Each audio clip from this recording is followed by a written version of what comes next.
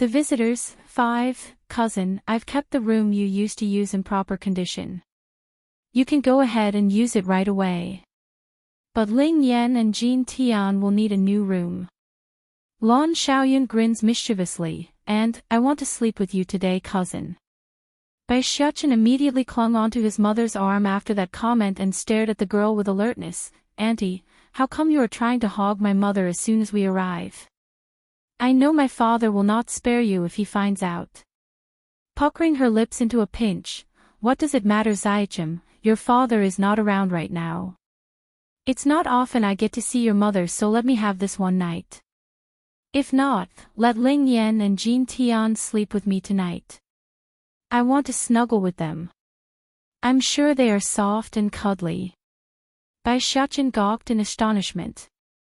Recalling back to the past, this auntie of his would stick to him like glue, and now he's got a feeling that he's an extra that's unwanted. Bai Yan reached out and knocked her cousin's head. Quit making a fuss, you go rest by yourself. Xiaochen is going to accompany Ling Yan, and Jean Tian likes to sleep by himself. As for me, I'm used to sleeping on my own too. Oh. Lan Xiaoyun pouts like a child that didn't get their toy. Xiaochen, Ling Yan, Jean Tian, go have a good rest for now, we will be getting some visitors later. Making a lazy stretch, Bai Yan found herself to be more and more tired recently. This wasn't exactly normal, yet it wasn't so odd either that it warrants special attention. Since Bai Yan appeared on the human world, news of her return spread like wildfire and caused people from all over to visit. As a result, the entire Luhua kingdom was suddenly bombarded by travelers making their way over to the Lan house. Unfortunately for these hopeful individuals, the Lan house wasn't so kind this time around. They're putting up a tough front and blocked off their doors to drive them away. This saddened the visitors, but it also relieved the guards at the door since they no longer needed to deal with this bunch. Sunset. At this moment in the back courtyard of the Lan house, Bai Yan was laying comfortably inside a pavilion with her legs stretched out like a seductive snake. She's incredibly mesmerizing in her posture that could easily win a man over. Hualuo, Fang Yufeng, I didn't expect both of you to arrive at the same time. It's been so long since we met. Bai Yan gracefully sat up, her lips donning a stunning smile. How is the flower brothel and demon beast sect doing? Hualuo, the head lady of the brothel, spoke first. Mistress, I've been developing as you instructed. If not for the 3 powers having celestial rank cultivators, we would have caught up long ago. Narrowing her eyes in at the last line, Bai Yan examines her subordinate with careful scrutiny. Gradually, she chuckles in appeasement. Very good, you've made incredible progress while I was away. With your strength, it's possible for you to take Divine God Dan Pill to advance further. I believe it's due for you to head into the celestial rank. Full of joy on her face, the lady flew into elation. Thank you, mistress. Nangong Zhuan's will, 1, milady. Then amid Bai Yan's momentary daze of watching the 2 people leaving, a maid hurried over and spoke. The palace's people have come. The palace? Bai Yan curves her lips into a great smile. Aside from Her Highness the Dowager and Nangong Zhuan, the others can stay outside. Once they know that she's back, it's unavoidable those from the court would come seeking an audience. However, there's only 2 who would be granted an audience. As for the rest, they could get lost for all she cares. But obviously this time the Demon Queen was wrong in her guess. Aside from the mentioned 2 people she's willing to meet, no one else came, including the previous king. They've been firmly warned to stay away by Nangong Zhuan, who has become the new king. Back then when Bai Yan accepted the bullied young orphan prince as her student, his life had gone through heaven and earth. No longer was he a disdained child, he was prized as the only connection to the great powers. On top of that, the previous king abducted the throne in haste and installed the boy as the new ruler. But time wasn't without its difficulties for Nangong Zhuan. At the beginning he knew nothing, nor did he want to use the Lan house and others to his own benefit. Of course, Bai Zhangping of the medicine sect knew of the boy's troubles and secretly moved things, but that didn't change the efforts of the young lad who had no experience. Fortunately, he survived the great difficulties and earned his own place in life. Front courtyard. The afterglow of the sunset poured down and fell upon a young man who stood stoically along the leading path. He was accompanied by the dowager who was clearly younger and alive than a few years ago. Majesties, the lady wants to see both of you now. The maid respectfully reports. Nangong Zhuan nodded to the young maid and took his grandmother's arm to head inside. Immediately after they entered to the back area, they were welcoming with the sight of that dazzling female in the pavilion. Just like in his memory, that reddish figure was a shining beam of hope, bringing warmth to his world at first glance. Even if Bai Yan never taught him anything but was his teacher only in name, she's given him way more than he could ever ask for. Dowager, little Zhuan, you're here. Bai Yan stood up to welcome the two familiar faces where she fell into a momentary trance after seeing the old queen's sleekish black hair. It's been a while since I met the dowager, but it appears she's gotten younger, looking like my grandmother here. They are probably using my Dan pills like instructed before. Flushing red in the eyes due to the emotions running through his vein, Nangong Zhuan was full of attachment towards this benefactor. Shifu, I did not fail to live up to your hopes. Right now, the Luhua kingdom has become the leader of the four kingdoms. Blinking after hearing those words, she promptly turned towards the youngster who has grown by leaps and bounds. He's no longer a young kid, but a mature young man who's quite handsome in his own right. Little Zhuan, you've grown magnificently. Also, you do need to address me as so. I took you as my student because I fancied your talent, but I failed as your teacher since I couldn't teach you anything over the years due all the circumstances. Nangong Zhuan's will, too, that word of being called a Shifu, left her feeling very much guilty inside. On the other hand, Nangong Zhuan was stunned and started at the woman with an inexplicable look of shock like he's ready to cry. Shifu, do you not want me anymore? Bai Yan smiled and shook her head. I just feel that I've failed in being your Shifu and doesn't deserve it. I taught you nothing so far. Whatever achievement you have today is your own effort. In just a few years, this boy's strength has increased a lot, and perhaps in the future he would stand at the peak of this world. It was Xiaochen who saved me from the hands of that bully. I didn't have a mother, and it was you who let me have a taste of a mother's warmth in that few days we were together. In this life, I will only look to you as my Shifu and mother. Nangong Zhuan stubbornly raises his face, those eyes determined and unyielding. I know where you are now, isn't it just the celestial realm? Wait 10 years, after 10 years, I will definitely go find you. Bai Yan's smile became more and more obvious. All right, I'll gladly wait for you. Nangong Zhuan breaks into a smile at the approval. Shifu, my father ran away from home since last year and left me the Luhua kingdom. I'm not able to do it yet, but I promise that I will turn this kingdom into a nation worthy to stand beside the three great powers. I will turn it into an empire. That way you won't lose face when I go to the celestial realm. His Shifu was recognized as the most extraordinary person in these lands. Therefore, how could he bring shame to Bai Yan's prestige by bringing nothing to the table? It's good to have ambitions. Bai Yan pats the young lad on the shoulder. Since you already assumed the position of a king, where's your queen? Nangong Zhuan shakes his head. I don't want to marry a wife so quickly. I envy you and your husband, Shifu. In the future, I also want to have only one love for one life. Until I meet a suitable woman, I won't marry. A cultivator's life expectancy was extremely long anyways, he had plenty of time to wait. That's fine, I like and support your idea. Bai Yan felt proud of the boy's determination and pleasing personality. Turning to the dowager, Your Highness, I hope that you won't force Zhuan to marry either, I want him to be happy. The Empress Dowager smiled bitterly as a response. I don't have a problem with my grandson not marrying either, but those ministers have other ideas in mind and constantly attempts to dump their daughters on him. I was hoping you can speak with them and refuse on Zhuan's behalf, Yenner. Bai Yan narrowed her eyes in thought. Why do kings and emperors have all numbers of wives? Probably not because the man himself actually liked those females, but rather it's because of the ministers wanting to send their daughters into the royal bedchamber.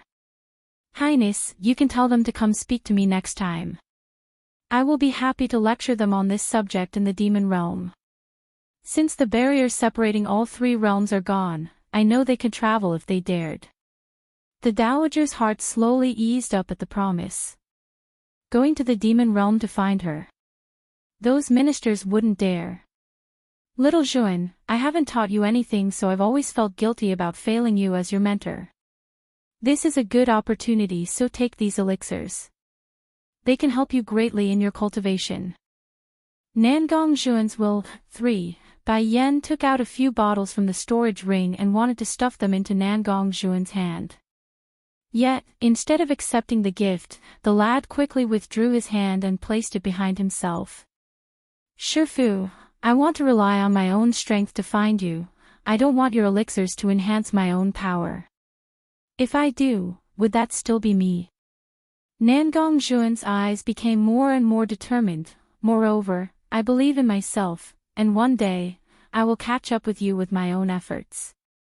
Between her astonished eyebrows, Bai Yan didn't miss the dazzling stars in the lad's gaze. It's powerful and strong without any hint of deception or weakness.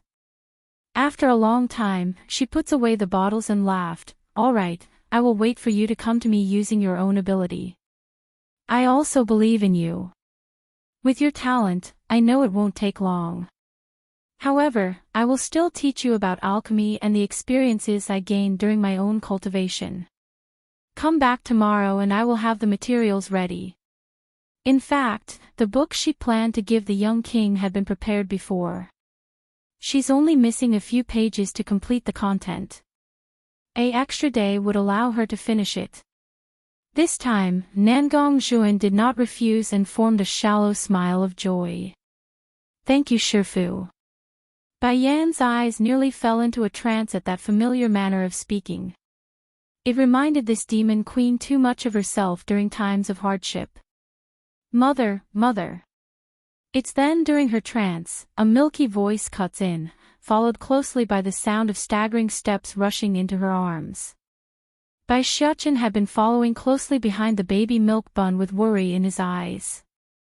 The boy's afraid of his little sister accidentally falling.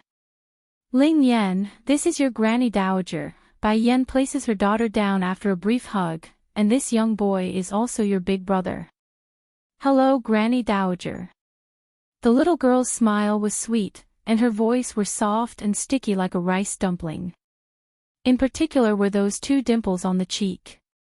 It's like there's sweet wine in there, which warms the heart of those on the receiving end. Such a beautiful little girl, is she your daughter? The dowager showed a completely surprised face.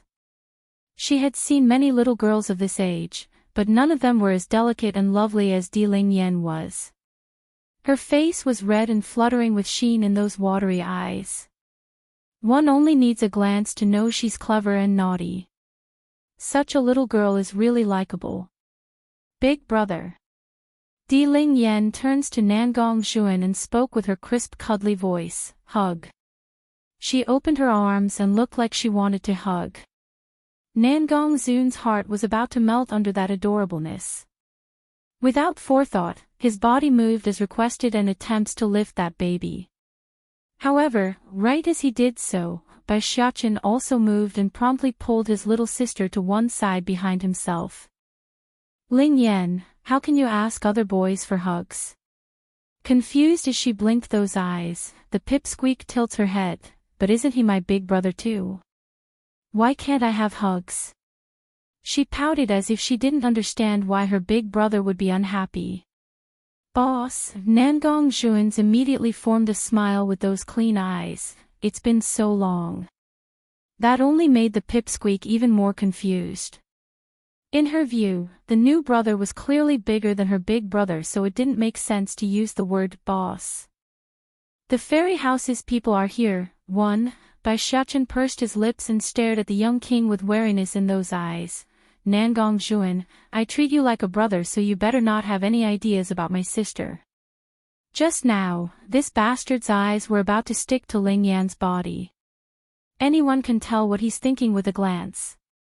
A smile rose from Nangong Zhuan's young handsome self. Patting his boss's shoulder, "Boss, your sister is my sister. In this life, I won't let anyone bully our sister." After hearing this, Bai Xiaoqin's wariness finally eased up a little. "You must remember your words today. If you dare hit on my sister, then me and my father will break your legs, you know." Faintly chuckling with a pang of sweat forming on his forehead, the young king understood how close he came to his own doom. There's no way he wouldn't know about his boss's protective nature of this young baby girl. After all, even before Ling Yan was before, the steambun had already been talking about how he would cherish a little sister. "Yan, me and Juner is purely here to see you." The dowager smiled lovingly as she spoke. "Now that we've seen your achievements, I can finally tell your mother Yue that she can be at peace." Bai Yan's heart shook with emotions at that mention. She's got a lot of feelings about her adopted mother. Lan Yu was not her biological mother, but in her memory, this adoptive mother regarded her as her own. If it weren't for the things that happened later on, maybe the previous Bai Yan wouldn't have been so miserable. If you have the chance in the future, do come back and visit us in the Luhua Kingdom more often. We won't bother you now. Juner, accompany me to see old Madame Lan and the rest of the Lan house. I haven't seen my old friend for some time as well." The dowager sighed lightly due to how fate turned out. If my son Nangong Yuan, former king, had known Bai Yan would turn out so incredible, would he have stopped Nangong Yi's dissolution of the marriage arrangement? Unfortunately, there is no ifs in life. Even if Nangong Yi doesn't withdraw the marriage, I doubt Yenna would continue to accept that arrangement with her temperament. Yes, grandmother. Nangong Zhuan remains very respectful of her grandmother. Giving the tiny milk bun another look, the boy smiles gently as he leaned down. "Sister Ling Yan, if you come again in the future, do come visit me. I will be happy to show you around if possible." After he said these words, the young king promptly turned away to depart under Bai Xiaoqin's popping eyes. Bai Yan quietly watched as the pair left. She too wanted to spend more time with those she knew, but she also knew this reunion was short-lived and forcing it would only make it more painful. Suddenly, right as she was getting a little moody due to the short amount of time she had, the Demon Queen noticed two familiar energy signatures flying over from the sky. "Shifu Zhongnan, Shifu Zhongbei, how come you two are here?" In the sky, the two old figures gradually descended onto the courtyard, their cheerful voices resonating in the air. "Ha ha ha, you didn't come see us in the fairy house, so we naturally had to come after we got word of your return."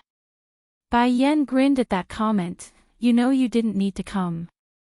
I had planned to come see you two tomorrow. But since you're here now, that would save me another trip to the fairy house, so I guess it's a good choice." Everyone she wanted to see was now seen, meaning she won't need to spend another day traveling and could go back to the demon realm at morning. "Lassie, I haven't seen you for so long, how are you lately?" Zhongbei laughed heartily as he touched the ground. "By the way, how come your husband didn't accompany you on this trip?" "The fairy house's people are here, too." With a blank face, she lowered her eyes to cover the dark emotions under those eyes.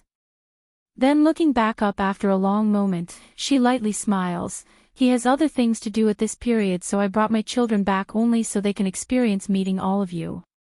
Xiaoqin, go find Jean Tian and bring him here to meet his grandchefess." "Okay." The steambun lights up and quickly nodded before running off. Zhongnan watched that small figure leave before speaking. "Xiaoqin has grown so much during his time away. He's starting to be much like you and your husband, you know." After saying this, the old Gramps' gaze fell upon the tiny pipsqueak, those eyes gentle and soft. "And this girl must be your daughter." "Yes, she is my daughter, Di Ling Yan." Bai Yan pats her daughter to move back. "Go on, sweetie, go greet your grandchefess." "Hello, grandchefess." The pipsqueak says with a fantastic voice that could melt the coldest heart. It's too tender and too cuddly. Mother, mother. Not far away, a small milk bun staggered towards Bai Yen until he threw himself into those arms. Did you ask Big Brother to find me? Yes, Bai Yen pinches her boy's little nose and smiled warmly. These two are your grandchefs as well, quickly go greet them. Turning around to meet Zhongnan and Zhongbei's gaze, the little glutton wasn't as soft as his twin sister. Instead, he proudly announced his words for all to hear, hello grandchefs. Good child, Zhongbei bellowed out a heart laugh at the child's behavior. Yenner, all three of your children are outstanding. I can already imagine them taking a piece of this world for themselves in the future. Biting his finger, the little glutton didn't really understand and asked with his cute face, the world? Is it tasty? Zhongbei was stunned for a moment, chuckled as he replied, the world is not a food. Oh, then I don't want it, said the little glutton. I only want to eat good food. If it's not tasty then I don't need it.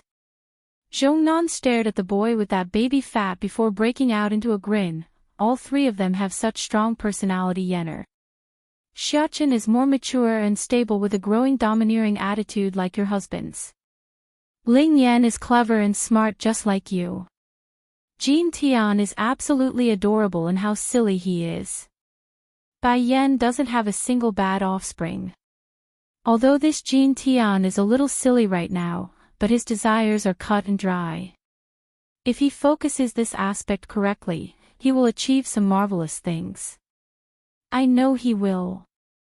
I don't need them to be outstanding in the future, I just want them to live life in peace and happiness. Watching her kids in front of herself, the Demon Queen felt complete and whole. That's why I am so desperate to grow stronger, it's so I can bring forth a peaceful and prosperous world. The two brothers from the fairy house had nothing more to add to that statement. They know this disciple of theirs had great goals in life. Whether it's for herself or those around, she's destined to achieve it eventually. Lassie, won't you go back to the fairy house with us for a while? Zhongbei was silent for a second before bringing forth his wish. There are others over there who misses you as well. The fairy house's people are here. 3. Bai Yen smiled faintly. Those who truly miss me is likely only you two and my close family members over there. I'm afraid the others are only asking for me because of my powers. To speak the truth, I don't like the fairy house. I can forgive grandfather for what he did out of consideration for my father, but the mistake of everyone else, I won't forgive them. How could she those at the fairy house when they forced her parents to separate? What, just so they could offer the guy to that fake goddess? Compared to the fairy house, she prefers the Holy Land and Medicine sect. Therefore, unless it's for her father's sake, she would not be entering that unhappy place again in the near future. Zhongnan opened his mouth, wanting to argue the point but felt his student there was speaking the truth. Bai Yen was a disciple of the Holy Land elders, the granddaughter of Bai Changfeng who controls the medicine sect, and her alchemy was unmatched in these lands. Let's say she abandoned all these levels of identity, would those at the fairy house still want to accept her existence that came out of wedlock? The answer would be a big fat no. They would have driven her out eventually with threats and framing. I understand, then I will not force you to go back to the fairy house. But if you want to come back next time, do remember to inform us in advance. We will come to you instead. Zhongnan made a weak smile. Bai Yen nodded. I'm leaving the human world tomorrow, and when I come back next time, I'll definitely send a messenger ahead of time for you both. Also, I like to ask both of you to give me greetings to my small uncle since I won't get to see him on this visit. If the second young master knew that you still remembered him, he would definitely be very excited. Zhongbei bellows out a laugh. Scratching her cheek awkwardly since she knew what they were referring, that guy, has he married yet? Ho ho, Zhongnan guffaws a laugh as well, the second young master is still the same old him. He's always flirting with the females at the fairy house and refuses to settle down. Do you know how many times the Lord and Madam beat him for his behavior already? He just doesn't learn. If only he could be even a little bit like your parents, then perhaps he could at the very least take a wife instead of merely playing around. Bai Yan raised an eyebrow. Indeed, my father only likes my mother, and my grandfather only has my grandmother. I'm wondering myself as well where he got his flirtatious personality from. None of the family has that characteristic. Zhongnan got quiet like he's musing over the subject. Perhaps, he merely didn't find the right one yet. If it could be assumed that way, then it all made sense. Why settle down if you didn't find the right one? After all, none of Bai Yan's family lineage had a case of a womanizer before. Perhaps that guy only plays around because he also wants a woman that he truly loves. If that's the case, Uncle Sun Huan will definitely regret his current behavior. Bai Yan's eyes narrowed into slit. When he meets the woman he likes in the future, these debts he made today will definitely come back and haunt him. No matter his excuse, love affairs aren't so cut and dry. Not to mention he already has several concubines in his home without status. What are they going to do? I can already see him having a headache for years to come. The fairy house's people are here, for, unfortunately, the second young master just didn't listen, and even the good-tempered madam wanted to teach him a lesson. Zhongnan shook his head helplessly. The family discipline of the fairy house was already strict to begin with. It's honestly baffling for such well-disciplined parents to produce such a flirtatious child. Mother, Ling Yan tugged at Bai Yan's sleeve, her hands rubbing her eyes. I am sleepy.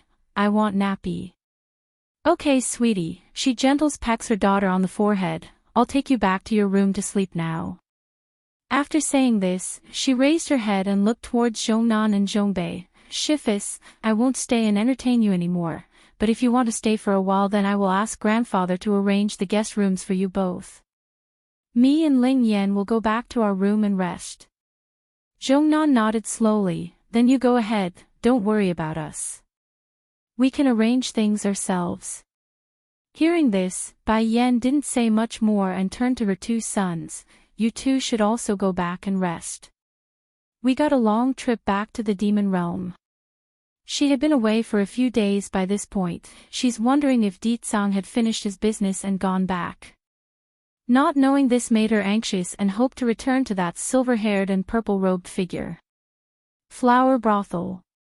What stood before people's eyes were song and laughter. Unlike other brothels where women are miserable and sad all the time, the situation in this establishment was glowing and bright. Most of the girls carried themselves well with fine clothes and respected personal space. However, there are exceptions to everything. In the wine-scented room where Mu Qing Song resides, this former mistress of the Music Valley was currently being taken advantage of by a pair of filthy hands from a fatso. Her body was no longer as white and clean as before. Instead, she had bruises in certain places and was forced to smile before her guests. By the way, did you hear? Bai Yan of the Lu Hua Kingdom has returned in recent days. Mu Qing Song was just in the middle of pouring wine when her hands trembled and nearly dropped the bottle. Quickly lowering her eyes after the fact, there's unwillingness and resentment in that look. She couldn't understand why Ditsang would be so cruel to herself. Was it to express his feelings for such a woman? Such a man. He's too ruthless. I already knew this, how can I not? Countless forces on the continent came to visit her, and only the people of the Demon Beast sect and Flower Brothel got to get an audience. The man wearing a green robe replies with a shake of his head, but this Bai Yan really is a lucky one. Turns out she's only a adopted daughter of Lan Yu, while her real mother is the young lady of the medicine sect and her father the young master of the fairy house.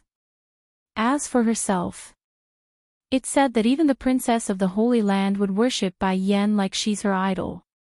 Sighing when mentioning the last bit, the guy sounded jealous. With all three powers related to her, who can ever compare to that Bai Yan anymore? Mu Qing Song clenched her teeth due to the conversation around. It's making her difficult to breathe. She hated Bai Ruo for misleading and sending herself down this hellish road. From a fairy-level existence, she's now a prostitute that has to sleep with filthy men to make a living. Worst off, she's not even allowed to flee due to all the eyes watching her. That's old news, my friend. Another guy in the room chimes in, so what if the three powers are related to her? There's more explosive news that just came into my lap. The fairy house's people are here, 5-0. The green-robed man looked at him in surprise. Wang Jiang, do you have something we don't know then? Wang Jiang, who was being served by Mu Qing Song, smiled triumphantly as if he's enjoying the attention from everyone inside the room. That's a given. Didn't I tell you I met someone from the fairy house before when I journeyed around for training? Guess what? That person told me the identity of Bai Yan's husband. Identity? The green-robed man was stunned and got curious. He is the king of the demon realm. Do you get it now? The reasoning for that phenomenon of all animals bowing towards the Luhua kingdom is because of Bai Yan's son, not that Bai Ruo's runt. Wang Jiang's attitude was full of disdain when mentioning Bai Ruo's name. Mu Qing Song's face became more pale than ever, causing that smile to disappear altogether. Di Tsang is the king of the demon realm. Now it all made sense on why Di Tsang would be so dismissive of herself. What grand beauty that man hadn't seen.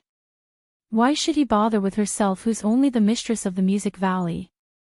Yet, one thing remains unforgivable in this slut's eye, and that was Bai Yan's fortune. Why should someone like that stand above herself? Also, you don't know this, but can you guess why the three powers would all of a sudden have celestial rank masters among their roster? This secret was told to me by that friend from the fairy house. It's because of Bai Yan. She created a special drug called the Divine God Dan pill for those at a bottleneck. Wang Jiang saw the shocked gazes from all around and felt elated, so, it's only to be expected for such an outstanding woman to marry the king of the demon realm. Clack! The wine jug slipped out of Mu Qing Song's hand and caused the liquid to splash all over her customer's robe. Slut, how dare you! In his rage after being dirted, Wang Jiang jumped up and slaps the lady across the face, sending her crashing down like a fallen leaf. Mu Qing Song's cheek instantly got red and swollen from the impact, but more than that crashing sound was the laughter coming out of her mouth. She's mad, laughing like a crazy lunatic. There's infinite resentment and hatred in those eyes. Bang! The green-robed man also joined his friend and stomped at the hysteric lady. But no matter what the two did to her, Mu Qing Song didn't stop and got louder and louder. What now? Wang Jiang grew a little flustered. He secretly ran out to have fun tonight without his wife knowing. If he drives this woman crazy, then it would blow up. By then, his wife would definitely find out and he would be finished. Quick, go find the nanny to fix this mess. The green-robed man had quick wits and fled for the main hall downstairs. Meanwhile, back on the floor, Mu Qing Song continued to cry and laugh like a crazy lunatic. She had never lost herself like this before. Not when Di Tsang abolished her strength, nor did she collapse when Bai Yan threw her into this brothel to service men. But now, after hearing the grand achievements of that hateful woman, Mu Qing Song finally crumbled. She's totally lost. Bai Yan. If there's a next life, if I get another chance, I will definitely steal all of your happiness. I will take everything that you hold dear. The fairy house's people are here. 6. Why can Bai Yan be so happy? And I be so wronged? It's not fair. This world is so unfair. So, if there is a second life, I will definitely take away her happiness and leave her with nothing. Next day. The morning light was just beginning when Bai Yan slowly opened the door and allowed the brightness to land on her gorgeous face. Little Juan, so early. She only needed a glance to see the waiting teenager outside. Nangong Juan smiles faintly as he replies, I was afraid Shifu would wait too long, so I came at sunrise. Since you are here, then I will hand over these 2 books to you. Bai Yan took out 2 books from her sleeve and offered it over to the teen. Nangong Juan, me and Xiachen will wait for you. I hope you can live up to my hopes and find your place among us within 10 years as you promised. With your talent, I know you can do it. Shifu, I will not disappoint. The young man's clear eyes were firm as he vowed in a calm, decisive tone. Bai Yan didn't say anything more and silently patted her student on the shoulder before bypassing the teen. She said all that she needed. Any more would be pointless. In the distance, the mother could see her twins saying their farewell to Lan Xiaoyun in the courtyard. However, the mother didn't find her eldest Bai Xiaochen. How come Xiaochen isn't around? She asks after looking around. Mother, Ling Yan's eyes lit up and threw her tiny body onto the woman's arm. Big brother said he's going to say goodbye to his chubby friend before coming back. That brought a smile to Bai Yan's face. She understood why her boy would do that. After all, in these lands, the chubby kid was one of the few friends since coming into this world. Then we'll wait for him, then we'll leave. Lu Hua Kingdom. The morning street was quiet and there was no hustle and bustle like in the afternoon. The chubby stood at the door of the Wang's home while speaking to the steam bun. Boss, are you really going to leave again? You only came back yesterday, why are you in such a hurry to leave? Because my mother still needs to find my father. Bai Xiaochen lowers his eyes with a moody note. He and Bai Yan didn't know where Di Tsang went, so it's a given they would go look for him. The chubby friend almost cried, Boss, when will we meet again? Bai Xiaochen's frown tightens as he thought about the question. Then taking out a token from his sleeve, the demon prince hands his friend the item to show what it was. The token was red all over with the word, Prince, engraved on one side. This is identity token my father made for me before. You can use this to enter the demon realm unhindered in the future. If I'm not around and you miss me, you can use this to visit me instead. Bai Xiaochen's eyes twinkled with light when facing this precious friend of his. You will always be my best friend in this life. The doors to the demon realm will always be open to you and Nangong Zhuan, provided that you don't hit on my little sister. Also, you're not allowed to touch Dragony either. The chubby instantly pouted at the last bit. Boss, aren't you too overbearing? Sister Ling Yan is fine since she's our sister, but Dragony isn't even blood related to you. How come I can't go near her? I think Dragony is very cute so. Bai Xiaochen's face suddenly darkened, his little fists clenching into a ball. Wang Xiaopeng, if you dare get any funny ideas about Dragony then I will beat you. The fairy house's people are here. 7. Wang Xiaopeng became frightened and couldn't understand why his boss would show such a huge reaction. He's both baffled and surprised along his chubby face. Hurrying to take a step back, Boss, I was only joking, really just joking. How can I ever think about hitting on Boss's little sister? She is your sister so she's also my sister. Even if I got 100 balls, I still wouldn't dare Ahem. Bai Xiaochen softly huffs a grunt as he raises his chin proudly. Remember my words, if you go to the demon realm, you are not allowed to have any ideas about Dragony. Otherwise, I will really beat you. I treat you like a brother, but you want to be my brother-in-law. Dream on. I wouldn't dare, I wouldn't dare. Wang Xiaopeng trembled and gulped. Bai Xiaochen's angry appearance was much more terrifying than his father's. His father was at best a little cruel, but Bai Xiaochen, there's an overpowering pressure oozing out of his body which left him breathless. Under this kind of coercion, how could he not submit? That's right, the steam bun pats his chubby friend's shoulder like a fine adult. Wang Xiaopeng, don't say I didn't warn you ahead of time. To be my brother-in-law, there is a lot of hurdles to overcome. Even if you do pass the trials, there is my little brother an old man. So, even with your chubby skin, you won't be able to withstand their abuse. You will only eat a bitter melon in the end. Wang Xiaopeng scratches the back of his head. Then what about her wanting to marry someone else? How are you going to stop her? Bai Xiaochen was silent and fell into deep thought. If Ling Yan wants it. If she likes the guy, I may not necessarily stop it.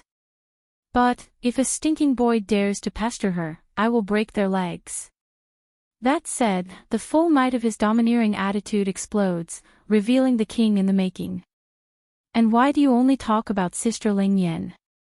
Boss, what about Sister Dragony? Can I pursue Dragony in the future? Scram! Bai Shuchen kicks his friend in the butt angrily, all the while making sure he didn't exert too much force. The chubby got all sad and aggrieved in the face.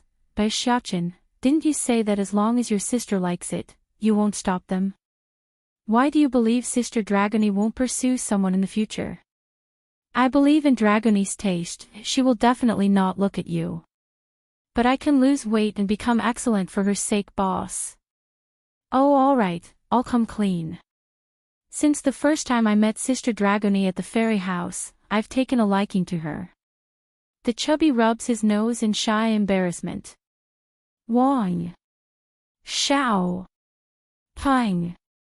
Bai Shuchen gritted his teeth and crunched that fist. From now on, when your old man beats you, I will also join him and beat you.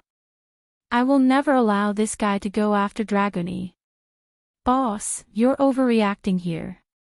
Can it be? You also like Sister Dragony? She's not your biological sister, so it's within expectation. I won't blame you for that, boss. In regards to men and women, the chubby was older than his friend, so it's normal for him to understand more. The steam bun snorted in reply, Dragony is my sister, of course I like her too. The fairy house's people are here, 8, that's not what I mean, it's the kind of liking that your father and your mother have. Wang Xiaopeng got urgent and began scratching his ears and cheek frantically. The boss is usually such a smart person, how can he be so confused about emotional matters? Wang Xiaopeng, Bai Shuchen frowned, you are only a small child. Quit talking about lovey-dovey things all day. My mother said it before, early love is wrong, and incest love is also wrong. I regard Dragony as my sister and only my sister, not to mention. I only want to keep my mother and sister company. I don't have time for a wife. Going at ease over that explanation, the chubby grins with glee, boss, if you don't want to marry Dragony then I will give it a go. After all, I can't take my own brother's woman, but since you don't. Seeing that Bai Shuchen was ready to kick him again, the chubby hurriedly dodged away and cried a grievance. Boss, did you learn this habit of kicking people from your mother? I am wrong, I am really wrong, I will never hit on Dragony again, please spare me. Retracting his leg after that plea, the steam bun huffs and puffs as he spoke, Wang Xiaopeng, I'm serious. If in the future you miss me then you can visit me in the demon realm. I need to leave now. He raises his hand and pats the chubby on the shoulder, as long as you don't hit on my two sisters then we will be good brothers for life. That instantly caused the chubby to beam with hope in his eyes. The wording of two sisters didn't escape his head. That's to say, if there's a third sister then it's free game. Boss, to tell you the truth, I really will miss you. Wang Xiaopeng wiped some of the tears brewing outward, promise me you will come see me if you have the time, we haven't seen each other for several years already. I will, when everything is done, I will definitely come back to see you with my mother. Also, I haven't finished the snacks mother made me recently. Here, I'll give them to you. Bai Shuchen reluctantly took out the bottle he prepared for his friend. Without hesitation, the chubby eagerly snatched the present from his boss. Old paw. Look, my boss gave me these Dan pills. What? As soon as Wang Diqiu heard this, he quickly ran out of the estate and locked onto the bottle held in his son's hand. Immediately, his eyes radiated a joyous glow. Quick, let me see what these can do. As soon as he grabbed the bottle into his possession, the man shamelessly ran back into the home without giving his son a chance to protest. Wang Xiaopeng was dumbfounded. These were obviously given to me by my boss, how did I get robbed by my old man? Father, don't eat it all, leave me some. In his haste, the chubby didn't bother to say goodbye to the steam bun and twaddled his round baelish body into the home to chase after Wang Diqiu. As a result, Bai Xiaochen was left hanging in the cool breeze looking all sad and pitiful. What did he say about missing me? Only a bottle of pills and he's already shown his wagging tail. Pursing his lip, the steam bun hung his head in a dejected manner to leave. So it's true, a kid's word is not reliable. From now on I won't believe Wang Xiaopeng's lies again. At this moment, Bai Xiaochen seems to have forgotten that he was just a child as well. The fairy house's people are here. 9. People came and went on along the street like usual in the day, but this time around their vision was accompanied by the image of Bai Xiaochen walking past. Fortunately the boy had been gone for a few years, thus his face resulted in him not being recognized due to his growth. Otherwise, who knows how long it would take before he made it back to his mother's side. Outside the lawn house, Bai Yan was already waiting there at the doorsteps when the steam bun finally appeared within her view. With a brilliant smile, the demon queen warmly welcomes her eldest with a hug. Did you say farewell to Wang Xiaopeng? Bai Xiaochen lightly pursed his lips and nodded, You're not happy. Bai Yan furrowed her brows and continued to ask. I'm going to miss this place. Bai Xiaochen raised his tearful eyes. Mother, there's too many acquaintances here. There's grandchiefs, grandfathers, aunties, and uncles. There's so many people that I'm going to miss. Bai Yan understood where her boy was coming from and gently comforted him with a pat on the back. In the future when all the dust has settled, I will accompany you back here, okay? She and Bai Xiaochen were different after all. Bai Yan's originally from Earth, whether it be the Holy Land or Luhua Kingdom, it's not the homeland where she grew up. But the steam bun was from these parts. He grew up in the Holy Land and spent a good while in the Luhua Kingdom. It's unsurprising that he's holding attachment to the human world. Sure enough, Bai Xiaochen's eyes finally lit up as he donned a brilliant smile. Okay, when father returns, we will resolve all the issues with those enemies. Afterward, I want to stay at the Holy Land for a while before returning here. Bai Yan smiled lightly and spoke in a soft cooing voice, then let's hurry back to the demon realm. Maybe your father is already waiting for us at home. The steam bun nodded obediently as he snuggled intimately into Bai Yan's arms. Her bodily scent alone was enough to make him particularly relaxed, so this was his comfort zone. Truth is, anywhere you are mother is where my home is. Bai Yan's heart trembled without a noticeable trace, but her eyes were already swelling with a thin layer of fluid. She couldn't deny being emotionally moved by that last comment. Before I knew it, he's already up to my waist in height. He's grown so much. Mistress. Just as Bai Yan lets go of her boy, Hua Luo and Fang Yufeng also rushed over from the crowd and stood in obedience to the demon queen. After I went back yesterday, I have selected a group of excellent talents to leave with us today. Hua Luo, the loyal female subordinate, charmingly reports. True to her name, she has a smile like a flower. Also, that Mu Qing song of the Music Valley I mentioned yesterday, she's died last night. Mu Qing song's dead. Bai Yan's expression was indifferent to the name. I understand. Since you've both brought the people you want, then we will depart now.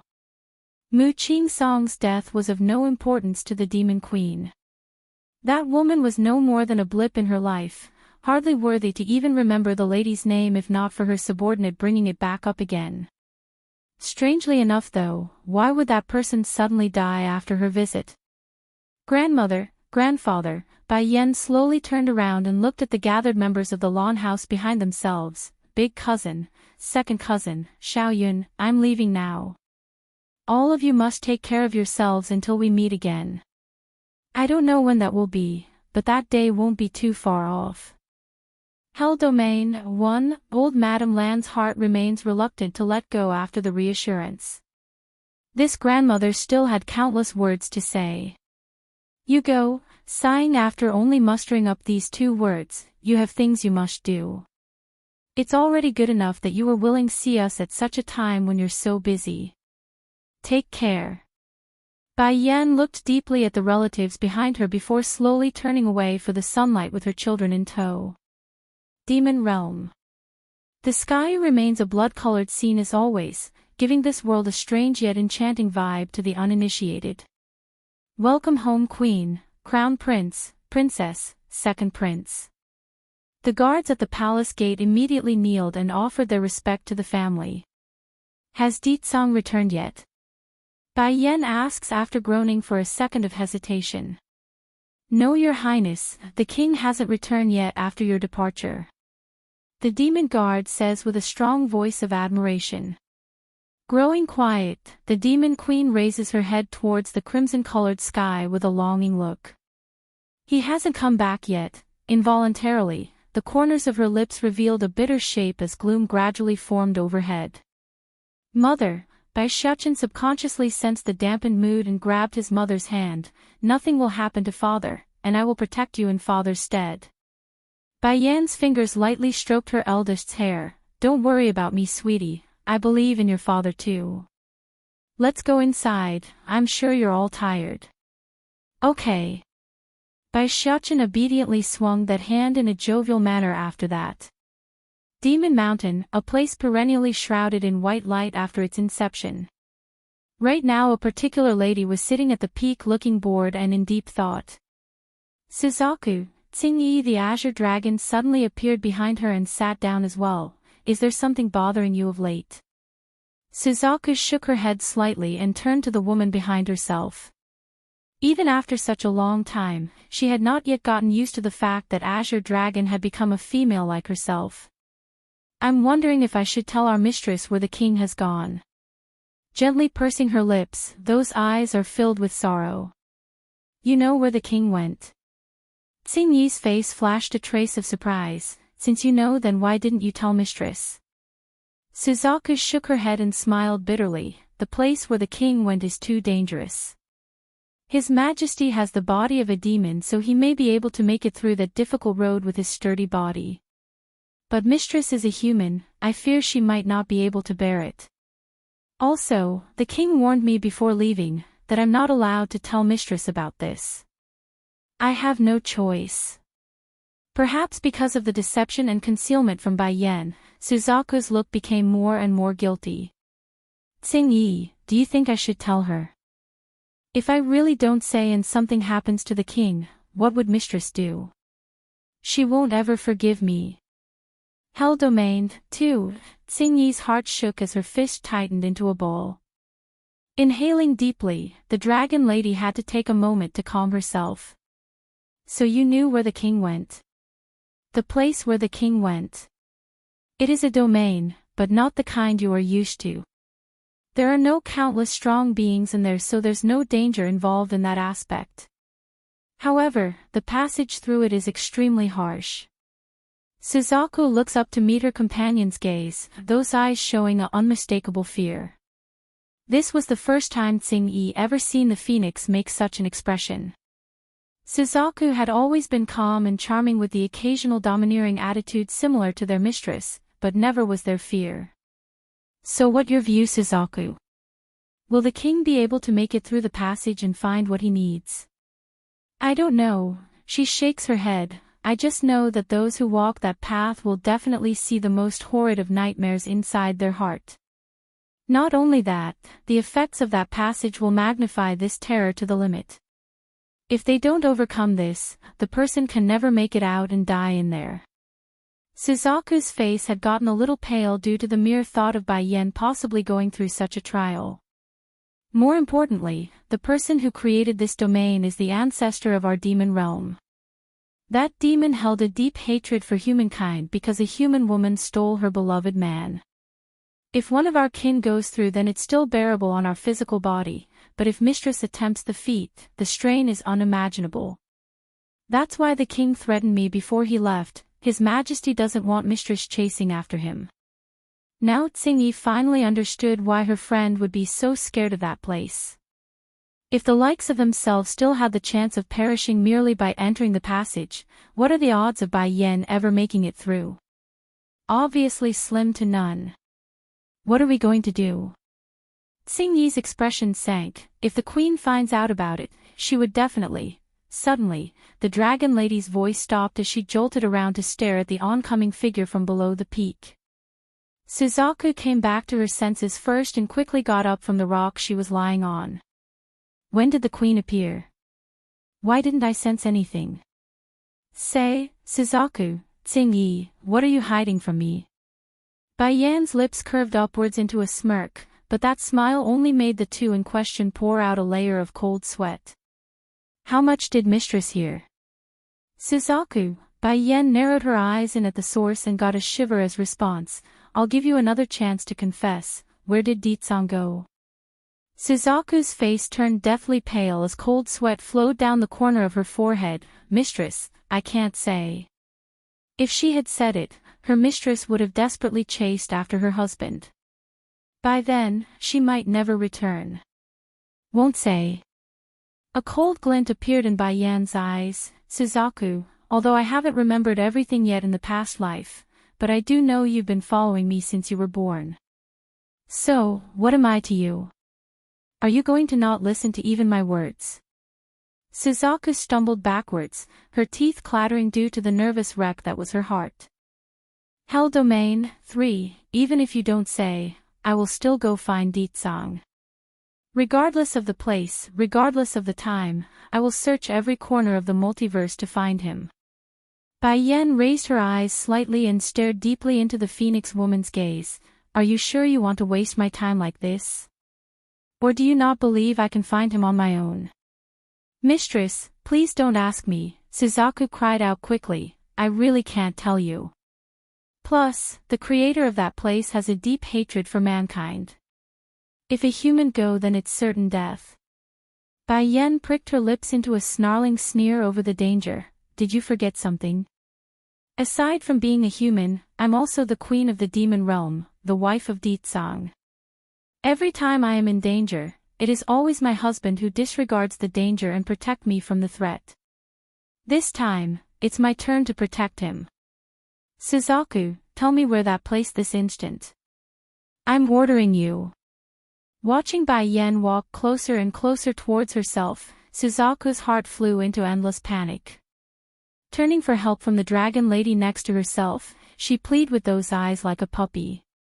Mistress, the king will certainly be all right. Xingyi was just about to speak up as well when Bai Yan's footing stumbled to a halt. Without signal, the demon queen coughs out a mouthful of blood and scared the daylights out of the two. Mistress! Mistress! Suzaku and Xingyi exclaimed in horror, their faces anxious and frantic. Bai Yan's hand squeezed her own chest until it started hurting. Then closing her eyes, the woman suddenly discovered something shocking. Her connection with Ditsang has been broken. In order to prevent her from escaping his side, Ditsang forcibly signed a contract with her back then.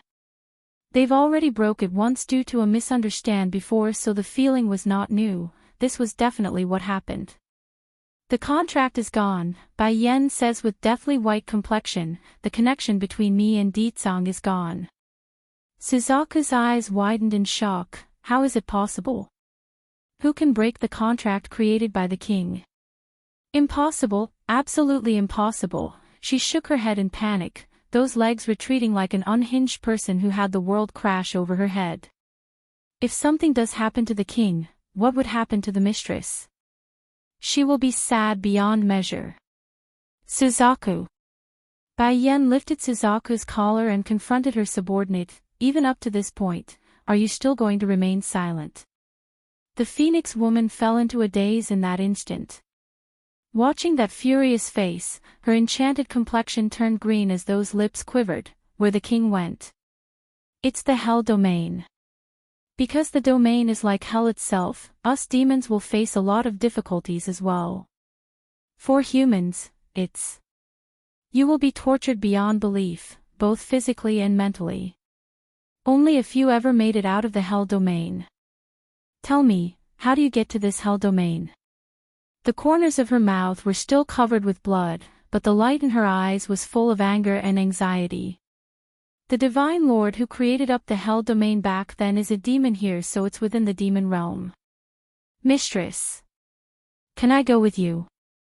It's too dangerous, I can't let Mistress go alone. I'm coming too. Tsing shot over and yelled. Hell Domain 4, you two stay in the demon realm and watch over everyone. I alone am enough to head into the Hell Domain. If the danger posed by the place was so great that even Deetsong couldn't handle, then there's no point in bringing others along. They wouldn't be able to help, which mean unnecessary casualties. So, this time she was going to go alone. But, no, it's an order. Bai Yan's voice was loud and authoritative. Wiping the blood from the corner of her mouth, she turns to Suzaku, take me to the entrance of that Hell Domain now. Afterward, return and watch over everyone. I believe with the four of you and the demon elders, no one will be able to threaten you guys to the point it's unmanageable. Suzaku's body trembled, her face gradually growing solemn and pained. Yes, mistress, I will definitely protect the little ones in your absence. Also, the Phoenix Lady pauses like she's sobbing, mistress must bring back the king, and return to us safely. Bai Yan didn't say much more since her heart was a total mess after the connection with her husband was gone. Hell Domain. As the name suggests, a cold blast of wind hit the demon queen in the face the moment she stepped through the portal. It's bone-chilling to the point even her current strength was barely enough to keep her from freezing over. I wonder where Deetsong is. Bai Yan lowered her eyes, staring down at the white expanse of the world around. Then an idea hit her like spark. Suzaku said the only way to make it through is by walking. If Deetsong is still waiting for me, I will find him no matter the difficulty of the road up ahead. SZZZZ. One step, that's all that was needed to feel something sharp scraping against her soul. It's at a spiritual level, therefore no shoe could deny this pain. Then came the rain as if on cue. These droplets of water approached her in piercing fashion. It's almost enough to break through her defenses and ripple holes into her flesh. Bai Yan naturally fell into shock by the magnitude of danger this passage possessed. The ground scraped her feet, the temperature cold enough to freeze, and the rain were bullets that wanted to poke holes into her. Without delay, she promptly drew her Godslayer and began repelling anything she could. Sadly, there's no chance she would be able to stop all of the droplets with a mere sword. Before long, her whole figure had become a bloodied mess. Not lethal, but the surface layer of the skin had become roughed up hard. As the complexion grew worse due to the excessive blood loss, Bai Yan's movement grew slower and slower with each passing minute. Then it dawned on her. Trying to protect herself like this was pointless. The droplets would cut her skin, yes, but it's not enough to break through her actual flesh and bone if she continued to put up resistance with her energy. Therefore, after a second of deliberation, the demon queen withdrew her Godslayer and trekked forward. No armor, no weapon, simply herself, Bai Yan felt so tired and hurt during this arduous journey. She doesn't know how long she's been walking, nor the time of day.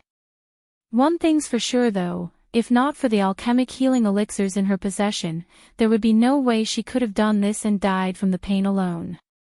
It explains why Suzaku and Deetsong would be hesitant to tell her about this Hell Domain. It's not somewhere a human should come, ever. Hell Domain 5, even Bai Yan didn't know how long she had been gone from her family. It felt like centuries slow.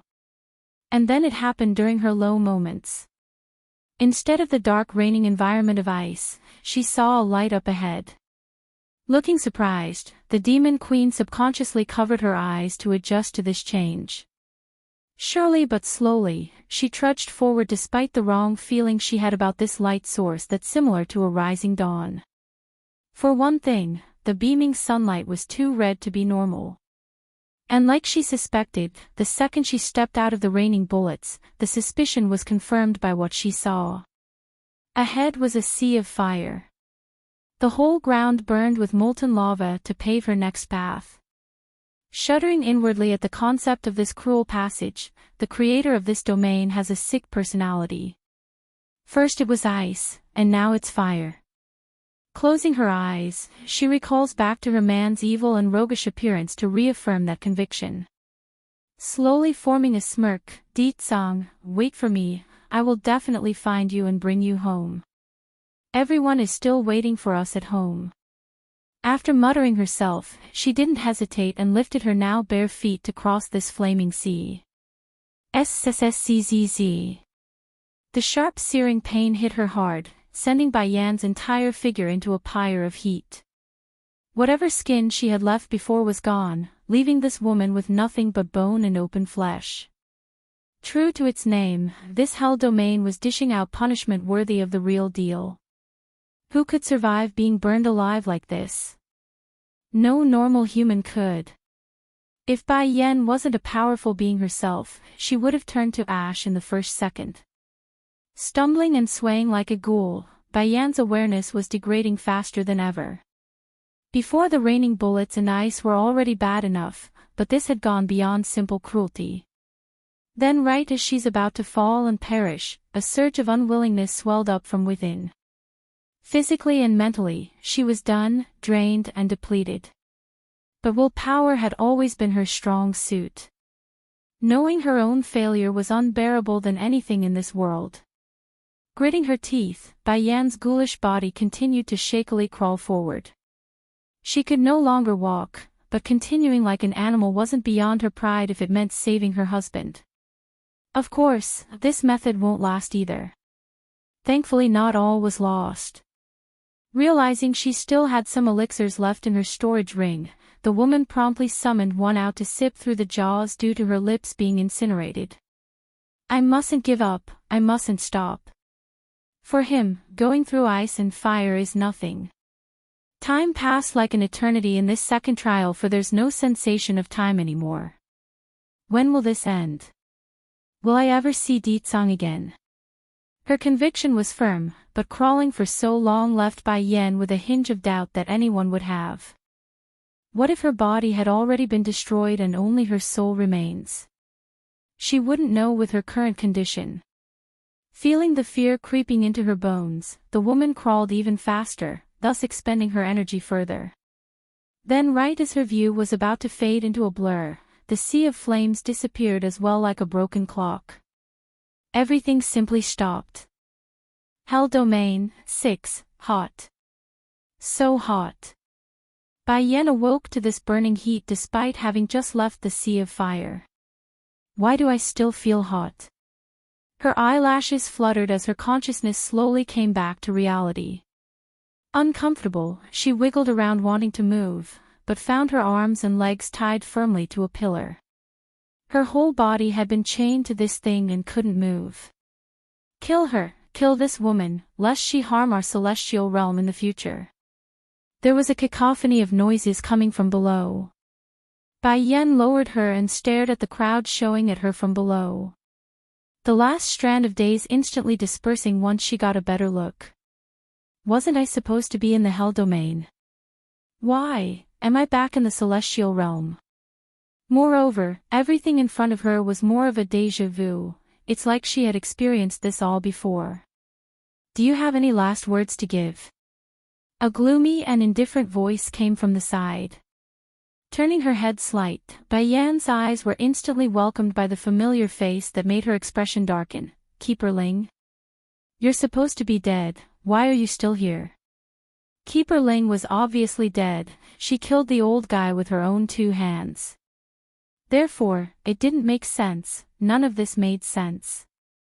And, this scene, a thought she could recall everything in clarity, but she's heard of this mentioned before. 1,000 years ago, she was robbed of her amulet All Heaven by Yun Ruoshi, the old witch who framed her for being the disaster that's going to befall the celestial realm. Because of that, these keepers of the celestial palace abandoned her and planned to execute her for crimes that she never committed. Impudent wench. Keeper Ling's voice was cold and unkind. Lass, I have a message to tell you so you can die in peace. Today is going to be the marriage date between Ruoshi and the Celestial Lord. He has promised to take her hand so you can forget about help coming. Also, your grandfather is also unconscious due to our interference. There's no one left to save you anymore. Bai Yan's heart ached the moment that news fell over her head. She didn't have any feelings for Chui God, but this feeling was obviously from her previous self. Though unwilling to admit it, the bond she shared with that man wasn't weak. It may not be love, but it's definitely at the level of a family member or older brother. What does his marriage have to do with me? Bai Yan ticks her lips into a snarling smirk like she didn't care. Surprised and taken aback, Keeper Ling thought his message would destroy any life left in this girl. After all, she had always tailed the Celestial Lord from years past. It only made sense that it would hurt. Why the indifference now? Lass, you can stop feigning indifference already. I know how much emotions you have for the Celestial Lord, your lies cannot fool me. It's too bad, we may have admired and liked you due to your talent, but you're going to be the scourge of this world, we cannot overlook the threat you pose. Keeper Ling's frosted gaze then fell upon Bai Yan's face like he's ready to begin the execution, so, don't blame us for being ruthless. If you want to blame, then blame your own destiny. Nightmare 1, her face was slightly cold, and her gaze swept over everyone present with a sneering smirk. Is it because I forgot this scene, that's why I have to repeat it again to remember? Burn her. The noise below came again, and the flames surrounding herself answered that call and burned brighter and hotter. In light of the encroaching flames, Bai Yan's appearance doesn't yield or submit. In retrospect, the fire from the Hell domain hurts way more. This meant nothing after all she's gone through. Lass, do you have any last words to confess? Or do you have a message for your grandfather? Keeper Xian, the kindest of the bunch, sighs helplessly, his appearance reluctant and apologetic. Towards Bai Yan, he's always had a good opinion until recent times. But for the sake of the celestial realm, he too was willing to sacrifice this one person for peace. It's a pity that such a genius. If it weren't for the disaster she would bring to the celestial realm in the future, we would really be reluctant to execute her. Bai Yan quietly chuckles at their shamelessness. I will return again in the future, so what message is there to say? You scums better treat my grandfather well, otherwise, when I return in my next life, I will have you all die in the celestial realm. None will ever know peace. Keeper Xian's pupils contracted sharply, his heart shuddering profusely at that proclaim and vow. So it's true, they weren't wrong about you. You're the disaster of the celestial realm. Humph, this proves we are right in our decision today, the fault is your own for what's happening. Keeper Ling Yan roars in anger, his face red and burning. Already enveloped in fire by this point, Bai Yan doesn't scream nor plead, only smiling brilliant like their words were jokes. Boom! Suddenly, a powerful force blasted over from the side, causing the Demon Queen's body to go stiff as she turned to peer at the source. It's a face of anxiety, a worried look, and an all-too-familiar face she's been yearning to see. Silver hair, purple-robed, and an air of dominance that could overshadow any competition in this world, the Demon King makes his entrance. Di Tsang, tears blurred Bai Yan's eyes as she wept at that stunning contour. She wanted to be in his arms, and that's exactly what the man did. Blowing apart the chains binding the woman, the Demon King swept his wife into a princess hold and glared down at the crowd who dared to harm the love of his life. Today, who dares to touch my woman? The man's tone was domineering, coming down with an anvil that smashed into everyone's already shocked heart. Demon King, how dare you come to our celestial realm? Keeper Ling narrowed his eyes in and sneered, our two realms are inherently hostile to one another, now that you dare to barge in here then you can forget about leaving. Execute them both together. Nightmare 2, ha ha ha. Di Tsang laughed wildly, his red lips rising into a mocking grin at Keeper Ling and his peers in front. With only you. His voice was dismissive, and the taunts were unabashedly echoing across the open field. The contempt in the man's eyes enraged Keeper Ling, who was already quite irate to begin with. Yes, with only me. Ha! I've been quite patient with the celestial realm due to her sake, and now you're so pompous that you want to trap me? No one can stop me, not you, and not the useless garbages behind you. If I want to protect someone and take them with me, nothing can stop me. The man's hand tightly wrapped around Bai Yan's waist as he softly whispered into her ear, "Don't worry, no one can hurt you anymore. No one can hurt you anymore." Bai Yan's heart couldn't help but tremble a few times as she rested her eyes with comfort knowing he's around. Whether in a past life or in this life, this man would always protect her. There were many masters of the celestial realm present today due to the summoning, and they all wanted their heads. Knowing this, Bai Yan wanted to help but was promptly stopped by Di Zhang's unyielding and protective hand. He's wholeheartedly intent on doing this alone while she rests. And like that, the Demon King carved a path of blood as he walked out of the execution grounds in broad daylight. Whomever foolish enough to attack him was promptly slain in a single strike, and those cowardly enough to back off didn't do a thing. A true war god, a demonic and undefeatable being of glory.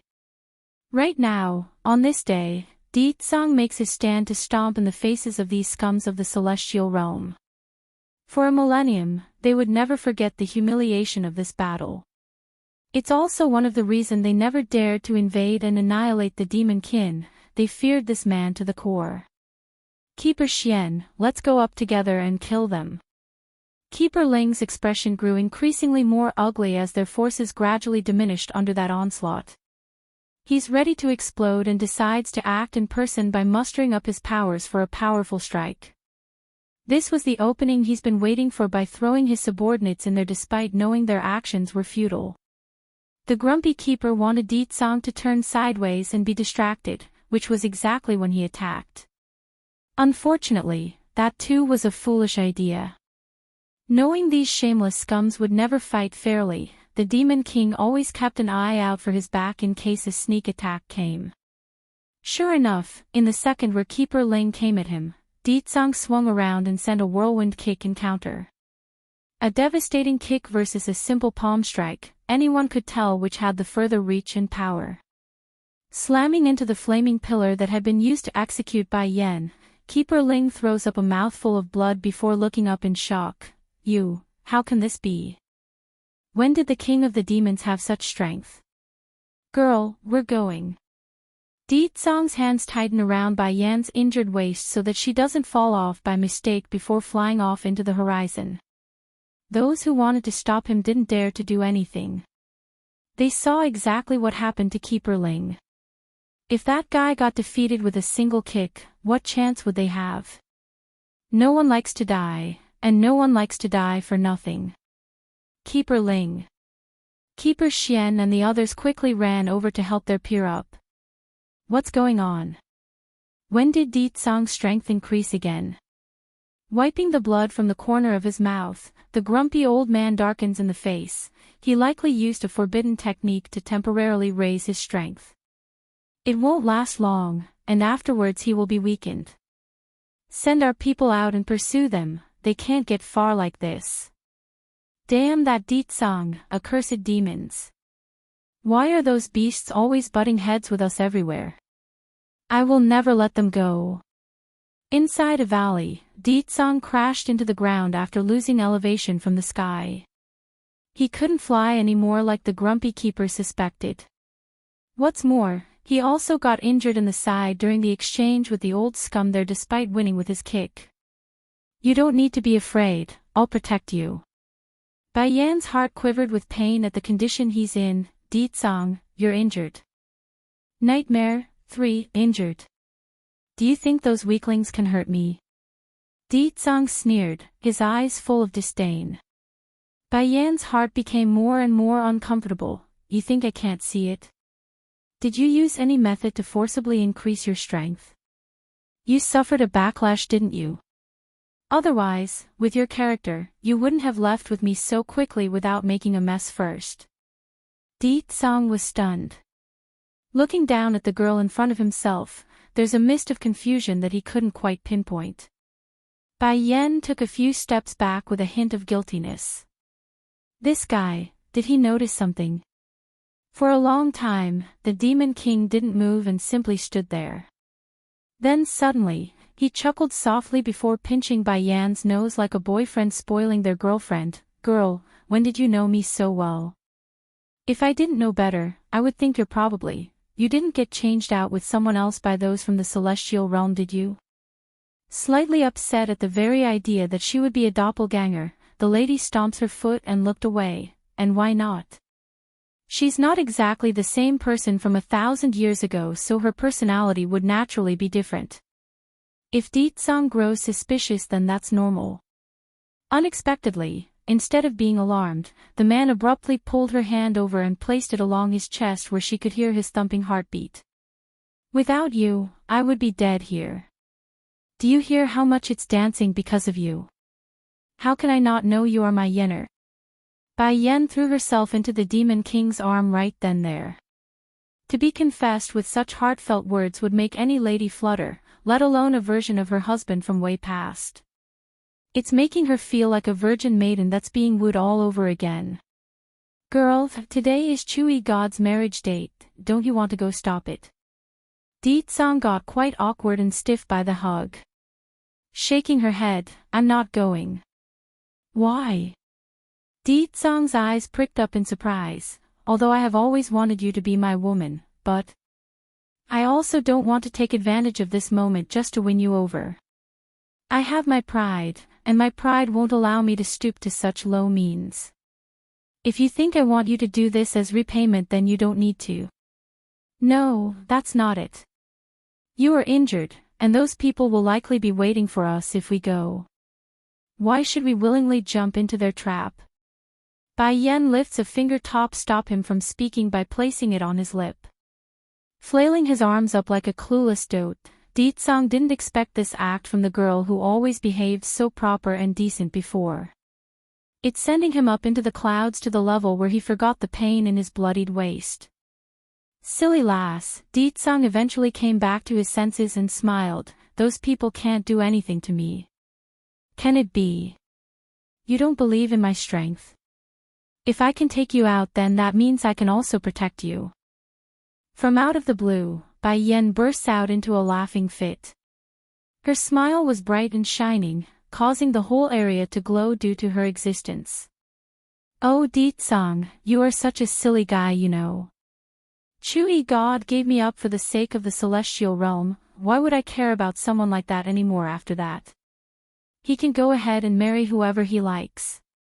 She wraps her hand around his, that face looking up with longing. I, on the other hand, want to marry you. Nightmare, for the Bai Yan of 1,000 years ago may not have made the promise to Deetsang so quickly. But she wasn't from 1,000 years ago, she's from the modern age. They have experienced so much turbulence already, what was there to hesitate about? At that moment, the haze in Deetsang's heart seems to be blown away by the wind, and a beam of sunlight shone through from the clouds to warm his whole existence. Girl, is your word serious?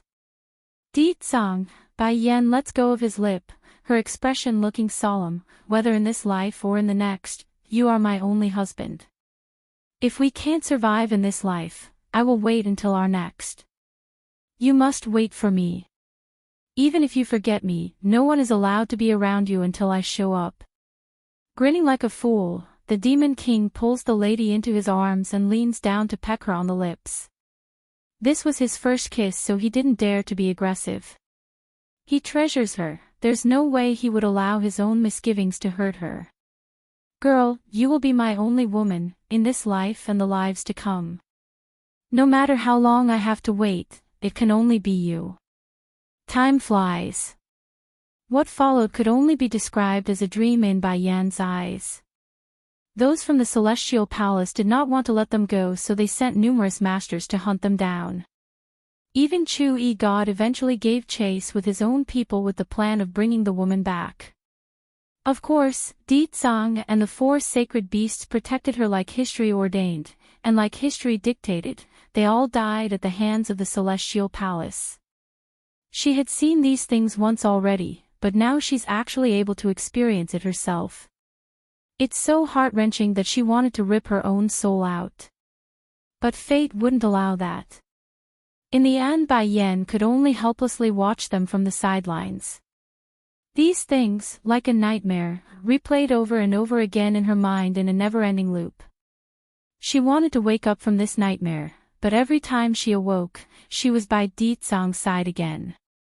Even though the lady knew what would come and happen next, nothing ever changes. Such a feeling of powerlessness was torturing. It's beyond cruel. Girl, what's wrong? When she awoke again in this new loop, Deetsong was already beside her with a worried face and hugging her shivering body. Tell me what happened. Is it because of what happened to Azure Dragon and them? Deetsong, tell me everything that happened is a nightmare. Please tell me it's all fake and not true. Bai Yan's body curled closer to the man's chest. She didn't want this to continue and pleased. Bai Yan was no fool. Suzaku already told her the Hell Domain would cause her to go through nightmares. Unless she finds a way out, she would never be able to leave again. Yet, despite knowing this fact, she felt trapped and powerless to do anything aside from weeping and acting like a damsel in distress. Nightmare 5, Yenner, what are you talking about? Why can't I understand? Deetsong frowns and embraces his wife's hand to reassure her. Tears flowing down her face, Bai Yan's eyes looks up with pain and misery. I obviously went to the Hell Domain to find you, why did I instead go back to the past? This must be the nightmare Suzaku referred to. Everything I experienced is just an illusion.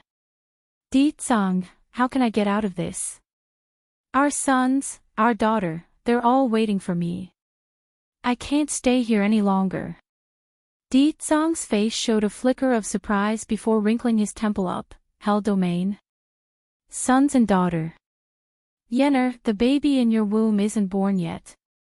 Bai Yan looks down at her belly where there's a prominent bulge showing. Deetsong doesn't know anything. If he knew, he will. Deetsong, I need to tell you the truth. Everything that's happening now, it's all in the past. I knew Azure Dragon and them would die. I tried to change their fates, I tried to save them, but each and every single time I failed. We can't keep doing this isn't real, and I need to find you. Deetsong got quiet, leaving the whole air stale and suffocating. After a long time, the man's low and hoarse voice sounded, this is the reason for your personality change. Yes. Yenner, can you tell me the future? In our next life, do we have children together? Yes, Bai Yan replied softly. Her eyes were very gentle. Xiaochen is very good and kind. Ling Yan is well-behaved and sensible. Although Jin Tian eats a lot and is greedy with his food, he's showing all the qualities of a fine man.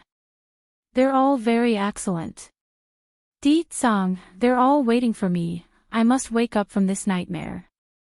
This dream had been so real that Bai Yan's thought she traveled back in time. If not for Azure Dragon's death in the last loop, she wouldn't have come to her senses and remembered the truth. How can I help? Deetsong's gaze fell upon his wife's body and firmly states his will. Though reluctant, he's obviously not going to keep this up if it's true. I don't know. I just know that I and the baby in my womb can't live long. Bai Yan slowly closed her eyes. In the previous life, she had died in Deetsong's arms after fleeing the battlefield when Azure Dragon acted as their rear guard. At that point, the baby should have been around 5 months old, which was around this time as well with a slightly different change in environment. Deetsong hugged his wife even harder. I will never let you disappear, never. Even if I have to give up everything else, I would keep her safe. Bai Yan slowly closed her eyes to take comfort in her man's arm after getting the support. Is it that after my life is over, the nightmare too will end? This way, I will be able to return to the Hell Domain. Don't worry Deetsong, our bond won't end. In the next life, I will wait for you. The fated day finally arrives not long afterwards. The masters of the demon realm were slaughtered by the celestial realm, and Deetsong had yet to return from the expedition, thus causing Bai Yan to rush into the belly of the beast where everything occurred. Even if the cost was her life, the demon queen didn't hesitate. Nightmare 6. Keeper Ling's gaze fell on the woman who rushed over to their spot. He's sneering upon recognizing who it was. It's been a while. It really has been a while since I last saw you. Bai Yan spoke with indifference. You are still as unpleasant as ever. Humph. Keeper Ling snorted coldly as he swept his gaze over to Bai Yan's belly. Then smirking contemptuously, lass, in the past you would always follow the celestial lord around, so we all thought you would only have him in your eye, to think. Sighing like he's totally disappointed, how long has it been and you're already pregnant with another man's bastard child? Bai Yan narrowed her eyes into a slit. He is unjust to me, so why should I have feelings for him? Besides, Chui God is only a brother to me, nothing else and nothing more. He's murdered Azure Dragon and them, therefore any siblingship is gone between us. I only have hate left for him. Why would I ever marry an enemy and give up my husband who is so kind and good? Ha ha ha. Keeper Ling sneered some more, waving his hand to summon his men. Come, kill this woman alone with his child in that womb. Do not leave a single person alive. Queen. Those of the demon realm present were stunned. They wanted to go help Bai Yan, but their injuries obstructed that will. They could barely stand up, let alone fight. Queen, you don't have to worry about us, you go. With a blank face and an indifferent face, she confronts those who want her life without fear. Ignoring the fact that she's pregnant now, Bai Yan wouldn't have been able to contend with this man, people of such caliber. Not to mention there's also the second strongest member of the Celestial Palace, Keeper Ling. Before long, the Demon Queen had fallen into a disadvantage as she exhausted her strength. Hurrying to take a pill to replenish her strength, she evades another swipe of the sword by the enemy. Yenner. A terrified voice came from the rear then in her critical moment.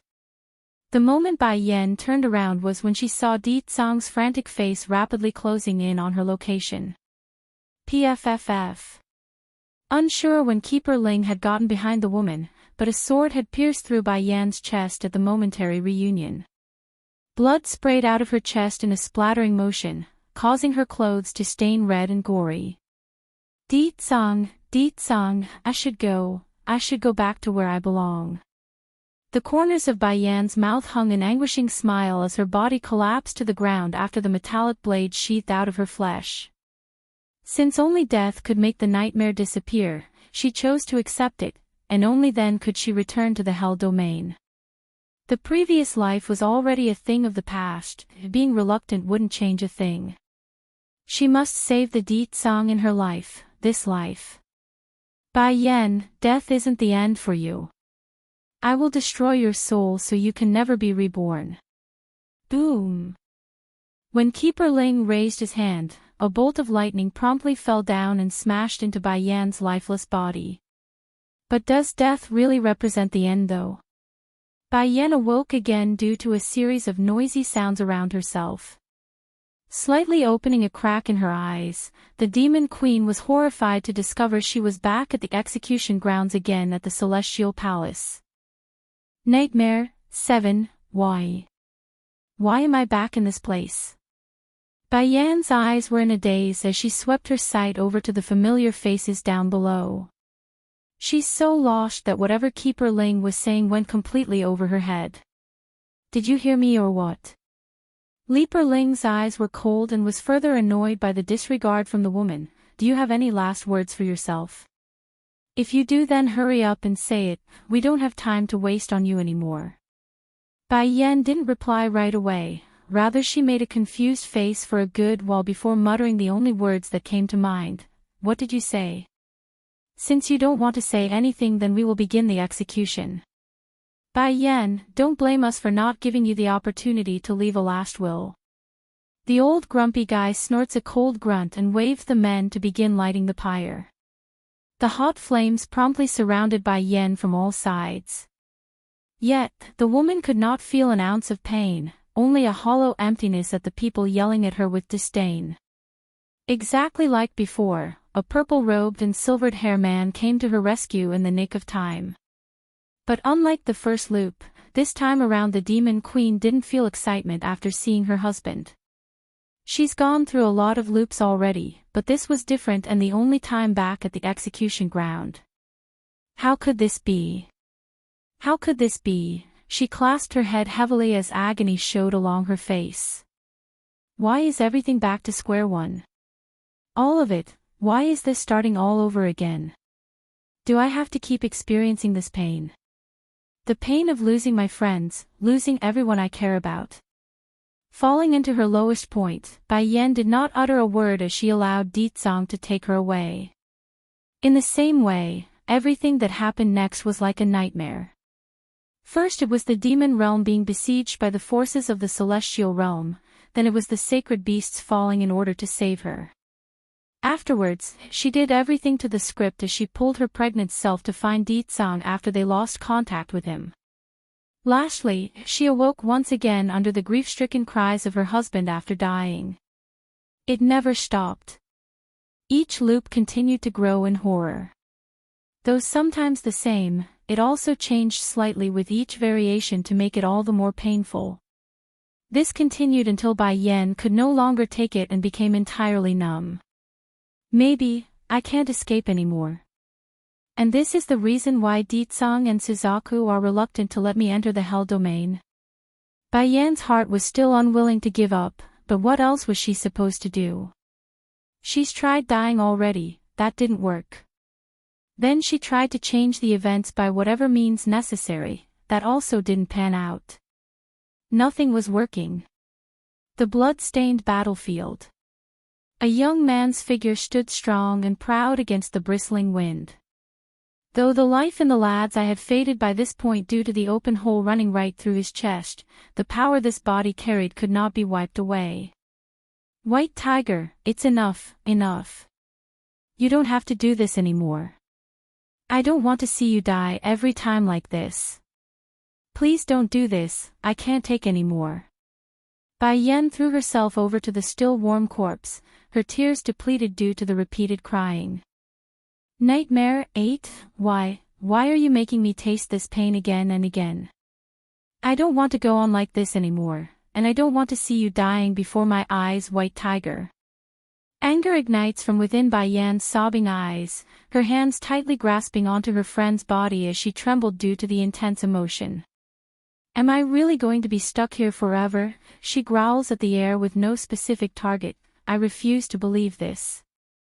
I refuse to believe there's no way out of this nightmare. Ditsang, Xiachen, wait for me, I won't let this hurdle stop me. Despite having no more tears left to cry with, Bai Yan still found her cheeks moist as she stared up towards the crimson-red sky. Then suddenly, after a long while of this, she made a surprised face. It's raining. The few times I've experienced this, I don't recall it ever raining. Of course, there were deviations in the past, but only small things like a word or a tiny gesture. This can't be normal. Why is that? Yan, why are you asleep here? Hurry and wake up please. Boom. A voice exploded in her head, bringing forth a wave of warmth and familiarity. The corners of Bai Yan's mouth moved slightly as she took another look over the entire battlefield. Only then did she notice the flickering images of everyone around until they completely disappeared from her eyes. Right now, there's only a hazy white mist from where she stood. Yan, the call was getting closer and closer until Bai Yan couldn't resist heading for the source of this voice. Eventually a dazzling ray of sunlight shone through this fog. Out of reflex, she raised a hand to swipe away at the whiteness blocking her line of sight. This instantly dispersed the closest whiteness from her gesture to reveal that young teenage face. Yan, you finally woke up. The young teen's face was all smiles after seeing her eyes opening. Mo, Li, Shang. Piggy's owner, there was still a dull look in Bai Yan's eyes, but it didn't take long before her focus locked onto the guy's smile. Why are you here? The teenager scratched the back of his head and replied cluelessly, I don't know, one moment I was asleep, the next I was here when I awoke. Rather it's you Yan, why are you sleeping on the ground? Bai Yen furrowed her brows at the explanation. If I had come out of the nightmare, then what's the explanation for Mo Li Shang's appearance in the Hell Domain? Am I going through another dream with him instead? She propped herself up and scanned the surroundings. There's still the sea of fire behind her, which showed she had crossed over that part like she remembered. No, this isn't a nightmare, I've completely escaped from it. This is thanks to Mo Li Shang's call. If he didn't call for me, I might still be inside that never-ending loop of suffering. No matter if it's a coincidence, he's a total lifesaver. But then Bai Yen recalled something important. Narrowing her eyes in at the lad, the Demon Queen tries to pinpoint the familiarity with anything that comes to mind. Unsurprisingly, nothing came of it because the woman didn't know this guy 1,000 years ago. She didn't know this person. Yen, why are you looking at me with that kind of face? Mo Li Shang acted all embarrassed and asked, did I do something wrong? Nightmare 9, Bai Yen retracted that gaze and shook her head. No, by the way, did you really appear here when you woke up? Nodding his head, Mo Li Shang continues with his explanation. I originally wanted to go to the demon realm to find you since I was wondering how he was doing. Then when I took a nap halfway there, I suddenly found myself here of all places after I awoke. Fortunately you are here, Yen. Now I'm not so worried. Do you know what this place is? Bai Yen was silent for a while before questioning further. The young man shook his head in confusion. I don't know, I just appeared in this place without any knowledge. Yen, do you know where we are? This is the Hell Domain. Bai Yen narrowed her eyes again. The passage for the Hell Domain exists within the demon realm. I wasn't sleeping, I was experiencing a nightmare that doesn't end. To get to this point, I've gone through ice and fire. The amount of danger involved can't even be described, yet you're able to make it here by taking a nap. How could she believe that story? A shock crossed the teenager's clean face before transforming into a sad and aggrieved expression. Yen, I really don't know what's going on, you have to believe me, please.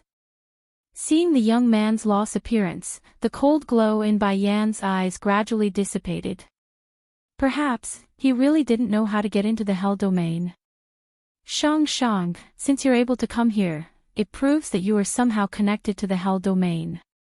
But no matter what, I hope, you will never betray me. Bai Yen squinted her eyes again to hide the ray of light flashing underneath. Yen, I won't hurt you. I would never hurt her. Mo Li Shang looks up with those clean crystal eyes to vow at the heavens. Then let's go, I still have to find Ditsang. If there was still the contract, then she might be able to find her husband using that connection, but that's not possible now. It's gone, meaning she needed to do this the old-fashioned way. Bai Yen sighed inwardly at how challenging this mission was being. Nevertheless, escaping the nightmare was already a fortunate event. As long as she's out of there, then anything else was fine. Okay. With a bright smile, he came over to Bai Yan's side and hooked his arms around the ladies. Yen, I will protect you. Bai Yen couldn't stay serious under the lad's friendliness and admitted defeat. It is enough for you to stay behind me, I can solve any problem that shows up. No, I can protect you. Mo Li Shang's tone became stubborn and doesn't relent. Since I said I can protect you, I will definitely do it. Seeing that he was so persistent, Bai Yen did not say anything more and turned back to the view up ahead. Ditsang, wait for me, I will definitely find you. Unlike the other domains, there was nothing but barren wasteland in sight. For a long time, Bai Yen and Mo Li Shang didn't see anyone. Not a human, not an animal, nothing, only a boring, tasteless desert. But even so, Bai Yen did not dare to take it lightly. Ditsang had encountered enough danger to break their connection, meaning there must be something incredibly powerful lurking about. Nightmare 10, Hell Realm. In a large expanse of a forest stood an ancient manor. It's airtight and difficult to spot from a distance unless one knew its location beforehand. Nevertheless, that doesn't mean there are no people around. Right at this very moment, a certain young girl wearing a tight yellow dress was acting all nervous before the stone door. "Milady, the master said no one is allowed to enter the stone chamber here. We should go back, okay?" The maid accompanying the milady was antsy and cowardly because their actions were already breaking the rules. "The world says the man hidden inside this stone chamber is someone brought back by my Shifu. That's why I want to confirm it for myself. He must be exceptional to cause my Shifu to be so infatuated with him."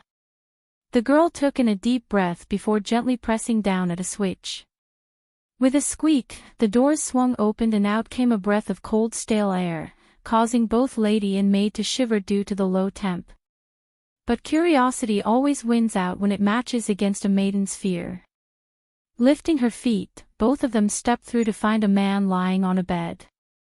At just one glance, she now understood why her Shifu would go through such lengths for a man. As the young miss of the Hell Domain, the only disciple of her Shifu, she's seen countless men in her times. However, there's not a single male existence that could compare to this individual. His skin was smoother and more delicate than a woman's, and his red lips were crimson red like blood, and his shape was seductively demonic. There's no way she wouldn't be enamored by a godly specimen of this caliber.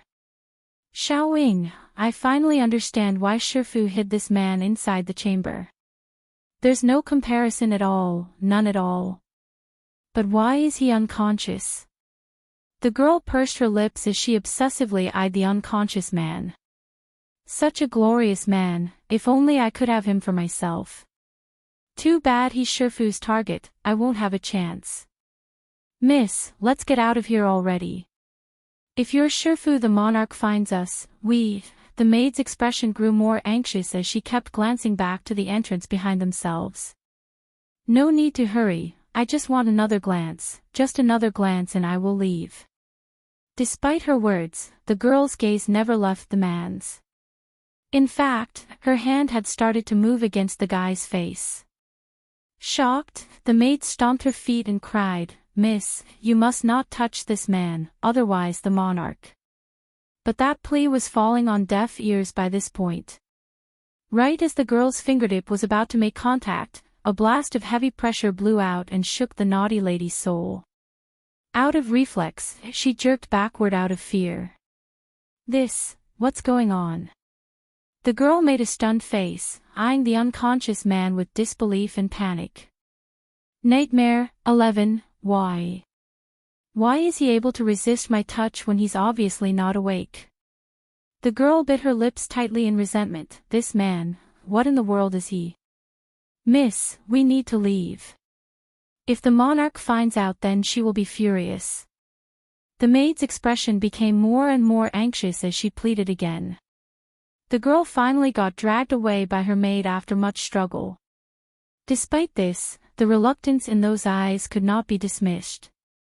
It's so strong that merely being able to watch that slumbering Prince Charming was enough to satisfy her desire. However, right at the last second where both of them were about to step out of the stone chamber, the sleeping prince lying there motionlessly abruptly twitched. Next it was the eyes shooting open. What kind of eyes is that? It's as if all things under the heavens were within his grasp. Hello, my name is Imo Axayan Yen. You were brought here by my Shifu. What is your name?" The girl tried to appear harmless by making a bright and innocent face. Rubbing his temple tightly, the man's actions were halted after hearing that voice as he turned to look over. Her breath nearly stopped in astonishment. She had never imagined there would be such a perfect set of eyes. It's enough to seduce and suck her soul out into him. Scram! The man's red lips moved only so slightly, yet the voice was intense and overpowering. Surprised and taken aback, she promptly took several steps backward. Speaking with an aggrieved and wronged voice, "What's wrong with you? Are you sick?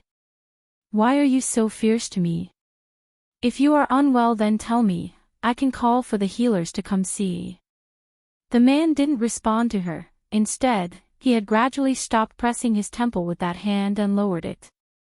In light of this simple gesture, it was so flawless that she couldn't gather her wits to process this great picture. Immediately, a thumping sound filled that heart due to the swirling emotions. Why don't you talk? Mo Axian Yen continues to press for a word after being ignored. You haven't told me your name yet. I am called Mo Axian Yen, you can call me Yenner if you like. Yenner. SSSCZZ. A sharp pain cuts down at the man's temple and causes him to jerk reflexively. There's nothing in his memory, as if someone wiped it all away and left him with only a blank sheet of paper. Yenner. He desperately tried to recall the past out of instinct, but the more he thought about it, the worse the throbbing pain became. It's as if someone was chiseling away at his head. Mo Axian Yen rejoiced inside over her name being repeated. Sir, if you like, you can keep calling me Yenner from now on. The man's eyes changed from the initial daze to a type of gloom.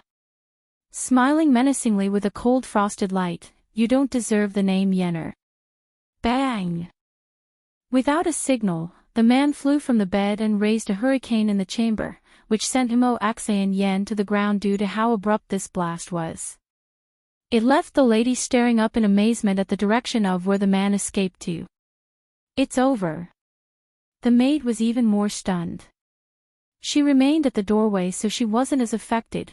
Nevertheless, the desperation and horror were all over that face. The man left the secret chamber. If the monarch finds out, then we are doomed. Nightmare 12. The maid was about to cry. The young lady was the monarch's only disciple, meaning the other girl wouldn't be hurt, but she herself wasn't so fortunate. Execution would be the least of her worries. Mo Axian Yen bit her lip tightly as that body shook with tremor. Why did he act so fierce at me? Did I do something wrong? Miss. The maid gets all teary and red in the eye. It's useless for you to think about him anymore now.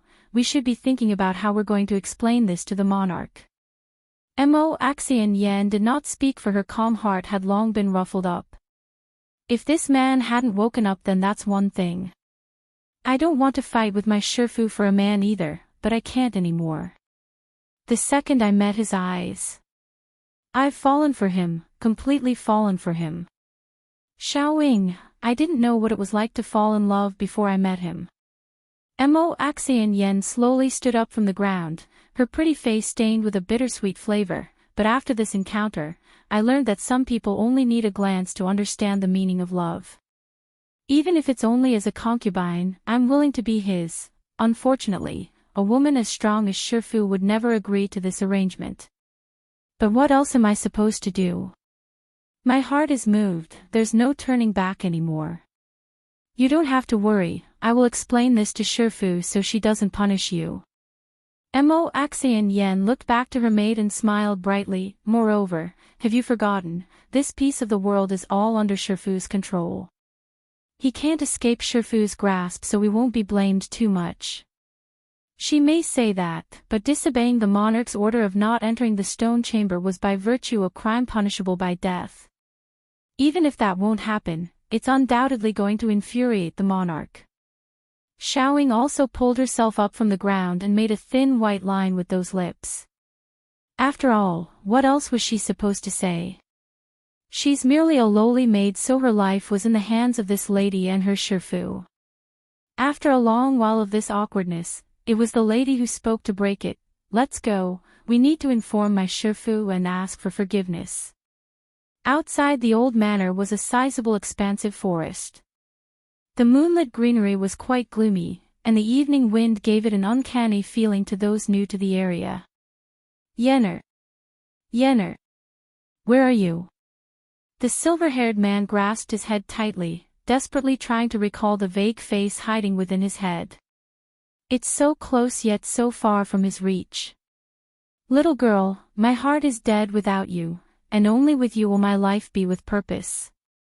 The man's hand involuntarily moved down from the head and touched the chest where his heart lied. He couldn't feel the heartbeat, only the cold bristling air that was blowing through this evening where he felt so lonely and without purpose. Even if I can't remember anything, nor know how you look like, but I will find you even if it takes me to the end of this world. The man's red lips curved into that iconic grin of confidence. He's evil yet seductive, the stunning demon king of old. Ancient manor. A woman wearing a pearl-white dress quickly passed through the corridors here until she arrived outside her own study room. Here, Mo Axian Yen had already been waiting. When their eyes met, the latter was obviously flustered and recoiled back a step under that compelling aura.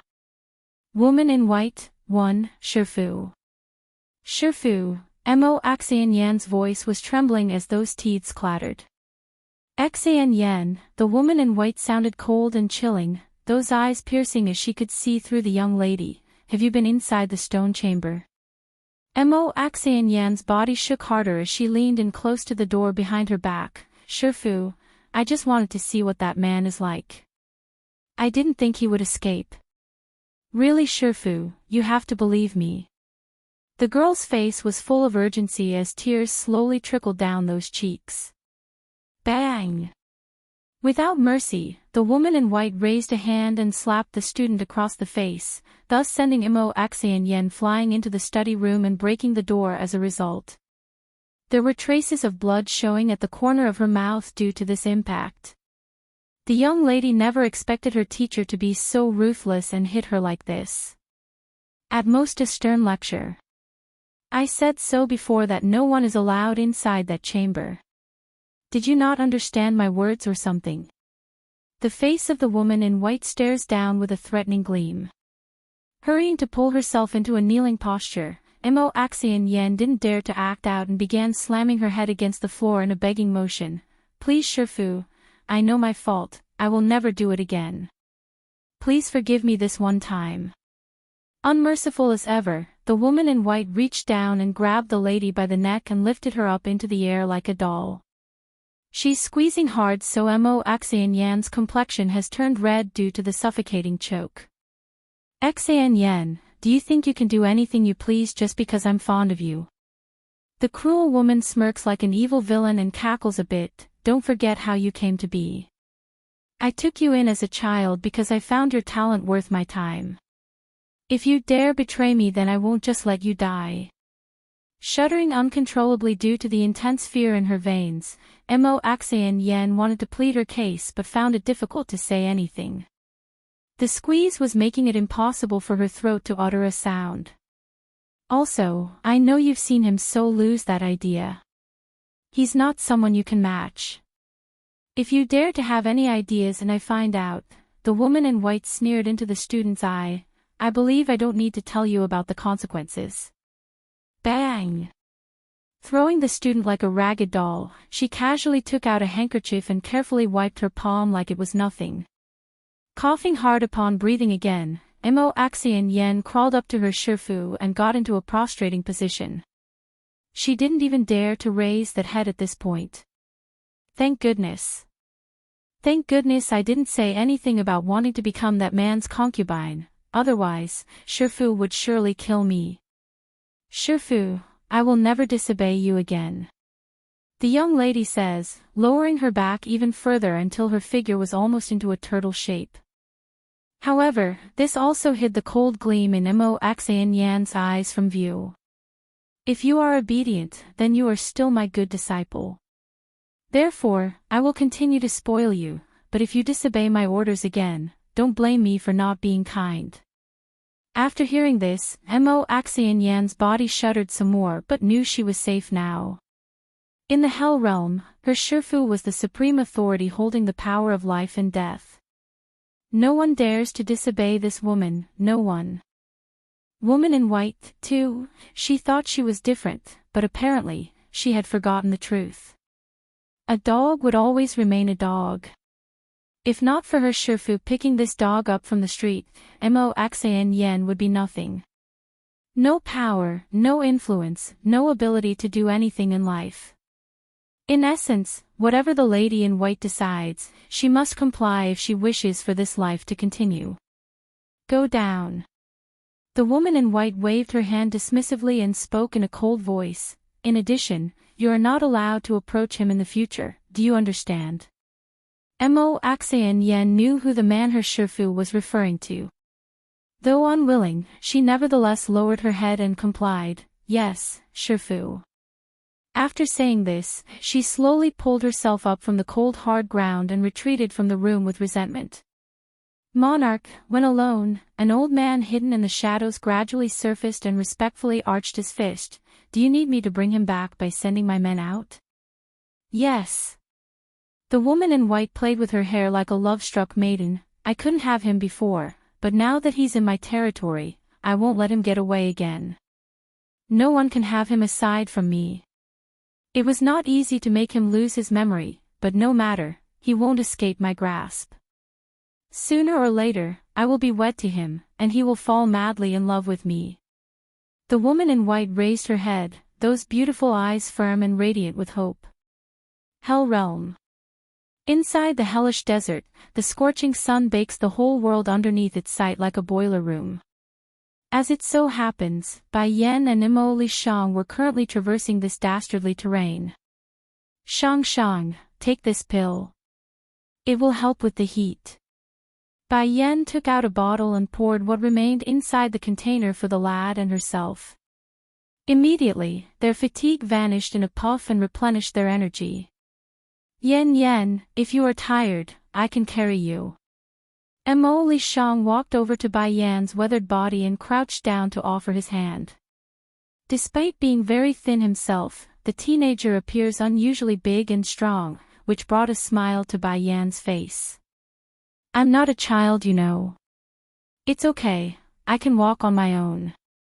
Come, we should keep moving, I'm really worried about Deetsang." Forming a bittersweet smile, Imo Li Shang didn't want to refute her request. Yen, if you are tired then be sure to tell me. There's no need to be polite with me. I don't have many friends in this world aside from you and Piggy. Aside from you two, there's no other." With a blank face, she looks up at the teenager's smile. His eyes were like pearls, shining brilliantly without pollution. Then, out of reflex, she wanted to pat his head. "I am really fine, let's continue." Blocking her eyes from the glare of the sun with her hand, she continues to walk forward for the other end of the desert. Maybe the environment in the Hell Realm was too harsh, but Bai Yan and her companion did not meet a single person or animal during the entire stretch of their journey. With the roasting atmosphere behind them, Bai Yan gives her forehead a quick wipe with the handkerchief to remove the sweat. However, she had noticed the teen next to herself lacking in this department and threw a clean one over.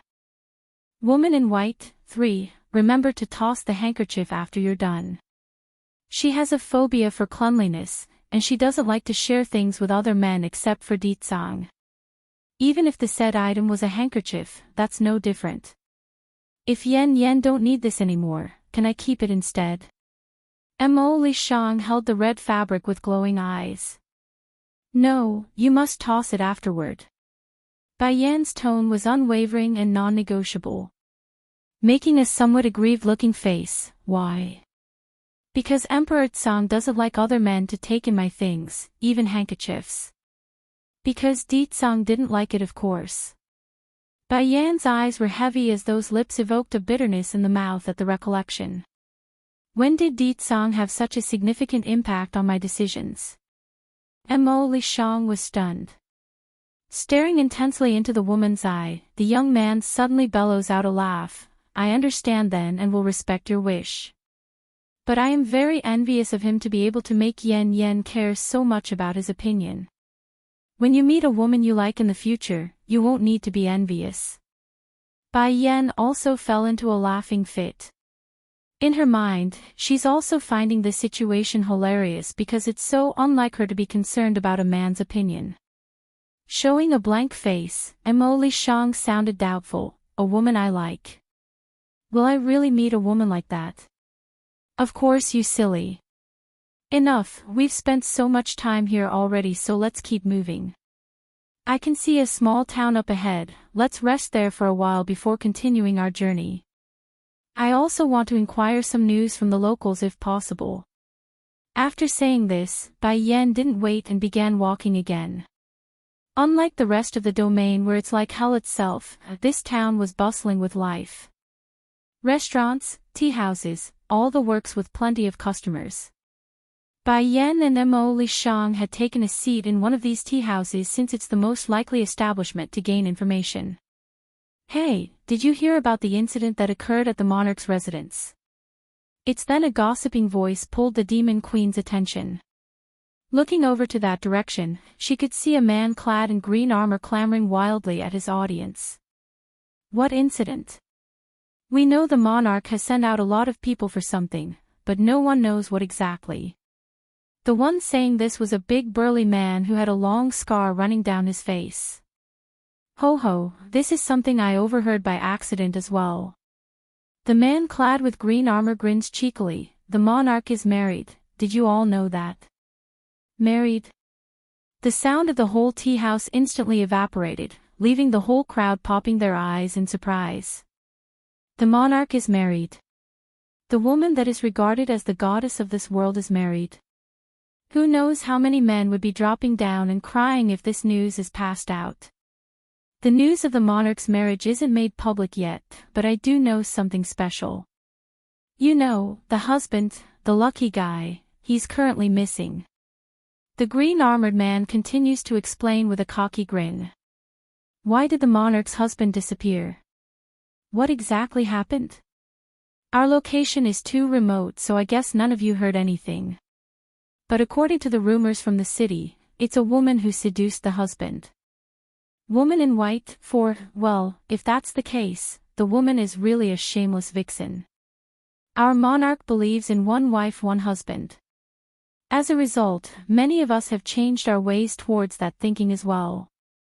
If there is a third party, they will always be regarded as a family-ruining slut. The consequences are dire. I know, right? There are so many sluts out there that it's despicable. I really don't understand that guy. The monarch is so outstanding, what idiot would want to sneak a bite when they already have such a wonderful wife? Maybe it's because the monarch is too overwhelming. Perhaps that guy is too useless that he felt ashamed and needed to flex his muscle on another female. We all know how amazing the monarch is. Perhaps he just couldn't handle being dominated and being on the bottom of the bed. The voices of the crowd were slightly different in their views, but one thing's for certain, they all regarded the monarch of this domain highly. Even if the information was nothing but a rumor, they still believed it wholeheartedly. Yen, do you want to go check out some other place? Mo Lishang groans in boredom at the lack of information they wanted. I estimate we won't be getting any more from these people at this rate. Bai Yan didn't reply and stared at the arguing crowd. For some reason, she's got this sensation that she's missing something here. In this domain, there are very few individuals who can harm Ditsang. I have a feeling my husband's disappearance is somehow related to this monarch, or at the very least, related to those who work under this woman. After spelling out her theory, Bai Yan tossed a couple of silver on the table and pulled the young lad away. But Yen, do you know where the monarch's residence is? Mo Lishang stood under the beaming sun and asked. Getting awkward, Bai Yan muses over this issue for a good while. She didn't think about that earlier, so this left her in a dilemma. However, it's then a voice from the side that caused her to jerk in surprise. You two want to go to the Monarch Manor? Squinting her eyes into a slit over that sentence, she slowly turned towards the source and found a young lad with an unhealthy shade of white on his skin. You know where the Monarch Manor is? Though abrupt, Bai Yan suddenly forms a marvelous smile like they're good friends. Lady, the monarch's residence is a big secret in the Hell domain. We've all seen the monarch before, but few know where she lives. The unhealthy young guy chuckles creepily that would turn off any female. Then staring down Bai Yan like he sees a prize, however, I do know someone from the monarch's residence. If lady is willing to accompany me for a night, I promise to take you there. How about it? Woman in white, 5, everyone knew that the monarch was magnificent, but the woman before himself was no loser either. That's right, in the eye of this pompous and idiotic man trying to hit on Bai Yan, she was no more than a prostitute that he could sleep with by dangling carrot. Sadly for this depleted guy, his customary bullying around town was coming to an end today. His family wouldn't be able to protect him like in the past. Bai Yan forked her finger at the man in a welcoming gesture, her eyes flirtatious and seductive. Come over here, and then we'll talk, good sir. Lady, does that mean a yes? Rubbing his hands together like a womanizer, the guy didn't think twice and gingerly stepped forward with drool leaking from that mouth. Suddenly, within 2 feet of each other, Bai Yan raised her leg and directly kicked the guy between the crotch. A deathly wail howled into the air as a result of the damage. White and soul-wrenching, the guy squatted down on the spot and groaned in utter regret. He didn't understand what was going on, nor could he think of the reasoning for this.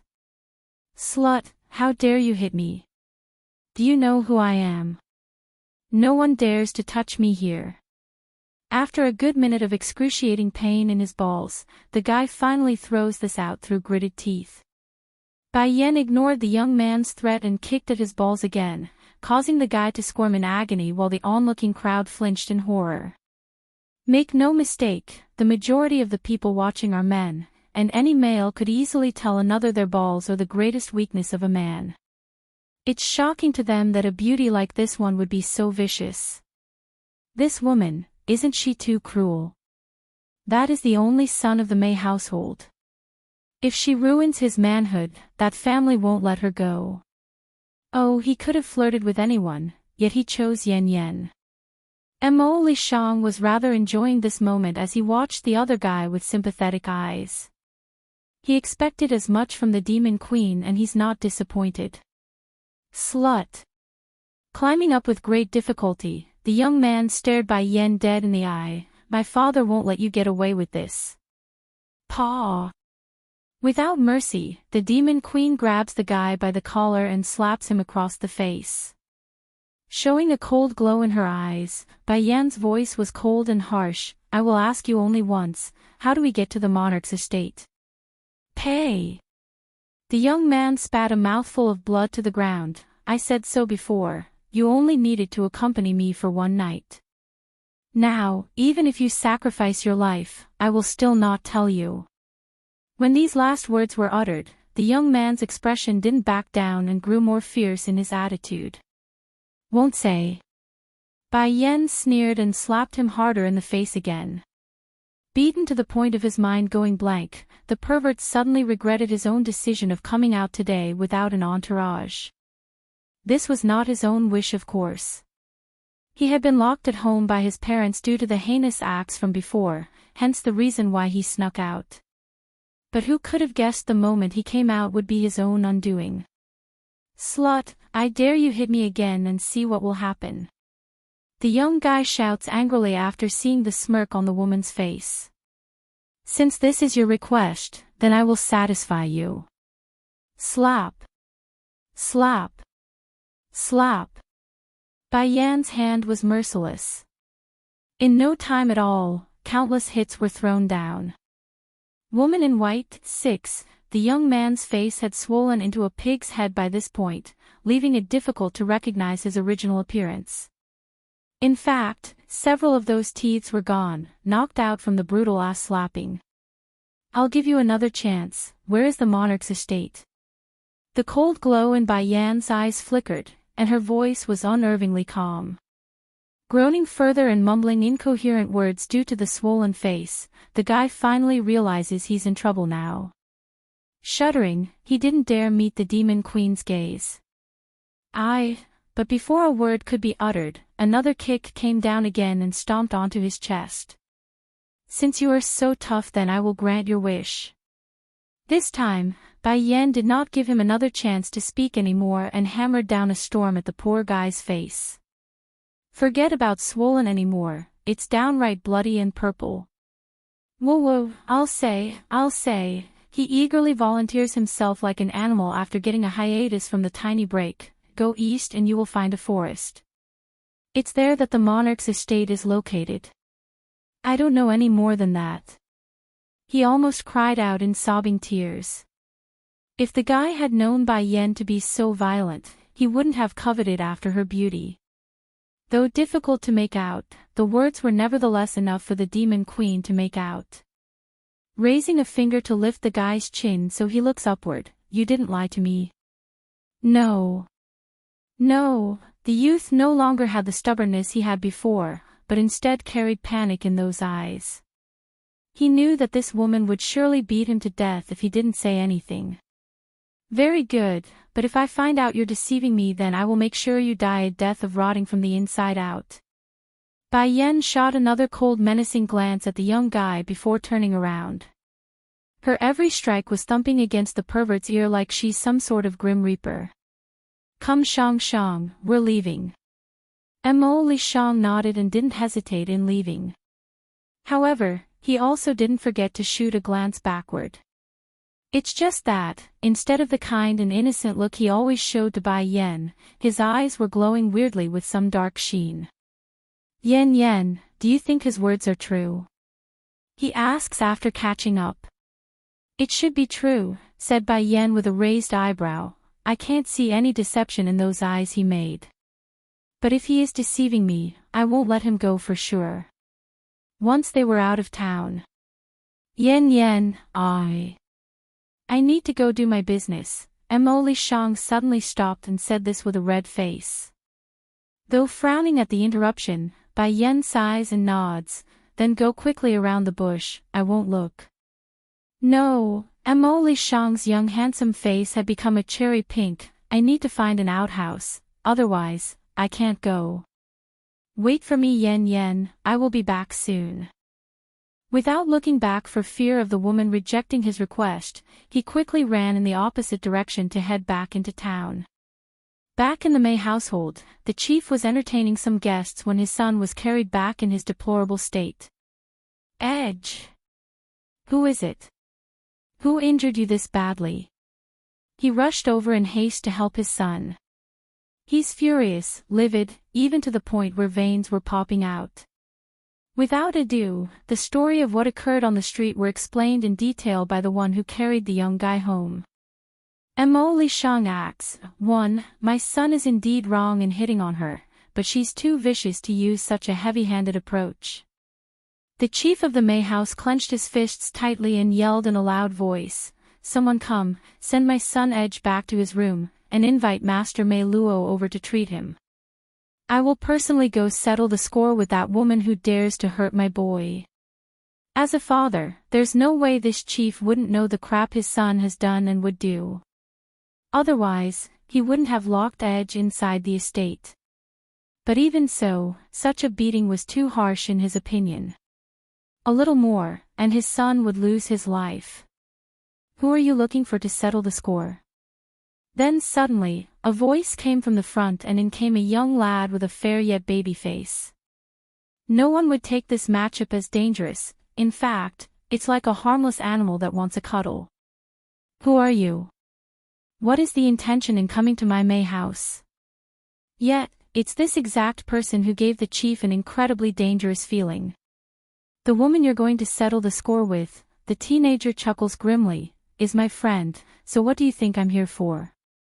"You?" Chief Mei's eyes widened in shock.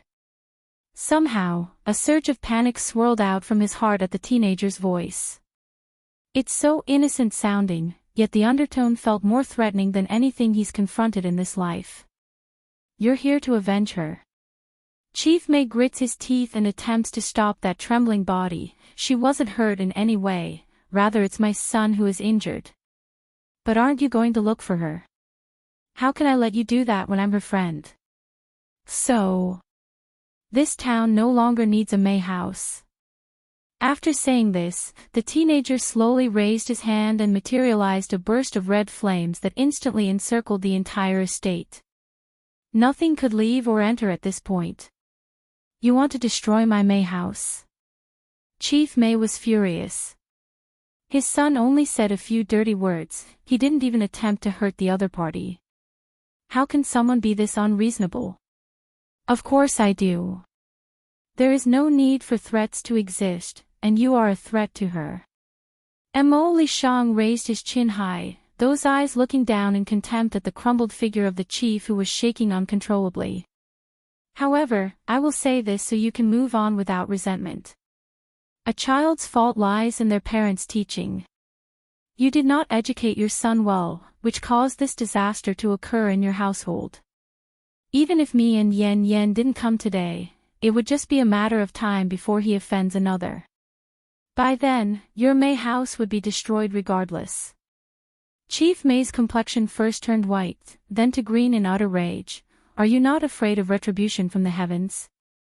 Mo Li Shang's smile grew even broader. I am doing justice for eliminating evil. If there is a heaven, it won't punish me, only reward me. Moreover, it's worth it if it means going against the heavens for her.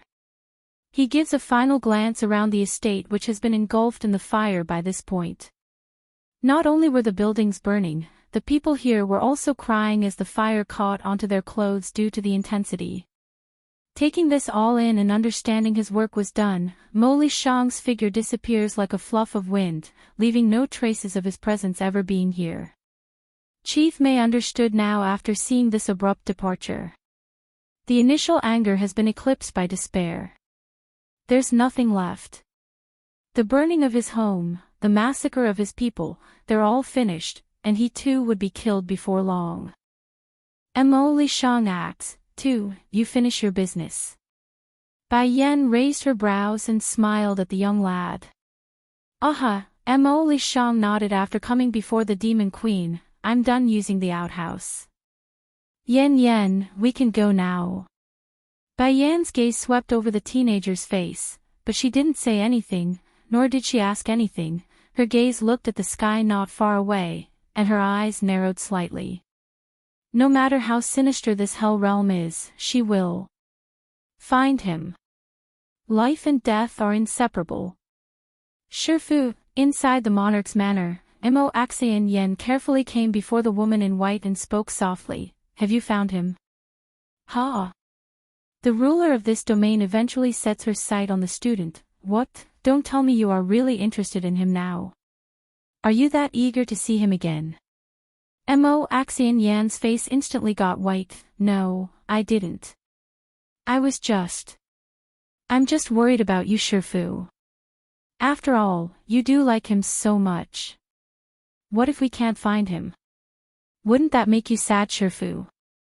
The woman in white didn't hide her frosted glint in those eyes over that comment. If you know I like him, then why did you go see him in the first place? Xan Yan, you know my character. I will never share a man with another. So, he can only be mine, understand? Mo Axian Yan lowered her head in compliance, but the sadness in her heart could not be ignored. Sadly, this student also knew her Shifu's attitude towards sharing men. There's no way that could happen unless one side dies. Shifu, I understand. Mo Axian Yan pursed her young lips. By the way, after that man woke up, he kept shouting the name Yenner. She did not dare to tell her Shifu that it was her who took the initiative to introduce herself. Yenner. The woman in white tightly furrowed her brows before loosening it again after a minute. Sneering her mouth into a snarl, you don't have to care about this matter, you just need to know that he is my husband. Yenner. If I'm not wrong, the only thing that could make him remember was that woman. But this time, I won't let her succeed. Di Tsang is going to be mine. Go down now, and you don't have to inquire about him anymore. When he returns, you stay away from him. The woman in white stared at her student and said it with a heavy emphasis on the last sentence. She's very serious and left no other way to interpret it. You should understand what I hate the most. I hope you won't become one of those husband-stealing womans, otherwise I won't know what I will do to you then. Mo Axian Yan was shocked as she lowered her head in fear. Meekly replying, Shifu, I would never dare, nor have I ever thought that way. My mistake before is only out of curiosity, please do not think further about this subject. Now that's a blatant lie. Mo Axian Yan's heart was aching so much when she uttered those words that her face had slipped. Thankfully that head was lowered, otherwise the woman would surely pick up on the change.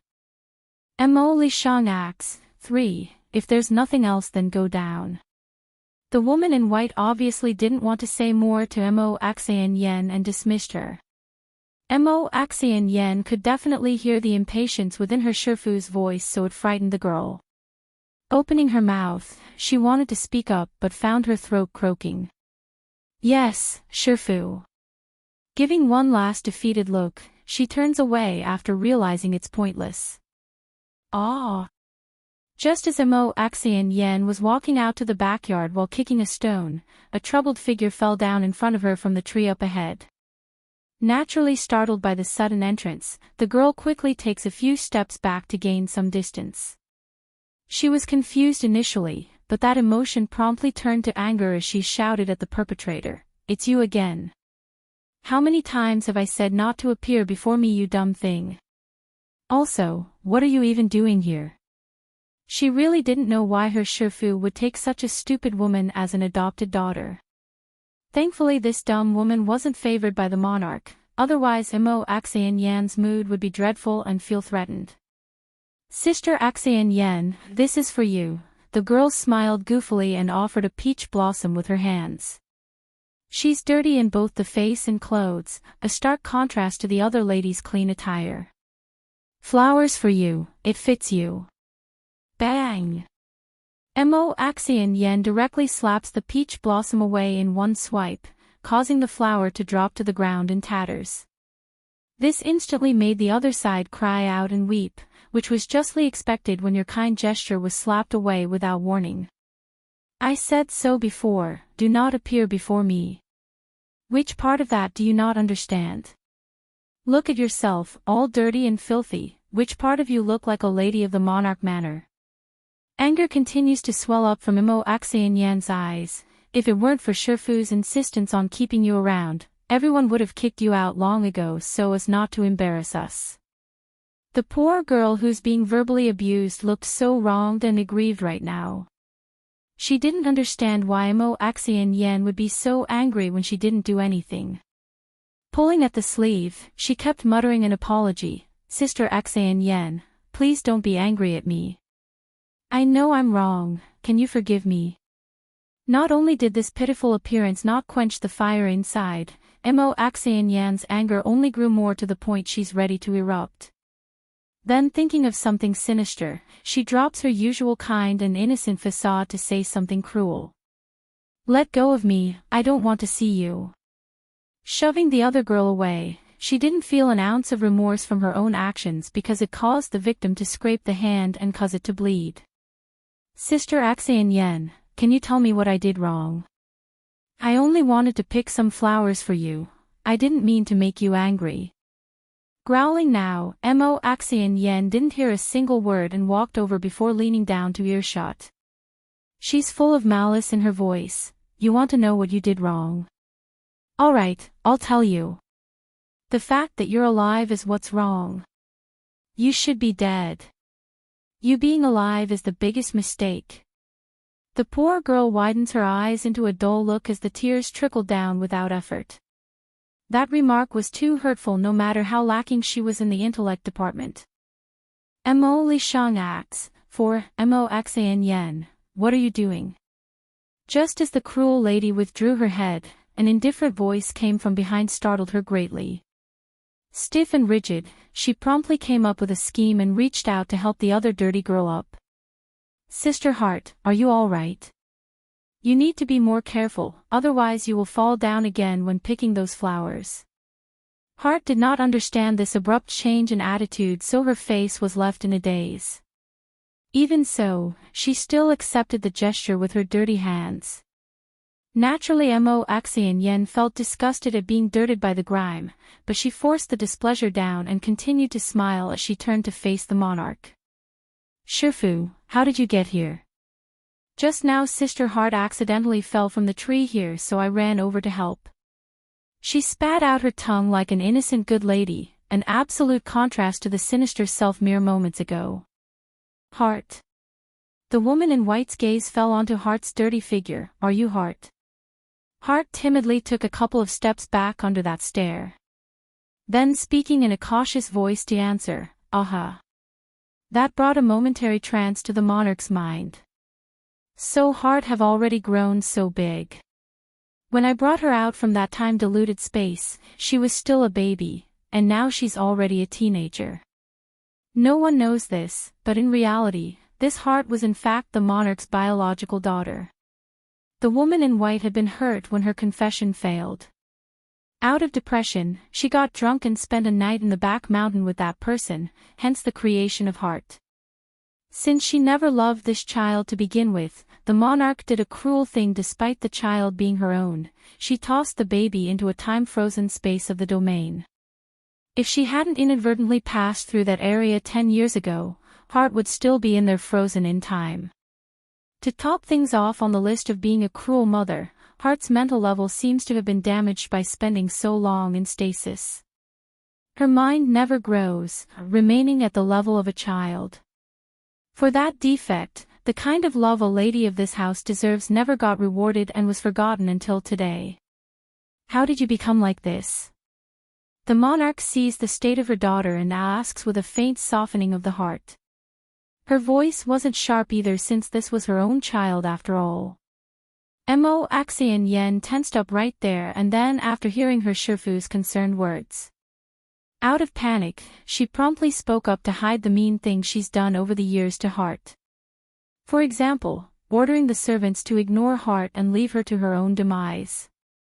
Shifu, I feel Sister Heart's condition is getting more and more serious.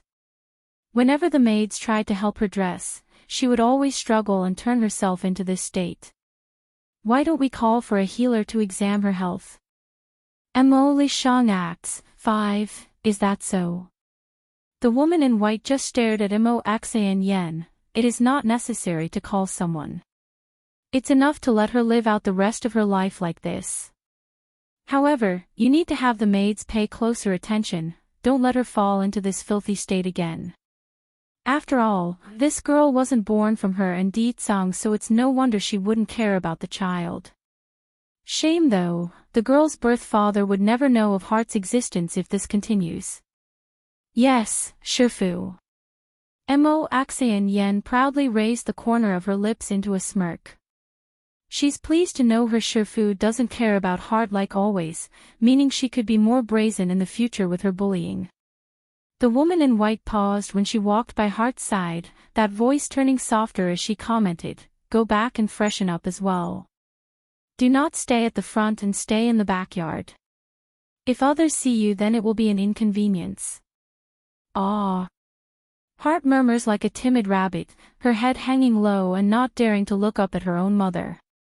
Although she wasn't the brightest head around, she could still hear and understand everything, including the disgust in her mother's voice. Don't worry Shifu, I will take good care of Sister Heart. I won't let anything bad happen to her and make sure she's well taken care of.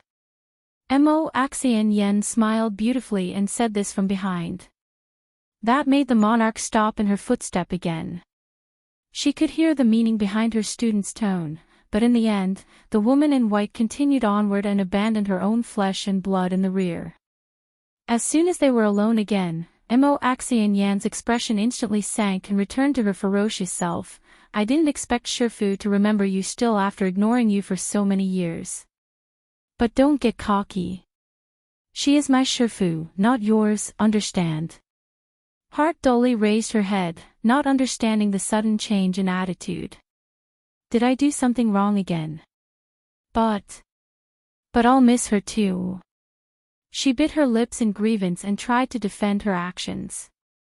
Over the years, her mother had never come to see her, but that doesn't mean Heart never went to see the monarch. Though she's afraid, it doesn't change the longing for a mother. Mo Axian Yen growled and reached over to pinch that arm, thus causing Heart to tear up from the pain. What are you missing my Shifu for? You are just a dumb lass without any purpose to your own existence. Shifu will not pay a single second of attention to you. If you dare appear before her again then don't blame me for getting rough. I'm warning you, I won't hold back if I catch you. Mo Axian Yan's angry glare was intense and threatening. Shrinking back into her timid form, Heart didn't dare to look up like before and grew quiet. Also, you are not allowed to tell others on how I treat you. Mo Axian Yen narrows her eyes into a cold slit like a snake, otherwise, you know what will happen then. I will not only beat you, I will drive you out of the estate so you can never appear before us again. You better behave yourself if you want to stay. Heart's body trembled a few times as she spoke with a shaky voice, Sister Axian Yen. I'll be good, please don't kick me out. Looking at the girl's panicked face, the vile girl finally smiled in satisfaction after getting her way. Mo Li Shang acts 6. As long as you listen to me then I won't kick you out. On the contrary, if you go against me then no one will tolerate you. Mo Axian Yen finally turned and walked in the other direction, expression replaced by the innocent and kind facade she always used in public.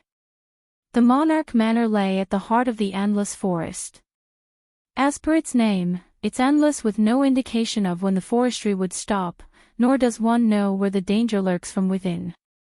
However, people are living in this region despite the risk. Right outside the forest's edge, there was a settlement called Endless City. Compared with the town just now, this place was bustling with life at every corner. At this moment, above the walls of the city gate, there are notices plastered along the surface. The painting on the notice depicted a handsome man of incredible magnitude, thus causing the readers to whisper and gossip.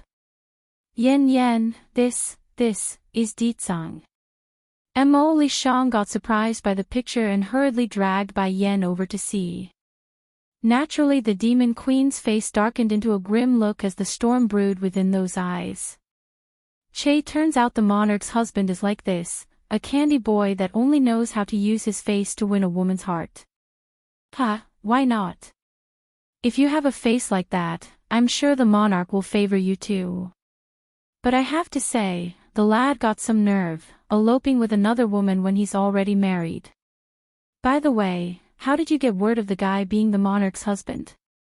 As far as I know, the Monarch Manor has never announced this yet. You sure this guy is her husband? The entire Endless City is already talking about this topic. How can it be false? Besides, have you ever seen the monarch go to such lengths for a man? If he isn't her husband then what else can it be? Mo Li Shang ripped one of the notices from the wall and eyed the wording for any clue. However, the murderous aura oozing out from the rear had swiftly broken his focus. Yen, are you okay? He asks with a note of worry.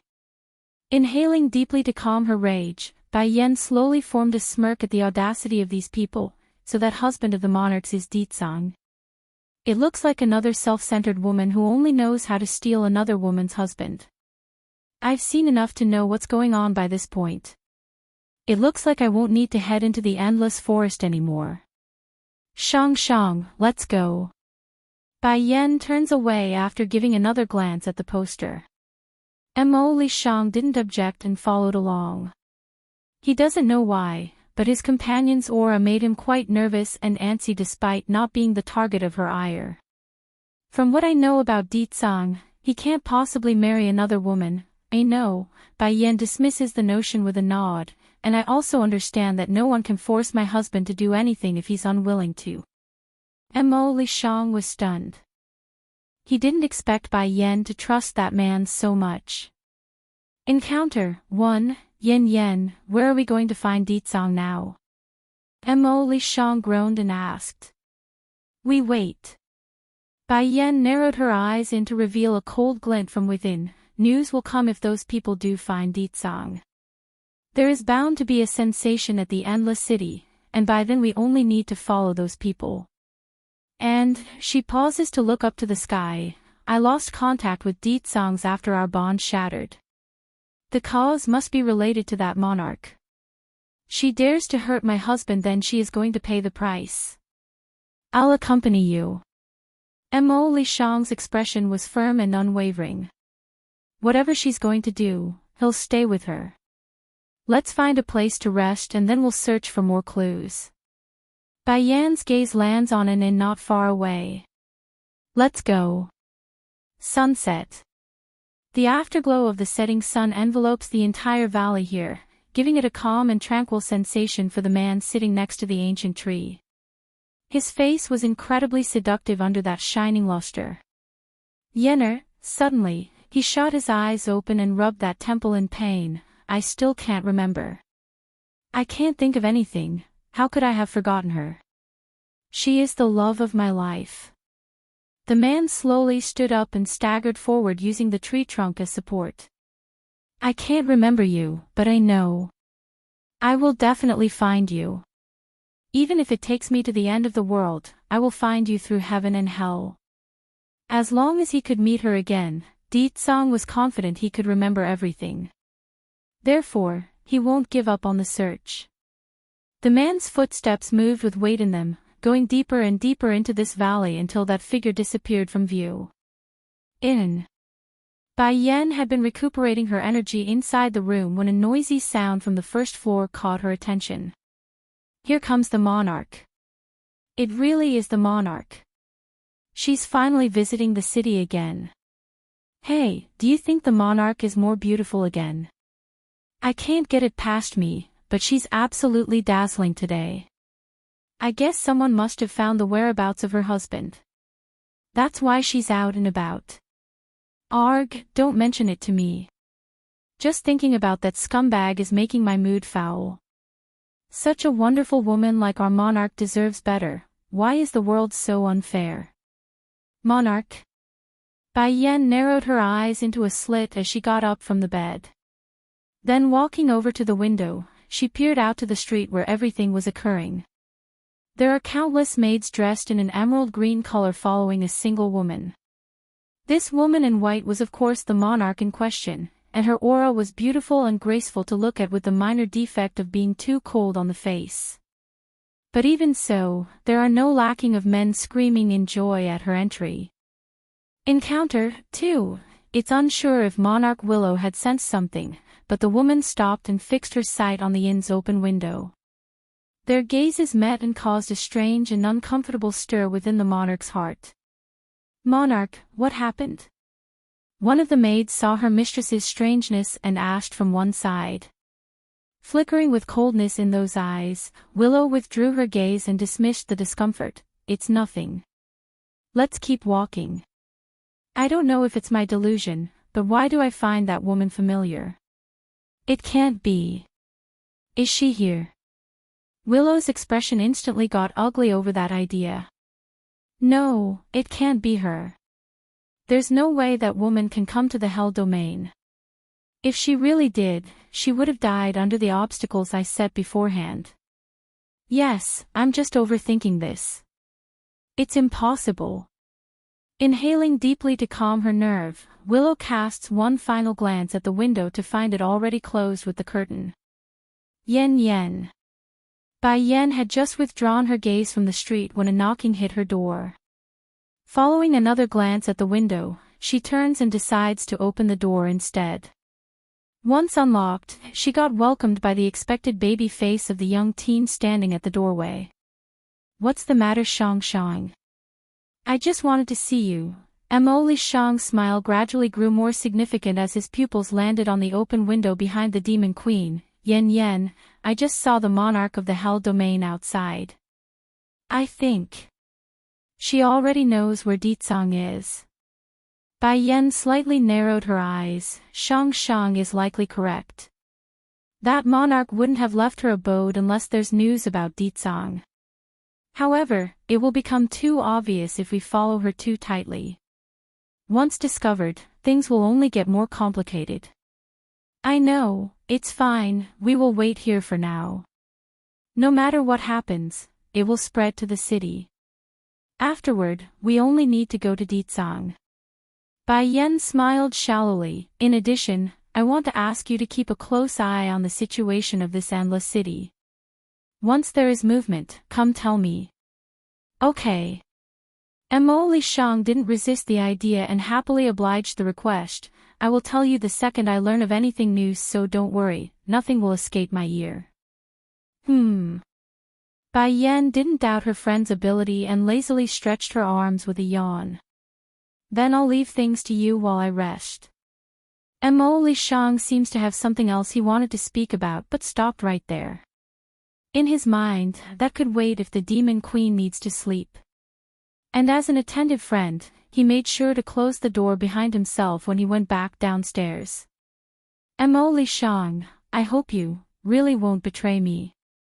Bai Yan stood inside the room in silence as she gazed at the closed door. She was deliberating whether to enact some insurance on this plan since she knew the teen was hiding something from herself. In the end, she jumped out of the window and onto the street for where Willow had gone. Encounter 3. Inside a secluded valley, Willow and her confidants were standing atop an enormous boulder awaiting news from the scouts. Are you sure that someone has seen Deetsong in this place? A beautiful maid stepped forward slowly spoke, Monarch, that person said he couldn't be wrong. He saw Deetsong walk into this valley with his own eyes. Good. Monarch Willow narrowed her eyes in and snickered a sneer, no matter where you go Deetsong, I will have you. I wasn't able to have your heart in the past, but not anymore. This time around, you are mine and mine alone. She had already made Deetsong lose all his memories, so it's just a matter of time before she gets her way. Go in separate directions to find him. No one is allowed to disturb him upon discovery. Immediately return and inform me. Although he doesn't remember, his strength remains and none of you are his opponent. Willow's expression remains cold and harsh, but there's an undeniable delight in those eyes. This was a precaution the monarch had to take. During their first encounter, she only made the Demon King unconscious after she trapped him. If the situation were anything else, she wouldn't hold a candle against that man. Yes, Monarch. The maids exchanged an understanding look between themselves and scattered. Xiao Yun, am I not beautiful enough? She murmurs and asks her confidant. The maid known as Xiao Yun stood at a respectful distance and bowed her head. Monarch, your beauty is second to none in the domain. How can you think otherwise? Willow smiled bitterly and tickled her lips sarcastically. Then why won't he ever look at me? 10,000 years ago it was the same, he won't even greet me when I'm the only one near him. Do you know why I despise men with multiple wives? Xiao Yun the maid didn't disturb her mistress, only standing there quietly to listen to the story. Because, that man once said he will only marry one woman in his life. Willow gently lowered her eyes to let the gloom hover overhead. Back then, my father wanted to marry me to him. Originally I disagreed and didn't want to, but my heart fell for him in the end. Then raising her head to meet the open sky, a range of old memories and emotions resurfaced due to the experience from 10,000 years ago. In those days, us females were nothing but objects used by the opposite sex to vent their sexual desires. We were tools, and I was no different. My father wanted to marry me to a man I never met or liked, but I resisted and failed. Then I finally met him on that fateful day. One glance, that's all it took for my heart to fall for him. Encounter 5. Hate you. Chewy God, why should I hate you? I have no love for you, so why would there be hate? Instead, I want to thank you. If it weren't for you, I wouldn't have found Deetsong and achieved the positive results we did. The man's stoic body stiffened into a rigid block. He would rather not hear that if possible. Hate meant they still had some sort of connection. Without that, what else did he have left? Nothing, that's what. There's nothing left for him. Bitterness spread from within Chewy God's mouth, leaving him pained and hurt to the depths of his heart. Yenner, if I hadn't given up on you for the world, would you have become my wife? No, Bai Yan spelled this out in no uncertain terms to squash that idea. I would never have married you. Before, I was dependent on you and nothing more. That's not love. Love is what Deetsong and I have. He gave me happiness. He gave me his all. That is why I chose him. We share our all and nothing less. Showing a faint smile, Chewy God expected this, but that didn't mean it wouldn't hurt. I thought as much. You asked me before on why Chewy Feng looked so similar to me, did you not? I can tell you. Bai Yan narrowed her eyes and locked onto that fairy-like face with a blank expression. So it's true, he's related to you. Yes, said the man with a shallow smile that brought a breeze to those who saw him, he is the person I cultivated with my essence and soul. I couldn't leave the celestial realm at the time, so I sent him into the reincarnation cycle to find you. Unfortunately, I can never compare to him despite being his creator. That's right. His clone could stand by Bai Yan's side while he couldn't do at their lowest. In that respect, Chewy God was more of a failure than anyone in this world. Bai Yan clenched her fists into a ball as her breathing grew heavy. Then I want to ask another question. If no one helps Yifeng, will anything happen to his body? Nothing will happen. Chewy God shakes his head indifferently. He is a complete person with his own thoughts. He may have been a clone of me from the beginning, but that's not true anymore. Whatever he does is his own choice, that's the result of him being reincarnated. However, part of my character remains with him, that is why he is destined to live his life alone. Bai Yan's heart shuddered over what the guy meant. Then closing her eyes, a tinge of pain swirled within the demon queen's heart. Yifeng is doomed to live a life of solitude. Why is fate so unfair? You're in pain. Chewy God didn't miss the change in her demeanor. Chewy Feng is right, he and I. We're not the same.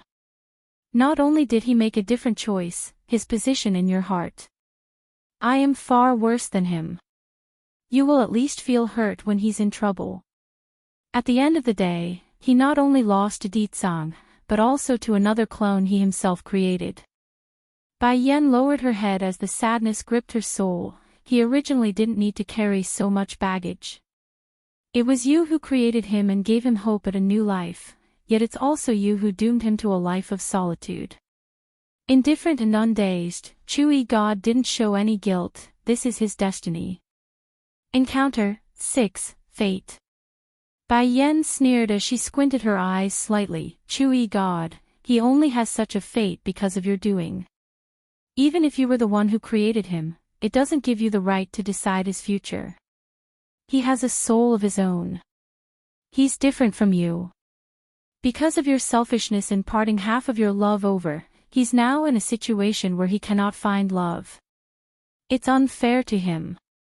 Startled by the outrage, Chewy God became quiet when facing that cold and lecturing voice.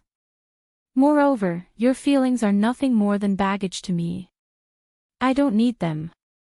A viciousness filled Bai Yan's voice. From now on, do not follow me anymore, I don't want to see you. Do not follow me anymore, I don't want to see you. Those words were piercing, stabbing him in the heart like swords against a billboard. For a while, that stoic and enchanting figure of his appeared so lonely that it hurt. So that's it. What's there to hate if she never had any attachment left for me to begin with? Chewy God did not directly slay Azure Dragon and the other 3 sacred beasts in the past, but they did die because he participated in that war. Therefore, it's no wonder she would treat him this way. I still remember the first time I met you in this life. Xiachen was lying in a pool of his own blood, and you were pleading to me to save him along with breaking the bond you and Ditsang shared. Chewy God's indifferent expression fell into a trance like he's longing for the past again. At that time, I thought I would still have a chance as long as you didn't know anything. The second time we met, I helped Xiachen recover and you hugged me excitedly for it. He faintly forms a smile that carries a hint of bittersweet flavor. That hug was what I waited for through the ages. But I forgot. As long as you set foot into the celestial realm, you are bound to remember everything. In the end, I will still not be able to stand by your side. If in a previous life I chose you instead of the world, you would have been my wife for sure. Ditsang wouldn't have had the chance, and you wouldn't have recognized your heart for him. Like a fairy, Chewy God slowly stepped towards Bai Yan, his white hair fluttering against the breeze to give him a picturesque image. Yenner, I really want to be selfish just this once and snatch you away with these hands. But I also know you will never fall in love with me. I can't bear to hurt you. He raises his hand to gently stroke the woman's head. This gesture was something he often did a millennium ago. Back then, the young little girl often smiled at him and snuggled that head in his arms like a docile kitty looking for comfort. But now, seeing that his hand was about to touch her hair, Bai Yan subconsciously turned away and dodged the gesture. For a long time, Chewy Gods froze there, his hand hanging in the air like a lost soul unsure of what to do. In the end, he sighed and dropped his foolish act. Yenner, all I hope for is your happiness now, that's all I need. Bai Yan smiled over that remark, but her smile wasn't for him. As long as Deetsang is by my side, then I will be very happy. Chewy God's thin lips stammered for a response, however, he couldn't come up with a good reply to that sentence. In the end, he changes the topic because it hurts. I came to you this time because I have something to warn you about. Be careful of that Emoli Shang. His indifferent voice drifted like the wind into Bai Yan's ears, which caused the demon queen to furrow her brow slightly. Deetsang's whereabout, 1. You probably also noticed the problem with that guy, otherwise, you wouldn't have come out alone without him. Chewy God's gaze fell on Bai Yan's body, his voice sounding indifferent as usual but with frustration in the undertone. It's my business and it has nothing to do with you. Bai Yan took all her attention back and waved the warning off. The man felt hurt at being dismissed like a stranger. Yenner, do I not even have the qualifications to be a friend anymore? If I didn't remember anything, perhaps. I won't do this. Bai Yan's eyes contained a cold glow. Chewy God, that nightmarish loop I experienced allowed me to remember everything. Although I don't hate you, but how do you expect me to forgive you? How do you expect me to forgive you? Chewy God's heart felt like it was being sliced by a knife into multiple pieces, causing him to wrinkle up that face into a frown. He was just about to continue saying something when Bai Yan shuts him down by turning away. I don't have anything left to say to you. Don't appear before me again in this life. You go your way and I go my way. I hope we never meet again. After throwing down these words, Bai Yan's figure immediately flew off in pursuit of Monarch Willow. Depressing and hollow, the man stood alone under the wilting tree as the dead leaves blew around in the background. He couldn't move, not after that last sentence he's just heard. The valley here had a lot of fog, giving it a surreal atmosphere that one would expect of an area untouched by humanity. Right now, Deetsang's body was sitting up against a tree while he made a pained face due to the missing memory in his head. He's trying so hard to remember, but all that came of his efforts were the fleeting contour of a beautiful face that he couldn't make out. Aside from that, there's only a stinging pain rubbing against his temple. Are you okay? It's then a delicate voice came from the front and caused the Demon King to wrinkle his face. Mo Axian Yan's heart got filled with joy after finding Deetsang in this spot. She's overheard her Shifu coming here with news of this man and came of her own volition. Just that, the girl never expected to be so lucky and hit the jackpot. See? Despite forgetting everything, you still remember the name Yenner, and as it so happens, I am also called Yenner by those close to me. This is fate, do you understand? There are so many people looking for you right now, yet it's I who found you. That means something. Mo Axian Yan's demeanor had transformed into an innocent maiden that had just met her crush. Scram! Deetsang's whereabout, too, again with those domineering words. The man insisted on standing up on his own using the tree trunk as support, but as he did so, that footing nearly slipped due to his precarious balance. The girl grew horrified at this sight and hurried over to help. However, Mo Axian Yan didn't even get to touch the man's sleeve before a gush of force slammed into her chest and caused the body to fly outwards to crash into a bush. I'm sorry. Mo Axian Yan pulls herself from the dirt, those eyes aggrieved and said due to the maltreatment. Did I do something wrong? Don't get angry, okay? I have no ill will. I just want to help you. The man's cold eyes swept towards Mo Axian Yan's face and revealed a cruel and deadly smirk. If there's a next time, then your hands will be coming off. Indeed, this girl doesn't have any ill will towards me, but I don't know why. I just can't stand others coming near me. Also, stay away from me. Mo Axian Yan's expression stiffened before lowering her head in a grievance. The disgust in the man's eyes was so evident that it hurt her heart. Ignoring the annoyance behind himself, Ditsang slowly pushed forward despite the suffocating feeling inside his chest. He's growing more desperate by the day due to his sense of loss from not knowing. Yenner, where are you? What do I have to do to meet you? Mo Axian Yen kept staring at that manly figure slowly drifting away from her view. She's not angry at him. There's no way she could grow such emotions. However, the tinge of sadness at being snapped at still pained her heart. Tightly clenching that fist to give herself support, Mo Axian Yen, you can definitely do it. No one else found him and only you did, which means fate is on your side. Besides, you already betrayed Shifu. There's no turning back on this road anymore, so you must make him yours. Gradually, Mo Axian Yan's sad look transformed into a firm and decisive gaze, propelling her to chase after the man. Ditsang didn't miss the pursuit from the rear of course and turned to confront the girl. If you follow me again, I'll break your leg and make it impossible for you to follow. He's always been cruel to the opposite sex, and this one would be no different. Mo Axian Yen lightly pursed her lips. I came to tell you that my Shifu knows that you are here. She intends to take advantage of your injury and forcibly take you back to become her husband. The man's expression did not change, however, the Demon King's eerie momentum made the girl feel tortured due to how oppressive it was. And Mo Axian Yen looked up with her apparent obsessed gaze. Your memory loss was done by my Shifu. She wants you to forget everything and live the rest of your lives together. The man's posture froze noticeably. Then it came, the storm that wanted to murder this world and its people living here. Sir Ditsang, I know I shouldn't betray my Shifu and tell you all these things. The lady's eyes became filled with tears like she's doing it for the sake of others, but I have no other choice. I can't watch idly by while you fall into my Shifu's scheme and spend the rest of your life with someone you don't love. I also wish for my Shifu to sober up from that dream.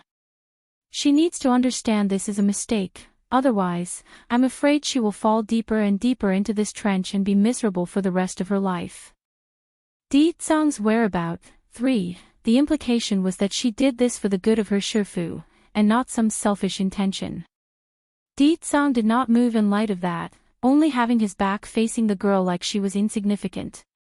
Sir Ditsang, Mo Axian Yen musters up the courage and inches forward with a butterfly in her stomach. I can't persuade my Shifu, so I can only come to you. I don't want my Shifu to hurt anyone, but that's not going to slide. Right as Mo Axian Yen was about to approach and get close enough to get a good look at the man's face, Ditsang's low grunt instantly blew the girl back with that invisible aura. If I don't want to marry a woman, then no one in this world can force me. I will recover my memories and nothing will get in my way. The man's back was overwhelmingly powerful, causing Mo Axian Yan's heart to jump uncontrollably again. Such a proud man, who in this world can resist? The girl's gaze fell into a daze, the love-struck heart in those eyes growing continuously without blinking. Sir Ditsang. Your injuries should not have recovered yet. Let me stay by your side to tend to them. She bowed her head to act all cute and shy so he wouldn't feel disgusted. Yet, the Demon King didn't even turn around to meet her gaze and only huffed in annoyance. Did you not hear me? Do not come near me. If you take another step, I won't mind removing you from this world. I will only have one woman in my life and that is Yenner. Mo Axian Yan's body froze, that expression pained and scared due to the murderous killing intent in the man's voice. This man really intends to kill me if I do. Unable to hold back the inner panic, Mo Axian Yen timidly took several steps back to put some distance. Sir Ditsang, you misunderstood me, I have no other meaning aside from helping you. My Shifu is the one who hurt you, that's why I want to make amends for her by taking care of you. Scram. The man didn't buy it one bit and shot out another roar that created a shockwave. PFFFF. Mo Axian Yen didn't feel any physical attack coming at her, but the mental damage was immense. She threw up blood and nearly blacked out in that second. For a while, tears wouldn't stop flowing out of those eyes. After coming back to her senses, Mo Axian Yen realized she'd been ditched in the background like some minor character. In all her life, when has anyone treated her this way? Those men only looked at her with lust and went to their fleet, never had the male sex ignored her so thoroughly. No, I can't just give up like this, Mo Axian Yen sobbed and forced herself to calm down. He is so amazing, it's no wonder Shifu would be fascinated by him. I need to do better if I ever want to have him for myself. He will definitely be impressed by me. Ditsong's whereabouts, for, if this man took the initiative to marry me, not even Shifu can do a thing to me then. Mo Axian Yan's face gradually became firmer with a strange light in those eyes. Above the valley's path, the man's figure stopped with his hand clutching the heart tightly again, thus causing him to wrinkle that brow. In my current state, it's unlikely I will be able to fight those people. First I need to leave this place and recover in solitude, then I will come back and go over their debt. A touch of cold flame burned within the man's gaze, revealing the inherent cruel nature he had from within towards those who wronged him. Whoever it is, the one who caused my memory loss will pay. Those people, they will all be damned. The Demon King taps his foot and flew into the air, disappearing from the valley altogether with that thought in mind. It's been several days since the people from the Monarch Manor arrived at this area in search of Ditsong. Despite their efforts and scorch earth tactic, they found no trace of the man. Therefore, Monarch Willow wasn't faring so well, which could be told by the fierce storm in those eyes. However, in front of so many people, Willow could not lash out without ruining her image. We have searched all the places in the valley and still couldn't locate his whereabouts. It's useless to continue like this, so we're returning to the manor. Monarch, Xiaoyun the maid took 2 steps forward and spoke in a respectful voice. I suspect we disturbed him by bringing so many people along. That man likely bypassed us and ran away, or perhaps there's a leak on our side causing him to be on alert. Leak? Monarch Willow's eyes were brutal. We will talk about that once we're back home. Yes, Monarch. They've been searching high and low for several days already and came out with nothing. It's within reason to depart after wasting so much time and energy. Likewise, Bai Yan had also been trailing this group from the rear. When she saw they were leaving, she too had no reason to stay since there was no sign of Ditsong anywhere. Searching alone would be far worse than waiting in secret for more news. Inside the inn, Mo Lishan rushed out like usual today, searching for his companion when he almost bumped into the very woman head-on. Surprised and in glee, the man with that baby face threw himself at her to only fail miserably. Then after grabbing air and dropping on his face, he looks up with a sad expression. Yen Yen, where have you been these days? I've been so scared when I couldn't find you. Looking at Mo Lishang's unpretentious worrying, Bai Yan slightly hung her head in apology. I went to follow those people from the Monarch Manor. I was afraid you would expose us to the target, so I didn't take you with me.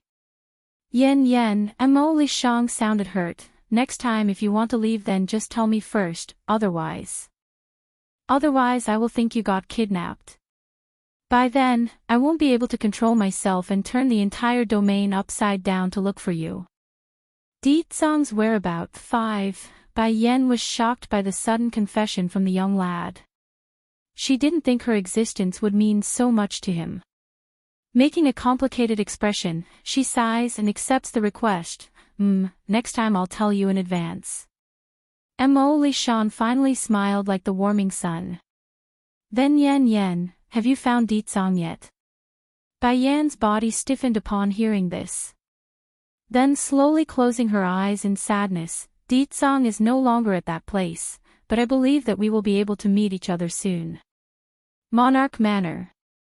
Monarch Willow entered her estate in quick strides while greeting everyone she came across. However, the lady didn't forget to order her maid to do something important. Go call my student Axayan Yen over. Yes, my liege. The maid respectfully complied and withdrew from the entourage. Willow didn't dally around and promptly entered her study. Brushing the dust off from her dress, she took a seat at the desk and pored over the possible reasons for the failure. A few minutes later, Mo Axayan Yen had entered following the lead of the maid. Her attitude was timid and gentle, totally different from her usual behavior in front of those serving her. Shifu, is there anything you need of me? Axayan Yen. Willow narrowed her eyes at this girl and eyed her up and down. During the past few days, were you in the estate the entire time? Mo Axayan Yen was stunned before meeting her teacher's gaze for a split second.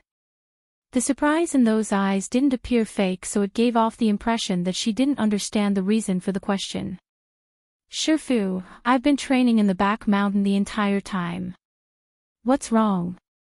Did something happen? Before she left, the girl had told some of the maids she would be retreating to her private quarters for cultivation. It's an excellent way to cover her hides from the monarch if asked later on like this.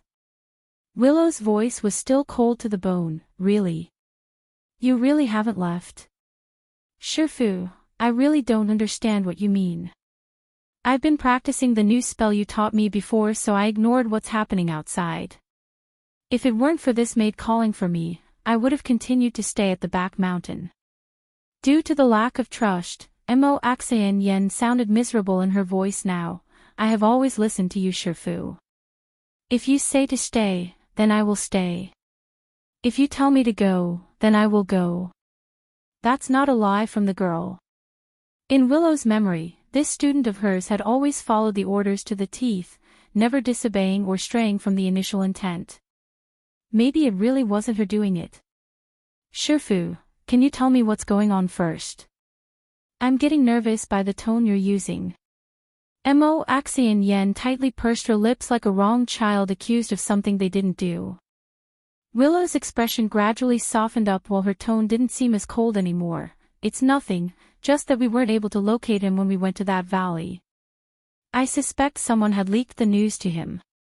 At that moment, Mo Axayan Yan's heart jolted in a panic that left her hands clenching. So, Shifu believes I am the one who leaked the news. A bitter smile appeared on that delicate face. I have followed Shifu for many years. How can I ever betray you, Shifu? Besides, what good will it do me by leaking that information? I know Shifu regards me as your own daughter. That's why I will never do such a thing like destroying your happiness. Deetsong's whereabout. 6. Hearing this from Mo Axayan Yan's mouth, Willow's indifference completely disappeared. Axayan Yan, I am not interrogating you, but this matter is very important. I don't want my hands forced. You are my only disciple in this world. I do not want to see you betraying me for the sake of a man. Willow's tone became harsh again at the end. If you let me know that one day you betrayed me, I will definitely cut you to pieces. Mo Axayan Yan's heart trembled a little, for she understood her Shifu wasn't joking around. Okay, you can go down now. I'm sure you are not involved with this problem. Willow did not give Mo Axayan Yen another chance to speak and waved her off in a dismissal. Yes, Shifu. Mo Axayan Yen bows and turns away with pursed lips. Shifu, you have a good rest. I will come see you later. After getting outside and out of view, Mo Axayan Yen stopped and clenched her fist until the nails had pierced the palm. She's so frustrated that the girl's almost unable to breathe. Shifu. I'm sorry, I initially thought I would obey you for the rest of my life, but after meeting him, I can no longer do that. I know you treat me very well, but love is blind, and I have already turned my back on you. She closed her eyes gently for a long while, using this brief moment to gather her breath for the consequences of her own actions. Meanwhile, back over in the study room, Xiaoyun the maid stood quietly beside the monarch. Monarch, do you really believe what the missus said there? Willow made a faint smile before replying, I understand your meaning, but I know my disciple better than anyone. She doesn't dare to betray me. Moreover, I'm the one who gave her everything. If she does betray, the fate awaiting her would be far worse than simple death. So, I hope she doesn't go down that path. Otherwise, I won't spare her even if she did stay with me for so many years. After hearing that, Xiaoyun lowered her head after getting out of line. I understand, I won't pry on this subject any further. But mistress, what method are we going to use to find him this time? It's too time-consuming for us to look for him, and he's bound to escape our grasp if he catches any wind like this time. Willow's lip curved into a smirk, so, I have the better idea of luring him to us instead. Let him take the initiative instead. Initiative. Xiaoyun got surprised. Monarch, just say, a woman came barged into the Monarch Manor with a horde of demon beasts. She's called Yenner and the queen of all demons, and that she's his woman. Di Tsang will come to us once he hears of this rumor. Even if he doesn't believe it, he won't give up on this opportunity, especially if the woman is in danger. As soon as Di Tsang appears, I will personally subdue him again. Yes, monarch. The maid bowed and withdrew herself from the study. In the woods, a group of adventurers was resting around a clearing when they began to converse. Have you heard? The monarch's husband. The man named Di Tsang had a lover, and the lover raided the Monarch Manor with a horde of demonic beasts. They say she called herself Yenner, Queen of Demons. It's unbelievable that even the woman's name is similar to Miss Axayan Yan's. I don't see how she deserves such a good name. Di Tsang's appears. 1. She probably thinks that if she takes on the Yenner word in her name, then her fate will turn a fortune. Miss Yen must have done countless good deeds in her previous life to become the monarch's disciple. Talk about ridiculous. How can a person think like that? Someone that steals another's husband actually wants the same fortune as someone far above their own standing. Talk about wishful thinking. There are so many men in this world, why must that husband-stealer settle on another person's husband? Worse is she's pompous enough to hit up the Monarch Manor and make a scene. I know, right? Last I heard, there is a huge number of people heading to the monarch's estate, probably wanting to meet such a brazen woman. Hey, why don't we also head over and see if there's drama? Although we don't know where the Monarch Manor is, I bet we can find it by following the crowd. One of them proposed. There's a beam shining in everyone's eye over the idea because they also wanted to see the drama unfold. However, before any of them could take action and leave, a fierce wind roared over and blew them to the ground. Who is it? The burly beard adventurer yelled after pulling himself together after the mess. Welcoming their sight was a daunting man of silver hair dressed in a purplish robe standing there. That face gobsmacked them. You are, a young man next to their leader gawked those eyes out due to how stunning the face was. You are the monarch's husband. As far as the Hell domain was concerned, everyone had already memorized the man's appearance, so they immediately recognized who Di Tsang was. They're all speechless at their own fortune. Repeat what you just said to me. Di Tsang's tone was slightly cold and arrogant, but his aura was enough to choke their throats if they didn't comply. Say it now. Seeing that these people did not answer his demand, the man's eyes grew harsher as he drew that blade to threaten them at the neck. It's a warning, telling the adventurers that their heads are now on the line if they don't comply. I'll say, the youngest adventurer gulped and spoke with panic, it's something we overheard earlier. They say a woman barged into the Monarch Manor and demanded your whereabouts, saying she's the demon queen and your woman. Her name is similar to Miss Axayan Yan. What was it? Yenner, right. It's Yenner. The Demon King's robe fluttered against the wind he himself created after hearing the name, causing his whole existence to grow more oppressive. If there is any more detail, I want to hear it. The panic in the young adventurer's face grew more apparent after that order. Looking to his peers for help, the young man anxiously sought support but found none. They're all too afraid to be the ire of this demon king. Gulping, she probably thinks that if she takes on the name Yenner then her fate will be the same as Miss Axayan Yen, that way she can rob the monarch and her disciple of their fortune.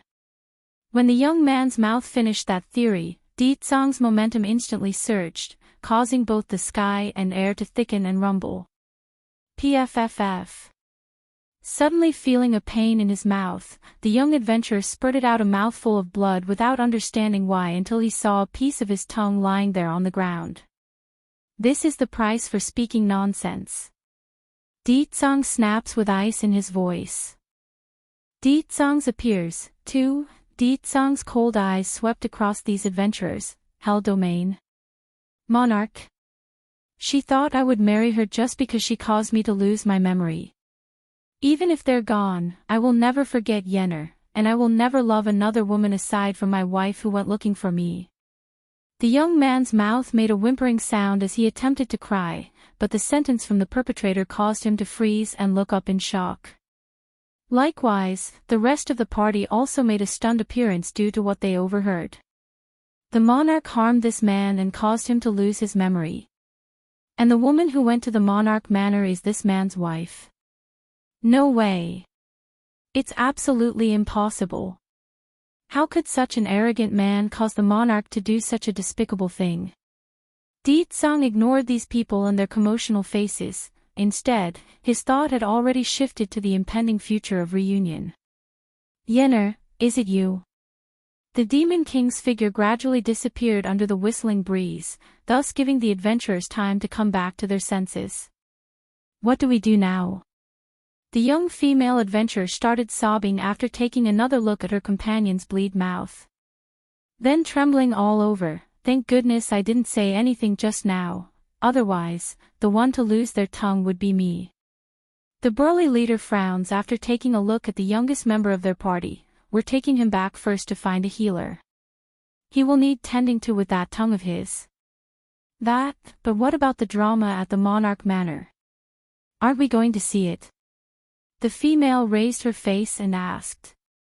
You still want to head there after what we heard? You need to get your head checked. Did you not feel the man's strength just now? It's immense. If a fight does break out, I highly doubt the likes of us would even survive the brawl. What's more, the burly leader sighed and shook his head helplessly. All of you listen up, do not ever repeat what we just heard to anyone.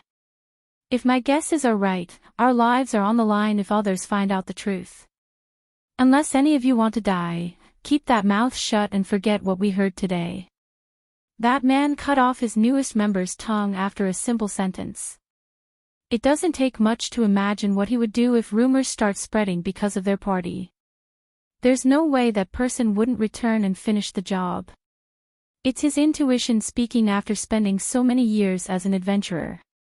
What's more, the information about the monarch was blasphemous. If others hear their story, there will be those in favor of the monarch coming to demand justice. It's nothing but trouble. Inside the inn. Bai Yen had just pushed open the door to her room when she bumped into Mo Li Shang. Yen, I just heard a message that may be useful to you in locating Ditsang. The baby-faced youngster said with a serious voice. Bai Yen raised an eyebrow. What news? I just heard someone say there's a woman who barged into the Monarch Manor to find Ditsang. They also claim a horde of demon beasts accompanied the lady, that her name is Yenner and the Demon Queen. Mo Li Shang got all angry and waved his fist around in the air like he was outraged. How did those people know about your existence? I bet they're trying to lure Ditsang over there by using this rumor. Ditsang's appears. 3. Bai Yen was silent. If even Mo Li Shang could see through their plan, then there's no way the Demon Queen herself couldn't do the same. It's obviously a trap. Ditsang didn't know I had come here, why would they think to use me as bait? Bai Yen caressed her chin and thought, those brows furrowing up due to the question. Ditsang didn't know that Suzaku had told her about this, therefore it's impossible to tell from his end. Yen, should we be heading over there then? Emily Sean raised his head and asked this without blinking. He's awaiting her decision, even if the decision meant walking into the thick of the fire. Of course we're going, why wouldn't we? Bai Yen sneered with a snickering snarl, but we're disguising ourselves as ordinary people instead, we don't want to reveal our identity just yet. Getting surprised in the face, Emily Shang spent a good second to contemplate her intent before replying, Yen, I've been wandering around the endless forest lately and figured out the general direction of the Monarch Manor here. It's not completely accurate, but if you want to go through with this then I can lead the way. Those gathered crowds will be good cover for us as well. In the Hell Realm, not everyone knows the location of the Monarch Manor. If they want to head over then they must seek a guide. Alright, we'll go with that then. In a bit, I'll begin spreading the word around and make this event as big as we can. Bai Yen narrowed her eyes slightly, revealing the bottomless frost brewing from within at her husband being schemed against. She's a woman and a wife, there's no way she's not mad at what's done to Ditsang. The plan was good, but this time around Bai Yen and Emily Shang didn't even need to act. The Monarch Manor's people had already beat them to the punch when they acted. By the next day, just about everyone with a name had been invited to this event. At this moment, the trees that enveloped the Monarch Manor scattered aside as if they were under command, thus revealing the ancient and dignified estate representing the greatest power in these lands. At the same time, 2 rows of maids stood side by side at the main entrance, their faces solemn and expressionless as if they were undisturbed by the noisy crowds outside. As planned, Bai Yen was hidden among these people while she searched the crowd for traces of her husband. However, there were no signs of him at all despite her efforts. Yen, will he really come? There was still some concern in Emily Shang's eye. He scanned the crowd around himself. Bai Yen gently pursed her lips, regardless, we are already here so there's no way I'm giving this chance up. Squeal. The sound of the manor's main gate swings open and catches the audience's attention. Di Zhang's appears, take this Dan pill. Bai Yen casually takes out a bottle and hands the pill over. What is this? Emily Shang asks. Hidden Dan pill, it can help you hide your energy signature so others can't feel your presence. A few days back, Bai Yen had used this exact pill to help her tail Willow and her entourage from the rear. Without this, the monarch would have long detected her presence and attacked. Of course, it's not perfect by any means. If the Demon Queen had gotten too close that day, it would have still given her away. Yen, why would we need to take one of these? Emily Shang made a puzzled face and asked curiously. Showing a shallow smile, if Ditsang doesn't come later then I intend to do something before leaving. I'm not going to let them off the hook for going after my husband. Otherwise, we would have come on this trip in vain. Her man could only belong to her in this life. There's no space for others to squish into this world of theirs, nor would she allow such an event. Okay. When Emily Shang heard this, he took the pill and readily swallowed it in one gulp. Exactly at the same time this occurred, a maid dressed in purple had come out of the estate, her brow furrowing in displeasure due to the immense numbers at the property. Since you are all here as guests then come in. Also, the woman who came to make trouble is apprehended by the monarch already. When the crowd heard this, they were shocked. The arrogant woman who rushed to the monarch's home is caught already. Now I can't wait to see this woman who likes to steal others' husband. I can't wait as well. Who can compare with the monarch in this domain? I bet that woman doesn't even have the qualification to lick the monarch's shoes. Let's go, I bet the man will also appear soon since the woman is caught. At that time, we will need to give our support to the monarch. Everyone laughed after that comment and walked inside the Monarch Manor. Something's not right. Bai Yen followed the audience and mixed in perfectly with the bunch, but her intuition told her something was off about all this. The monarch shouldn't have needed to find a woman to impersonate me if it is only for the sake of a lie. Unless. There's only one possibility, Ditsang lost his memory. Otherwise, it would be impossible for a husband not to know their own wife. Thinking of this, Bai Yan's heart fell into a panic that caused her hands to clench into a bowl. If this monarch dares to hurt Ditsang, then I will never spare her. The anger swirled from underneath those eyes, causing that enchanting face to be shrouded in frost. Ditsang appears. 5. Under the afternoon sun, the door to the Monarch Manor's halls was finally swung open for the public after so many years of closure. Coming out first was the person they'd all been waiting to see. Donning her usual white dress of pristine cleanliness, she bestows the crowd with her glowing entrance. She's genuinely gorgeous under the numerous gazes coming her way, which empowered that pride and graceful stride. I believe there's no need for me to explain why I invited everyone here. Monarch Willow lightly smirks as she announces, "Today is my big day. I hope everyone will bless me with happiness and share in the celebration I prepared." Amid the celebratory scene, many young men were instead weeping inside and unwilling to accept this arrangement. However, such a powerful female was undoubtedly beyond their reach no matter the desire. "Monarch, we have heard that a woman has come to your estate and riled up trouble. Is this true?" "Yes," Willow nods and confirms the rumor to her subjects, "that woman is my husband's mistress. She tricked my husband into leaving me for a while. I originally didn't want to make a scene about this matter and wanted to settle this quietly behind closed doors, but that woman had the nerve to barge into my home and demand things from me. I had no choice but to arrest her for now. My husband's attitude will decide her punishment after he returns today." Willow seemed to have made up the mind that Ditsang would marry her for sure today, so she didn't even think about alternatives of what's possible. "Guards, bring the woman up." "Yes, Monarch." The closest maid complied and withdrew to carry out the order. Two attendants eventually rolled out a young girl strapped to a pillar with chains, and due to the long strands of side hair covering most of that face, no one could adequately make out the contour of this individual. Nevertheless, the miserable and pitiful appearance was plain as day to see. The girl had suffered some mistreatment before being brought to the public eye. So that's the type of woman who stole the monarch's husband? Che, is he blind or something? Our monarch is so prestigious and powerful, what's so good about that frail-looking harlot? Nothing but skin and bones. She doesn't deserve to even lick the monarch's shoes.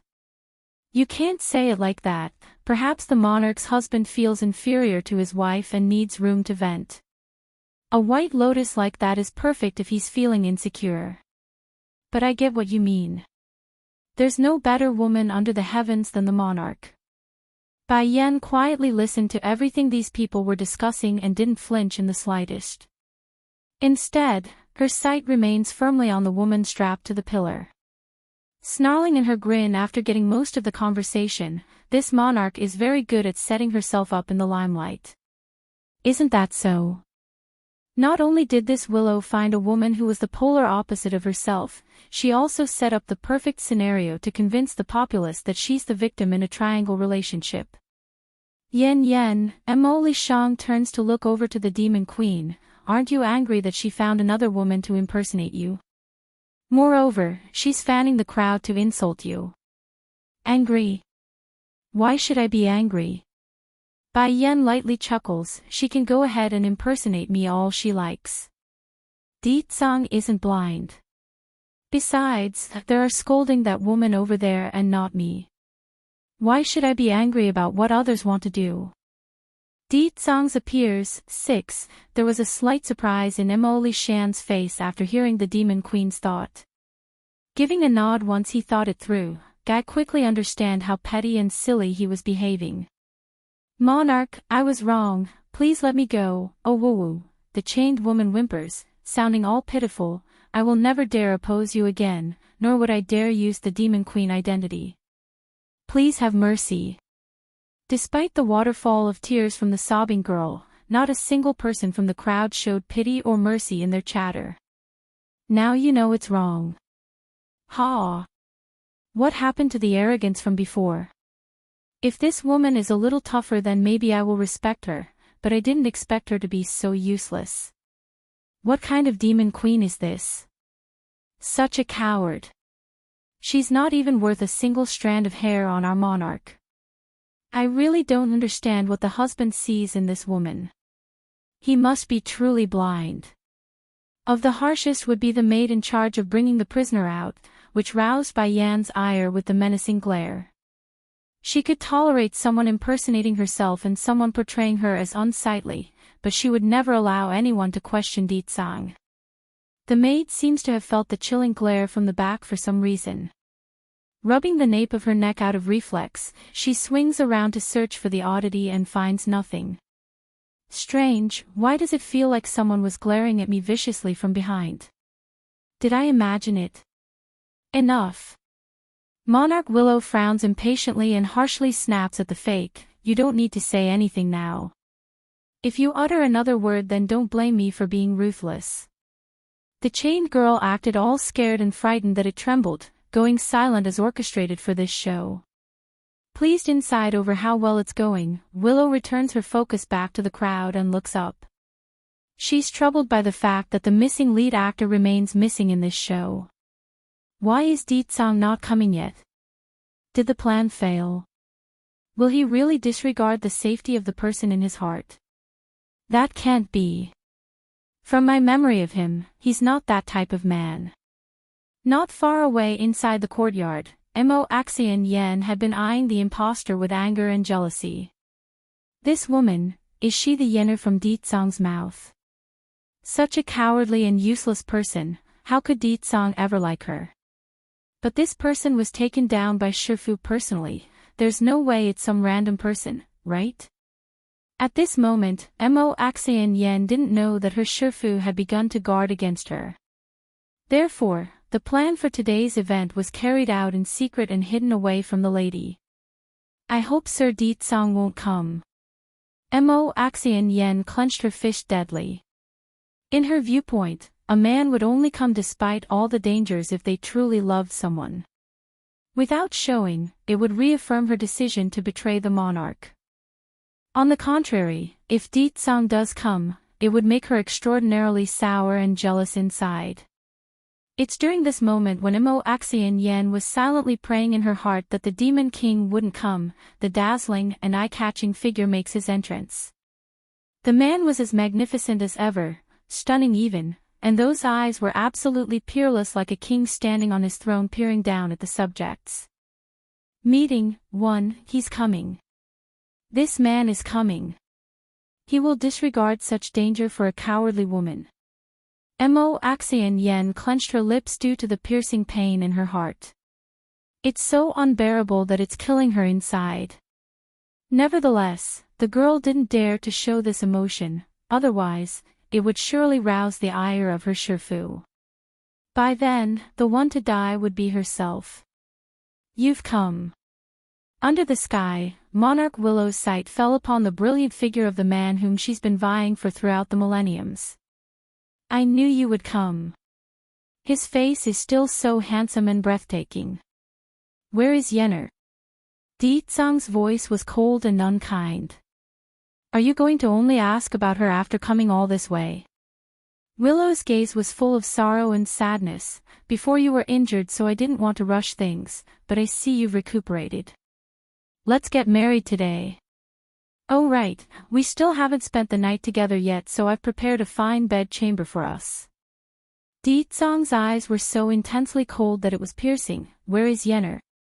I will only ask you one last time. Willow's footsteps did not stop and continued like she didn't hear his words. Shall we first commence the marriage ceremony inside the ancestral hall? If you like, I can also let her be your concubine if you insist. Scram! Di Tsang's voice roared thunderously, causing the woman's ear to rumble. First, I don't like having any woman being too close to me. Second, I will only love Yenner in this life. Third, aside from her, I will never marry another female. I have never met you before. SCZZZ. Everyone that heard this literally gasped in horror. Then turning to their deity-level figure for her reaction, they immediately saw the pale and white complexion in Willow's face. Such a remarkable woman as the monarch is being trampled on by this scum. How dare he do this to her? How can he be so cruel and heartless? Finally stopping in her steps, Willow's expression faltered as she looked around. It's only then that she noticed the shocked, dull looks from the crowd, which actually made the woman burst out laughing until tears started rolling. Do you know why I called so many people here today? I want the world to bless us in our union, and I want to experience the joy of being congratulated by everyone. That's why I made the exception of allowing them all to come here. She had thought the threat would be enough for a compromise from this man. However, the lady forgot who Deetsang was after many years of being isolated in this domain. There's no way the Demon King would compromise. Yet she was foolish enough to think otherwise. All for what? For a sense of comfort that she's finally able to get support after being preached and mocked. Monarch, there's no reason for you to take such a scum. Why are you so obsessed with someone like this? Just look at the gaze he's making. He only has that useless white lotus in his eye. Such a blind man doesn't deserve you. Meeting, 2, Deetsang, are you so blind that you can't perceive others? The little white lotus you like is right before your very eyes now. Don't go venting your fury at the monarch because you can't find your one true love. Such a good woman like the monarch doesn't deserve such rebuke from scum like you. Obviously, Deetsang's language had provoked the ire of the public, especially the males who were eager to rush over and rip him from limb to limb. Ignoring the murderous gazes coming his way, Deetsang's momentum abruptly turned dark and heavy as he observes the chained girl at the pole, which caused the latter to release the waterfall of tears from the sobbing eyes. My love, I am your yener. Quickly get me out of this place, woohoo. This witch really wants to murder me. Deetsang didn't respond to those pleas, only staring down at the female with his expressionless face like he was thinking about something. This directly roused another series of cries from the prisoner. Did you forget? You promised to whisk me away from this hell domain and spend the rest of our lives together. You said you will forever love me for the rest of your life, so hurry and take me away, okay? That finally made the Demon King move as his robe flapped against the breeze. In reality, Monarch Willow had a very complicated feeling about the scenario she herself orchestrated. However, that emotion got instantly squashed once Deetsang got close enough to reach out with his hand. Instead of pacifying the chained prisoner, the Demon King discharged a blast and completely blew both the girl and pole away in a cannonball fashion. Naturally, a stunned silence veiled over the entire yard and the occupants currently standing inside it. Of the most dumbfounded had to be Mo Axayan Yen, who expected the worst there. But one thing's clear though, no one knew why Deetsang did this and what he meant by it. Isn't he here for this white lotus flower? Why did he injure her with his own hands? Is this his way of repenting before the monarch to show his resolve? In contrast to the bewilderment and shock of the onlookers, Willow's complexion had gotten deathly pale with panic beaming out of those eyes. She couldn't even utter a single word and only stammered an incoherent mess. You think that if you find a woman to impersonate her, I wouldn't know she's not yener? Deetsang's menacing gaze locked onto the monarch, who stumbled back a step under that intensity, although I can't remember her looks, but I will never mistake her for someone else. She is not yener, and she doesn't deserve to go by that name. Willow's face almost bled tears of blood after that statement. Why? He had clearly lost his memory. Yet he's still able to determine it's not her. Deetsang, Willow starts cackling softly. If it was before, I might not have been your opponent. But you seem to have forgotten that your injuries have not recovered yet. You cannot beat me. Today, even if you don't want to, you must marry me and enter the bedroom. Since he disagreed, she won't mind using rough tactics and forcing the issue. Meeting 3. Who told her she's loved him for so many years? In this life, if she doesn't marry him, then Willow's doomed to never escape this curse. Deetsang's eyes coldly swept through the entire front yard with that bloodthirsty smirk. Since I can come here, then I can leave here as well. No one in this world can stop me. In that instant, the world itself seems to freeze over due to the man's statement. In fact, it's so quiet that even a fly's flapping could be heard in their ears. However, it's precisely during this stalemate that a familiar voice echoed over from the rear and turned the Demon King into the frozen popsicle. Deet Song. Yelling out was none other than Bai Yen in her iconic red dress. She's standing not far away and grinning from ear to ear after witnessing the love profession from her husband and the strong bond they shared at the soul level. I've come to see you. Whistling against the wind, both husband and wife cancelled out the surroundings and transported their minds to a different dimension. She has him, and he has her, only they exist in this world. In contrast to the rosy scene between the two, Willow's face had changed dramatically already. If she remembers correctly, that woman that she locked eyes with outside the inn was this exact person. Is she? No. No way. That woman couldn't be in this place, absolutely not. This is the Hell Domain. Even though there are many humans here, but those are the original denizens of these lands until before I ripped it from the main world. It's impossible for outside humans to come in. Yenner, Deet Song whispers this name out like a song to his soul. I finally found you. The expressions of the crowd had transformed from the dazed look to a shocked look after that name. They stared over to Bai Yen, then to the injured impostor on the ground. That woman in red is Yenner. Then what about the woman caught by the monarch? Who is she then? Even if they want to believe in their monarch, but the evidence was clear as day. A man couldn't possibly mistake the woman they like, right? Willow's lips trembled slightly as her face loses all color at the gossiping whispers among the audience.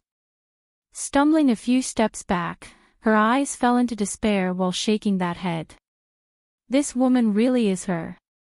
She came to the Hell Domain and once again succeeded in snatching Deet Song from my side. In the afternoon sun, Bai Yen suddenly threw herself into Deet Song's arm, letting her head leaning in against the man's chest for warmth. I'm glad you're fine. No one knows how flustered and frightened Bai Yan's heart was when she felt the contract being broken. She was afraid that she would never see him again in her life. Fortunately, he's safe and sound. Now she could be at peace. Deet Song embraced the woman in his arms as he relished in her scent. There's so much gentleness in his faintly closed eyes that it's melting to the female populace. Meeting 4. You think you'll be able to leave safely today after coming here?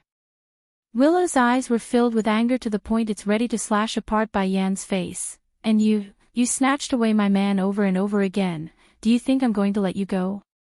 Bai Yan's smiling eyes turned to the female monarch. Your man. Ho ho, Willow laughed sarcastically. Yes, he is my husband. The people of the world can attest to that and of how you shamelessly snatched him away from me. But you've forgotten, others' husband cannot be stolen so easily. Her words instantly dispersed the confusion hovering over the field and sent them all back to their sense. No matter what, Willow was the goddess in their minds. It's only natural that they would believe her words over some outsider. As such, the anger of the crowd were now shifted towards Bai Yen. Deet Song, Bai Yen pulled on his sleeve and signaled him not to say anything. Then looking down at the impostor collapsed on the ground, she pricks her eyebrow.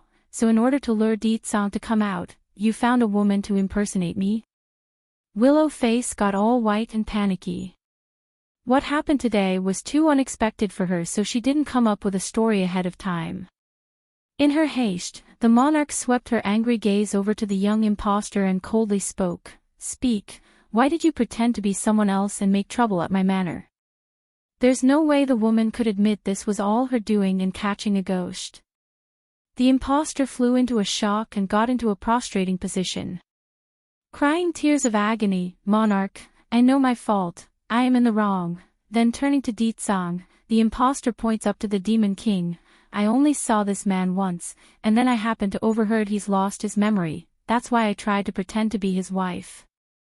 I thought it would make him believe me if I do that.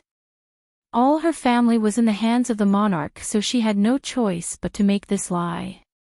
It's a bad outcome no matter her choice. At the very least, she wants to save her family members by sacrificing herself. Willow sneered, I didn't expect you to be so bold to dare deceive me and my subordinates. I will personally execute you today for that transgression. Swish. Flicking the palm of her hand, Willow blasts out a dark blast of air at the girl's forehead. First shuddering from the impact penetrating her skull, the impostor widens her eyes as the pupils dilated inward until the vision blurred into darkness. Little by little, the maiden's body falls and goes limp, thus ending the life that was hers once and for all. In the domain, death was a common occurrence. A young girl's death was nothing and wouldn't attract any attention or sympathy. Instead, the happiness of the monarch was what happened to these people after all. If the death was the norm, then why should they care? Bai Yan did not stop Willow's behavior, rather she was smirking derisively at the limp corpse on the ground like she's finding it amusing that someone would use such a poor charade to hide their guilt. Turning back to her husband after there's nothing more to see, something's wrong with your memory. Ditsang nodded slowly and made an apologetic look with his eyes. I'm sorry Yenner, I can't think of anything. Will you be angry at me? Bai Yan bursts out laughing, why should I be angry? You don't remember anything yet you still recognized me. If anything, I'm going to reward you for being such a good husband. But first, we will make the ones responsible for your amnesia pay. Meeting 5. When she said this, Bai Yan's spiritual feelers had already been released to probe Ditsang's body. It's there that she discovered something, which made the demon queen draw an icy smirk in disdain at what she found. Ditsang, I will heal your injuries first, and when your wounds are healed, the power that seals your memories will naturally be shattered. Due to the injury he suffered, Ditsang's strength had regressed to the point where he couldn't remove the seal on his memory, hence the trouble thus far. And the reason for the hindrance was none other than a drug secretly injected by Willow during the last battle. Willow's face changed again, this time growing fierce and furious due to what she heard. All of you restrain them. In an instant, everyone in the Monarch Manor had drawn their swords and surrounded Bai Yan and Ditsang from all sides. The heinous killing intent was so prevalent that it's suffocating. Ditsang, can you deal with these people for a bit while I work on your medicine? After making this request, the demon queen flicks her palm open and summoned out a cauldron from the spatial storage ring. This was Bai Yan's first public demonstration of her alchemy. Though she doesn't like it, there's not much she could do. Fortunately, there were countless medicinal herbs in her hands, so it won't be too much of a problem so long as no one directly butts in. Her focus won't be affected. Okay.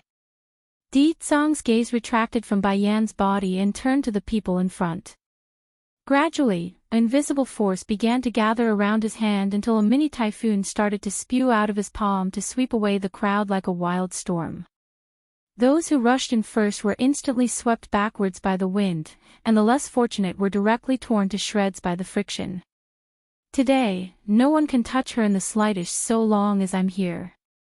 The man's tone was domineering and tyrannical, leaving no room for questioning of his resolve.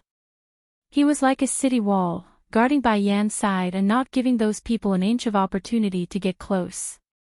Willow's heart throbbed harder and harder as the grief gripped her soul to the point of being painful. There's only sorrow left in her eyes at this display unpending twist in event. Why are you doing this to me? Why are you going to this extent for her? The man sneered in reply after repelling all those closing in on the second wave, because she is Yenner. As long as it is Yenner, it is enough. Willow slowly closed her eyes for she didn't want to do anything more to this man, especially after the first injury done by her own hands before. However, if this continues then it would just be a matter of time before it's too late. No one in the Monarch Manor stands a chance, meaning. Suddenly shooting open her eyes to reveal the resolute light in there, since this is your choice then don't blame me. I don't want to hurt you, but you have been pushing me. The moment those words fell, the monarch's momentum instantly increased as she stepped in front of Ditsang's face, her sword pointing at the man and emitting a powerful cold glow. Outside the endless forest. On a small island, a little boy was dressed in rags and looking all miserable after pulling himself together after collapsing. He's upset and dirty, nevertheless, the handsome features of his contour couldn't be hidden. Suzaku wanted to deceive me and trick me away, but it's not that easy, humph humph. I saw through their lies and found out where father and mother is. Since I am here, I will never leave until I find them. What about the knife rain? What about the sea of fire? Those life-threatening obstacles are mainly targeted at humans when entering this place. They're far weaker against demons. Meeting 6. Mother, where are you? Bai Xiaochen insisted on standing up from the ground despite his terrible state. First wiping some of the tears from the corners of his eyes. I miss you so much. But I am a man now. I can't cry and will only smile. Only by being strong am I qualified to protect mother. His little body was slightly unstable as he peered up to the fiery hot sun burning in the sky, thus causing his parched lips to rip from dehydration. No, I can't fall now. I still have to go to find mother. I have been in the hell domain for so long already. Maybe if I go a little further then I will be able to find mother.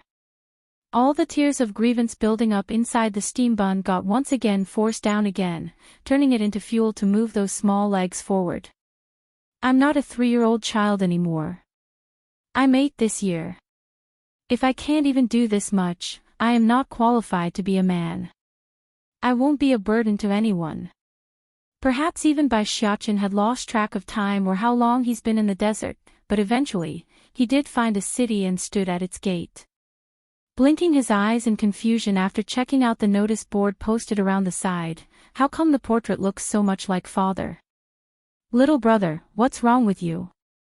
A surprised voice came from the boy's side. Bai Xiaochen slowly swung his head over and met a beautiful young lady standing in front of himself.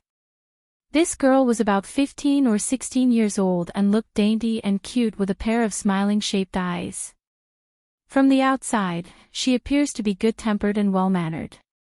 Little sister, Bai Xiaochen wiped the sweat from his forehead and pointed to the notice in front. That uncle is so handsome, do you know who he is? At this moment, Bai Xiaochen was filthy from the arduous journey, hence why the young maiden didn't recognize how similar they were. Smiling in the face as she explained, oh, you mean the husband to our monarch. Some time ago he eloped with another female and fled the monarch manor. Then news spread one day that the mistress came back and barged into the monarch's home, demanding various things until she got detained from all the fuss. Bai Xiaochen lowered his eyes to cover the meaningful glow in his eyes over the story. After a good while of his musing, he looks up and acts all cute and innocent. Little sister, who is the woman who went to the monarch manor to make the fuss? I'm curious. The girl's eyes were a little confused, but after taking another look at the boy who was genuinely ragged in appearance, she then understood and didn't mind. I don't know her exact identity. I only know that there are a few demonic beasts that follow her, calling her their queen or something. Oh yes, her name is somewhat similar to Miss Axayan Yen, also called Yenner, queen. Yenner. Bai Xiaochen clenched his small fist despite no visible emotion on his face aside from that bright smile. Thank you, little sister. By the way, how do I find that monarch manor? I want to go see. The girl pursed her lips and smiled. The monarch will bring the husband back today, and once again remarry. Right now many are going there to join in on the celebration, so it's not hard to find your way. Just follow the trail the crowd made through the endless forest. Bai Xiaochen's here. 1. Get married again. Bai Xiaochen's eyes became filled with surprise and confusion. The girl chuckled at his expression and continued, I heard the monarch was already married to the man, but at that time they didn't declare it to the world, so that didn't count. This time she plans to remarry again and let the shameless females in the world not to rob other people's men.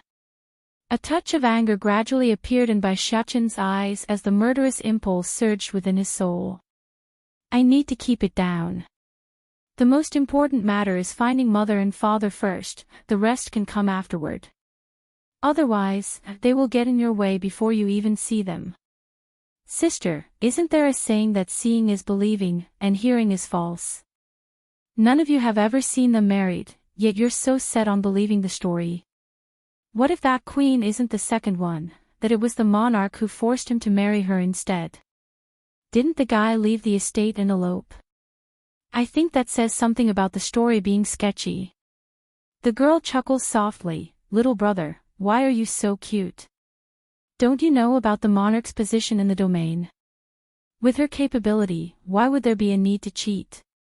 The monarch's will is absolute, nor can she lie. What's more, it's well known she despises those who go behind their partner and cheat. We do not doubt that one bit. Bai Shechen lightly purses his lips. That's not necessarily true, maybe in the future another side to her will come to light.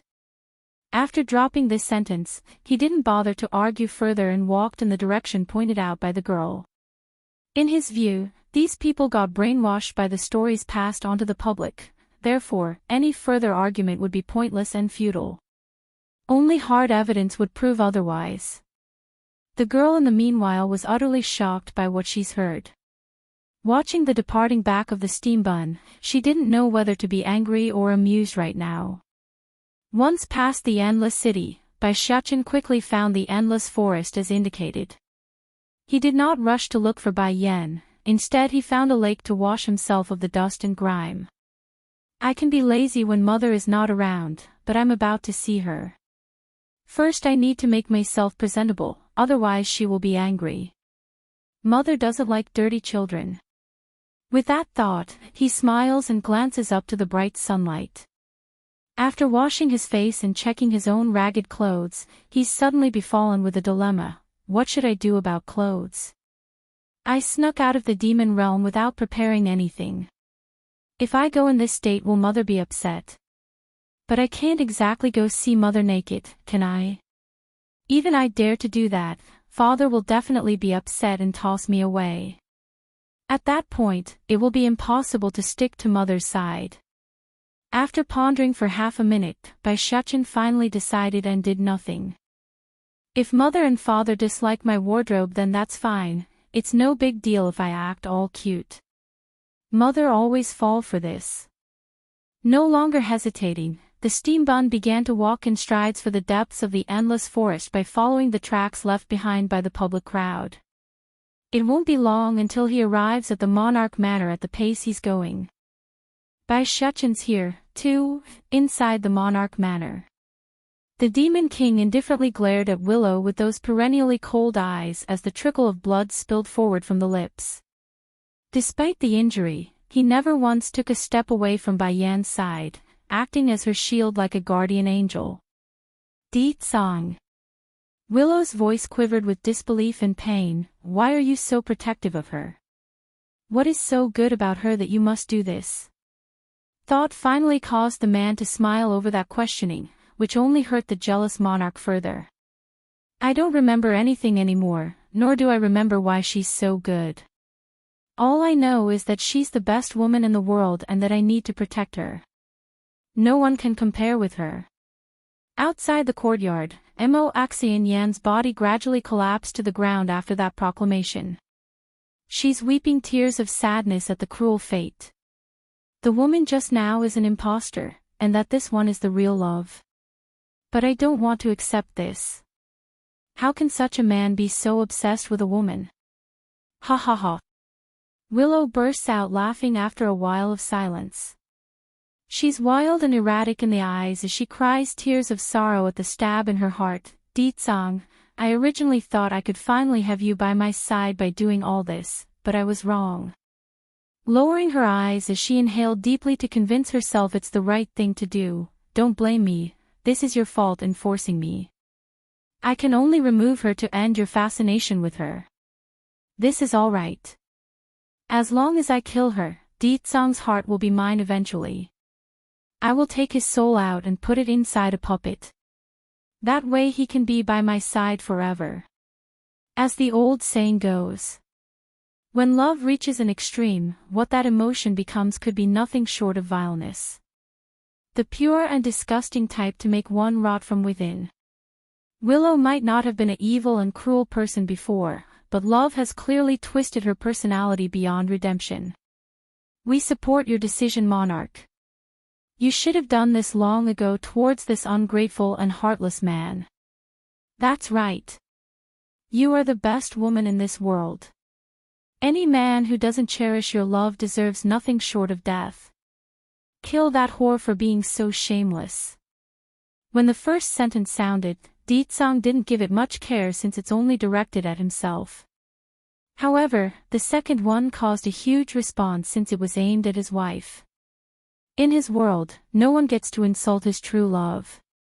Without knowing why, the young and angry man who said to kill Bai Yen froze without understanding why. It's as if he's in a frozen iceberg, shivering and afraid of his surroundings until Deetsang's punch hit him in the chest without notice. Blood oozed from his chest and stained his clothes red.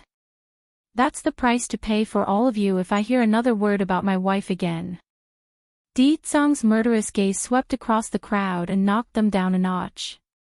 They didn't dare to meet his due to the demonstration and instantly cowered like rats. Turning back to the monarch in question, the Demon King's voice was seething with rage. It seems that you've been throwing out many false stories since I escaped from your estate. Not only did you make up the lie of us being married, you also framed Yennefer of being my mistress. When have we ever been together? Willow's breathing was huffing with frustration at the string of interrogating words. Without thought, she yelled back, "Are you not going to acknowledge us after you made the vow? You've promised to always love me." By Shechen's here, 3, it was already impossible for her to gain Deetsang's heart, therefore she must not disappoint the domain's denizens here at the very least. Besides, no one knows if they are in fact married. There's no evidence to prove otherwise. Although I forgot everything, I understood.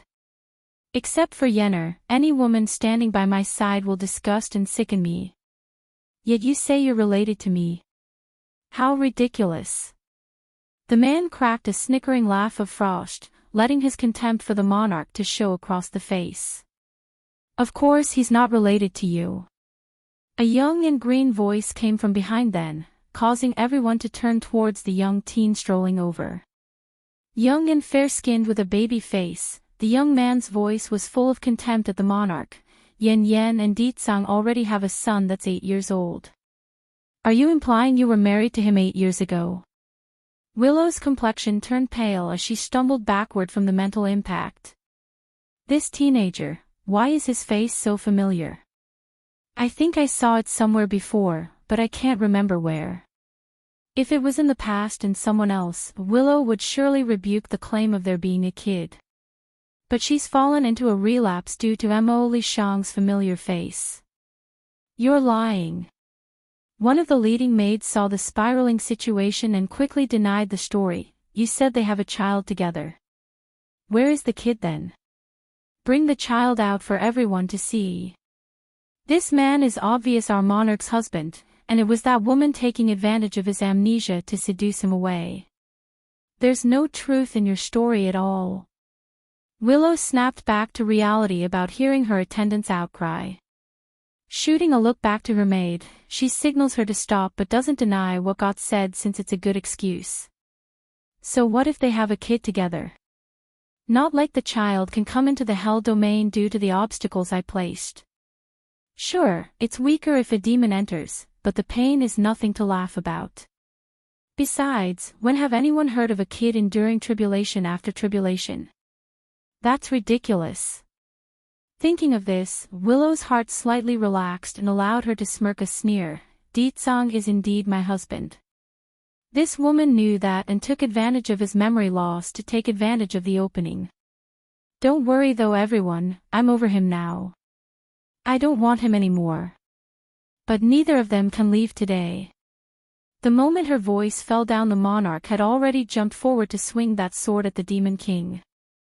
All her attacks were lethal, showing how determined she was at salvaging her own reputation. Seeing her make such a decision, everyone present couldn't resist feeling giddy inside for the choice. They had long felt such a half-hearted man wasn't worthy of their monarch.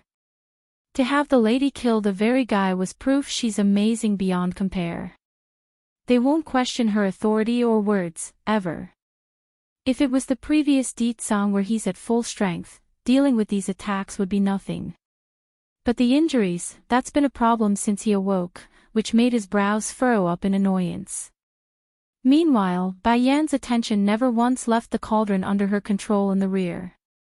It's taking everything from her to do this, and that showed in the beads of sweat flowing down the cheeks.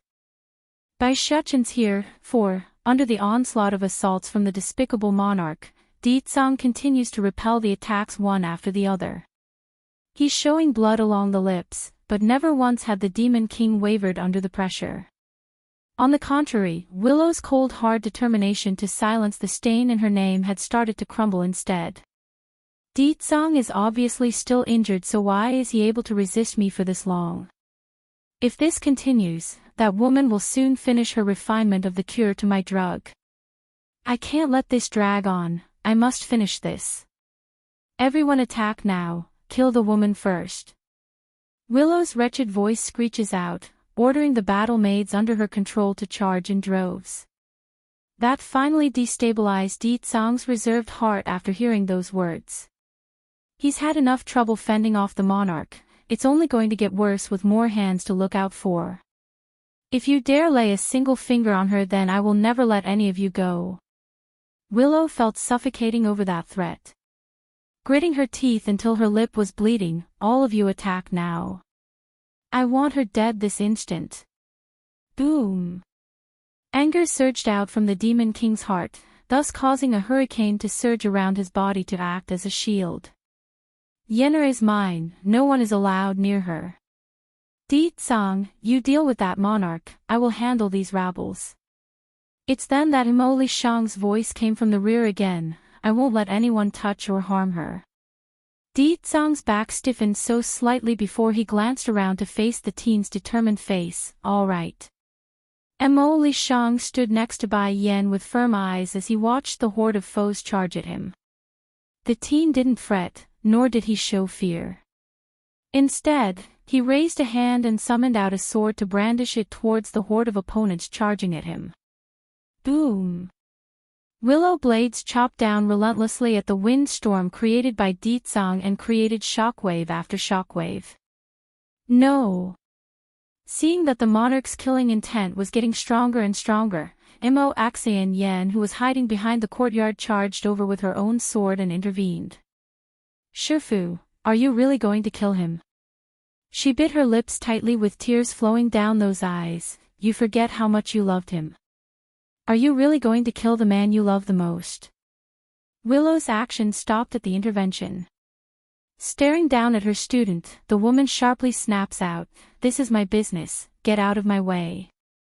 No, Shifu, you can't kill him. The tears in Xian Yan's eyes poured out like a river as she repelled another swing from the monarch. Please let him go, okay? This rebellious behavior obviously surprised Willow to no end. Gazing down at her once obedient student with a scrutinizing glare, Xian Yan, have you forgotten what I said to you before? That finally brought a bit of sense back into the lass who's lost in the heat of the moment. Bai Shuchen's here, 5, Shifu, I didn't betray you, I'm only afraid you will come to regret it later if you really kill him. Xian Yan raised her eyes in panic, clenching that fist tightly in fear. Willow's heart became heavier and heavier as she came to terms with what has become of her student. She could be harsh and cruel to those she deemed beneath herself, but this child had followed her for years. There's no way she didn't have a strand of attachment to the lass. After a long time, she finally shot open those eyes again and removed all the emotions on her face. Xian Yan, all these years, I have always treated you as my own daughter, but I never thought you would betray me for a man, ha ha ha. That said, the monarch began to laugh wildly as the bitterness seethed forward from her voice. She had indeed been very harsh on Xian Yan, but in the same way, she also regarded her as a daughter. Aside from Deetsong being the man she wants, this Axian Yen was Willow's only other. The sense of betrayal in the monarch's voice didn't go unnoticed in Mo Axian Yan's ear as she shuddered in the understanding of what she's done. Shifu. Enough. Willow snapped in anger and stopped the lass from making excuses. Axian Yen, do you think at this point I will still believe you? I have warned you long ago not to taint him. Even a thought is not permitted. Did you think my words are nothing but wind in your ear? Mo Axian Yen stumbled backward as beads of tears rolled down the cheeks.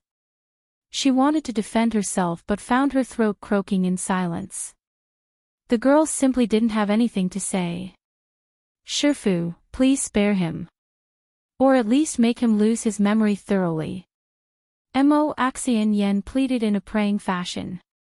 Towards this Shifu of hers, she had no power to resist. It's like a mortal facing a god, only prayers and begging would work and nothing else. Sadly, that was the biggest mistake the lass could make because she had indirectly confessed to the public of the truth. Wah! The crowd fell into turmoil at the unintentional words. Their minds wanted to believe in Willow, but the truth was slowly and gradually degrading their belief even if they themselves didn't want to face reality. What did she say about making him lose his memory more thoroughly? Does this mean the man's amnesia is due to the monarch's work? How could such an outstanding highly conducted woman like the monarch do such a thing? But these words came from the mouth of Miss Axian Yen. What are we supposed to believe? Mo Axian Yen, you are tired, that's why you've begun talking nonsense. Willow drew a snarl in her snickering smile and gathered force into her palm before releasing it upon the student. Maids, take the young lady. I will dispose of her later for this betrayal. Mo Axian Yan's figure immediately fell backward and fell into the crowd, and due to the shockwave of the blow, her clothes were in tatters with holes all over. Shifu, I know that you have always regarded me as your own daughter, that's why I will never betray you for a man. I only want you to have happiness. A trickle of tears slowly fell down the girl's cheek, giving her a sad and pitiful appearance only found in those who are kind and gentle. You love him so much. If he dies, the only one to be hurt is you. By Zyakans here, 6, Willow's eyes were cold as she signaled the maids to move forward with their swords in hand. Despite Mo Axian Yan's status, they didn't hesitate and brandished their blades around the girl's neck. This time. Is Shifu really going to kill me? Axian Yen, I am first going to deal with these people first, then I will settle the issue with you. Willow's smirk didn't have any kindness left in them, only the murderous gaze of a judge deciding the fate of the weak. Deetsong, your ability is truly astonishing. Even my disciple is now under your whim. To save you, she's willing to betray even me and made up stories to tarnish my image. The crowd flew into an uproar and glared at Mo Axian Yen, who became the target of their ire. That makes sense. When have we heard of the monarch being such a person? It's just that this man's ability to seduce girls are too strong, that's why Miss Axian Yen is lying for him. Such men are not worthy of our monarch's love. Deetsong did not speak to defend his reputation but instead used the opening to wipe some of the blood from the corner of his lip. He's a man of action. Always have and always will, which he showed by increasing his bloodthirsty killing intent. Wah! Suddenly, the Demon King's figure turned into a streak of wind to get behind the monarch's back in a flash. He didn't hesitate or show mercy, slashing down with his sword that sliced reality itself. In her defense, Willow was far more relaxed. She already anticipated such tactics. So with a raise of her hand, an immense force blew out from the palm and blasted the energy blade away as well as resealing the reality crack. It's her domain, meaning everything happened under her watch. Deetsong, your injuries have not recovered, why must you force me to fight you? A smile rose from the monarch's face after uttering that. Do you think that you are still my opponent now? He's no longer the true celestial from way back, and his strength has diminished beyond compare. Not to mention he's also injured now. In an instant, the temperature around Willow dropped to below zero as she struck again. "You old witch, don't you dare bully my father and mother." Suddenly halting after that outburst from the side, Willow's body fell into shock due to the disbelief of what she's heard. Those words were echoing in her head, similar to a clap from thunder and refusing to leave her mind. Stumbling to gain her footing, the woman took a good while to search for the source. She eventually did and saw a little young boy wearing dirty clothes ripped in multiple places. Instantly, Willow knew the child was Deetsong's son. That air, those eyes, it's too similar to the Demon King. In fact, the contour of the boy was already drawing close to the father's, only younger and less mature. At the same time this was occurring, a loud explosive noise suddenly came from Baiyan's cauldron. It's the signal that the medicine has completed after the woman committed her all to refining this precious pill. It's finally done. The Demon Queen opened the lid and used her bare hands to pluck out the green beady object.